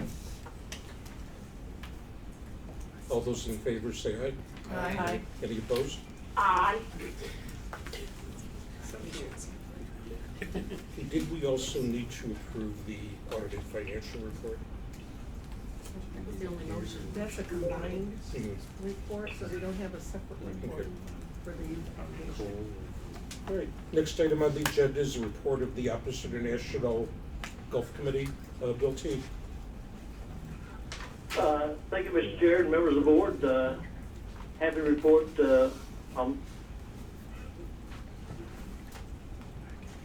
Go ahead, Bill. are you ready for me? Yep. Yeah. Okay. Mr. Chair and the members of the board, certainly happy to report representing the Junior Golf Committee. We have no motion for board action, but some information. We're in the process of doing the Hugh Cranford all scholastics topic. We have we have 4 members of our board that are involved in making that decision. In the junior tour event, let me give you an update. Can you hear me? Yes. Yes. Okay, I hear a lot of noise. I'm watching you on the screen and I hear a lot of noise, so I didn't know whether you could hear me or not. Yeah. What kind The of noise? Greg Norman Championship Tournament, we had 53 golfers participating in that, which was great. The Water Chase Junior Golf event in Texas, the tournament took place on March 19th and 20th. We had 56 people involved in that, up 13 from last year. So they did a great job with that one. The Core Golf Academy opened in Florida. Registration is coming in as we speak. The Vancouver event, we found a date, but the location was not available, so we'll put that on hold until next year. In Ontario, thanks to Sandy, we have contract signed to have that tournament in August 31st, September 1st. And in Colorado, we have a contract signed on that one, which will be take place October 15th and 16th. Course sponsorships at the championship. Anyone who would like to give $100, or anyone who knows someone who would like to give $100, we're accepting those now, with the deadline being April 30th.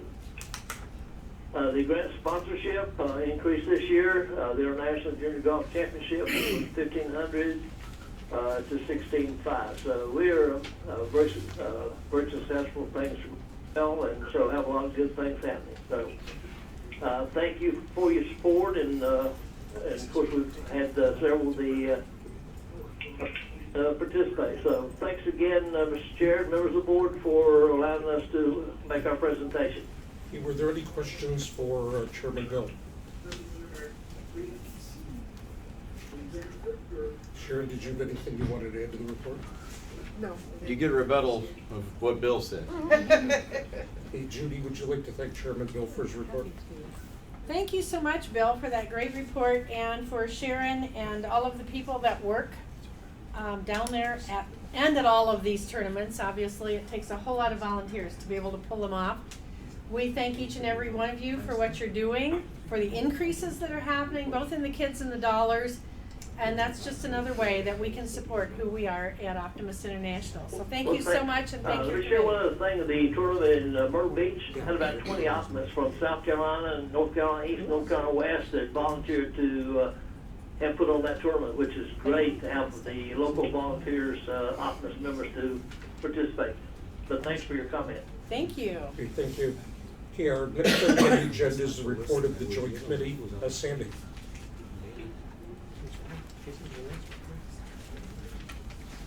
Mark, I'm having a hard time hearing you. Okay, it's time for your report, Sandy. Okay. Thank you, past President Ken and current President Dave, and you, the members of the board. I'm delighted to continue to serve as the Joy Chairman for 2016 and 2017.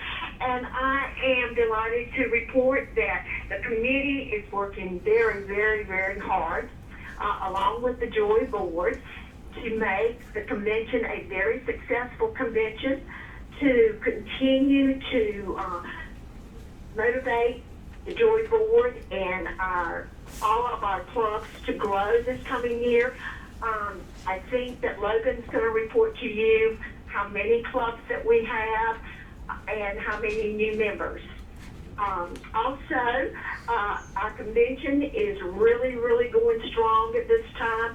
We have all of our workshops completed, both in French and in English.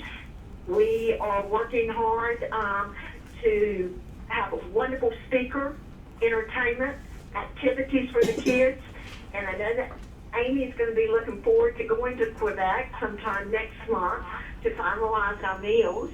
And I am just pleased with everything that is going on with the Joy Board. They are a motivated, enthusiastic group of young people that are going to really do a lot for this organization this year, next year, and in years to come. Thank you, Sandy. Logan, any comments that you'd like to make? Yeah, just a few things I didn't mention earlier in my report. Like Sandy was saying, again, for new clubs this year, we've had 27, a little over 400 new members. We're gonna catch you then. We're gonna catch you. Good job. So hopefully we're confident we'll be able to reach our goal of 500 new members this year. And going off of what she said about this convention being one of the best, I truly think that's what it's going to be. We received a lot of suggestions. So this year what we did is we went out to all the advisors and we asked them what kind of workshops and what suggestions would help make this convention better. So one big thing, I know it doesn't seem big, but they didn't like that there was a breakfast expense. So we have breakfast for them on the days, so that saves them some money. And for workshop topics, they wanted things that, like in the past, obviously we've always done the leadership training, public speaking, but they wanted things that would more help them in their everyday life. So we have things like budgeting for teens, marketing your Joy Club, how to motivate your team, setting priorities and clearing clutter in your life. So we're really trying to come up with these things that are going to help them in the future, even if they decide maybe not to stay in Optimism, but something that'll just stick with them. And then at the 2016 OI convention, our part in that will, as usual, attend the opening ceremonies on the 30th. And in addition to that, the board and the committee, we're going to be participating in some of the workshops. We'll have a booth in the House of Optimism. We'll participate in the technology, innovation, and professionalism talks. And we will also be assisting with the photo booth and providing games to help engage more of the members. That's all I have for my report, but I really want to thank my board. They've all done a great job this year. They've gone above and beyond.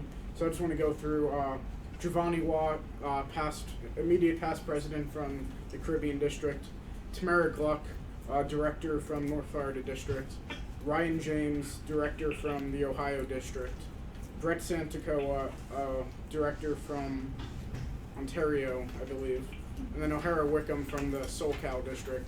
I also really want to thank my committee. Without the committee, we wouldn't be able to do it without our partners helping us out. So Sandy Cyphers as chair. Sandy, you've done a great job guiding me to be able to lead this board and for us to be able to reach our goals, so I thank you for that. And then we also have Jerry Barnett, Julie DeToy, Nicole Paquette, and David Puddles. They've all been instrumental in helping us do this, and I just want to thank all of them. Were there any questions for either President Logan or for Chairman Sandy? Thank you so much, and to each one of you, thank you for your support of the Joy organization, and remember to purchase your pen. Oh, I have them on me actually. I forgot to mention that. If anyone wants to buy them, I can show you guys later. I already have mine. I have mine Okay, too. Sue, would you please thank Chairman Sandy and President Logan for their report? I'd be happy to. Hi, Sandy. Hey, Sandy, Sue Cresswell here. Logan, on behalf of the entire board, to both of you, our sincere appreciation, and to the remainder of your board, Logan, and your team, Sandy. Doing a great job. I know the kids are going to have a fabulous time up in Quebec City due to your efforts and the efforts of the rest of your team. So thank you, and we too look forward to what's going to be happening up in Quebec. So thank you. I would also like to thank Amy. you. We will see you. Yeah, there you go. Ah, yes. Okay, was there any other business to come before the Youth Foundation Board? Past President Ken? Yeah, I think we need to make a motion that we not dissolve this board Second. and this foundation. We have a motion and support. Is there discussion? Due to the fact that we don't have any sales tax exemption if we lose this board. And that was basically, Dana pointed out that was we agreed to dissolve subject to the termination of the sales tax exemption in the state of Florida, which we would certainly like to keep for the golf tournament. All those in favor? Bill? Mark, Mr. Chairman? Bill wants to I'm comment. sorry, Bill. This is Bill. May I make another comment? Certainly. Got a motion? It's probably about this. Go ahead, Bill. I would like to be remiss if I didn't thank Sharon Parton and Bob Patterson for all the hard work they do. But we'd like to invite every member of the board in July to come to Florida to observe what goes on at the junior golf tournament. It is fantastic, world class. So we'd like to make sure that each of you are invited to participate in the tournament. We'll also let you work while you're there. So thanks so much. Great, thank you. Okay, we do have a motion on the table. Is there any further discussion on the motion? Benny has something back there. I don't know about the motion, but, okay. We have a motion. We have a motion on the floor. Yeah, we have a motion on the floor. Yes. I guess speaking to that, though, I think that maybe a committee should be appointed to look at the legal ramifications of uncontorting the board that we did a few years ago. And I'll give an example of one of my concerns. Sharon's my employee, Amy's my employee, Connie's my employee under the OI structure. But sometimes my authority is questioned because she basically, the structure we have now puts sometimes all the contracts for the golf program under my signature and the CFO. So there's little issues. I know 2 years ago we made a decision about a certain player being put in the golf program, and the question was, did I have the authority to make that happen? So I would like to kind of remove some of those barriers so those no longer consideration. But I think this board, the OI board, should be because basically the Audit and Financial says this, that we actually control this board. So I think at some point we need to review our construction of this board back to the way it once was. But and we have a directive already from the OI board to do that. And I was just gonna say, this is kind of far field from the motion, but I think it's related to the fact that we don't want to dissolve this, so now we need to figure out how are we going to go forward. So when we vote to support not to dissolve this, I think the next logical step is to see what the composition of this board should be. Okay, so we do have a motion on the table, and the motion is basically to rescind the motion that had been approved at the foundation board, or the Youth Foundation Board meeting in December, that this board would be dissolved if we did take advantage of the sales tax exemption. Is there any further discussion? All those in favor say aye. Aye. Any opposed? Motion carries. Okay, is there any further business? Okay, if none, is there a motion to adjourn? So moved. Moved by Becky, supported by Adrian. All those in favor say aye. Aye. Motion carries. All right. Now that's the way to run a meeting. Hey, man. We have to give it back. We could barely even get the votes in. Sometimes I didn't even quite hear him call for Once you it. give it up, it's hard. Hard to give up that power. Mark and Alexis gavel. Thanks, Sandy. All Thanks, right. Bill. Thank you, guys. I'd like to call the Optimist International Board of Directors meeting back into session. It's 5/20/52. what's the dates of the golf tournament, Shannon? July 20th through August 4th. Yeah. August 4th? We would like to thank, we'd like to thank our puckheads from Canada for joining us, and they have other events this evening, I understand. Yes. Yes. We wish you good puck. They have other puckheads going. There's other rhyming words we will not use since we're in Puckheads going. Yes, they are going to the hockey game. We should not feel ill will since this was not planned to be. This was not originally planned in the original day. All right, that being said, we're going to come back into session. We are now in session for the Optimist International Board of Directors. Item, actually number 17 and 16 kind of go together. But I would entertain a motion similar to what we just had on the Youth Foundations Board to keep the Youth Foundations Board and to, or basically rescind the motion made in the earlier board meeting. So moved. Second. Motion made and seconded. Any further discussion? All those in favor say aye. Aye. Motion carried. All right, that being said, we have now completed, we don't need any board of sales tax exemption, that was. I think we've taken care of Taken that care of now that. by implication. There is nothing left on here. Audit and finance was held for the end, That's just in case. just in case. All right, I think we finished everything earlier. okay. The- That being Coming out at the end. Right, we have to have an executive session. We'll have to have the executive session. That being said, we will be moving into executive session, and then of course we'll come out later this evening after we are done to resolve anything that was done in executive session. I do have one issue on the VP reports. Do you want me to do that here? Please, Sure. if you- that's what Okay, you'd I like. submitted a report that said that, per my vice president, that somebody, actually she said people from her team, I'm just doing this because if you guys read this, you're gonna be concerned. It says that some of her people had called into the office to get help and didn't get any help. Well, that was a major red flag to me. So I wanted to have specifics of what was going on and who did they call and who didn't respond to them. Well, then she says, well, it was the Atlantic Central District had called in for rebuilding of clubs help. Really, that's my district and I'm their club building chair. I haven't gotten a call from them for help. So I have all this in the report. So I reached, in the report I said I would continue to follow up. I want you to know that I've talked to my governor. She did not call OI. She has no idea what the VP was talking about. She says when she has called OI, she's got nothing but help.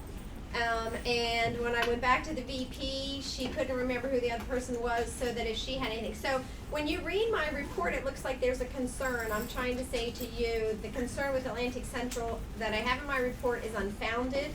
It is not an issue, so I don't want anybody to freak out.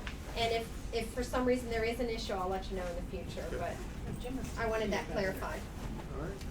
That's what I mean. There's Anything else for the public? I'm going to suggest that we sign off from the streaming, going into executive session, which we don't know how long will last, but we have barbecue brought in already so that we will not continue to meet through the evening. Oh, look at that. For Nick. Oh. Well, there you go. Oh, Nick, there's your. Well, that being said, thank you for those who have tuned in today. Mile, good luck on healing tomorrow, and we hope this has been informative. We appreciate everybody being here. With that being said, we will recess into executive session. And actually, ready? Dinner's ready? Dinner's ready. All right. I would suggest we go get dinner. Okay.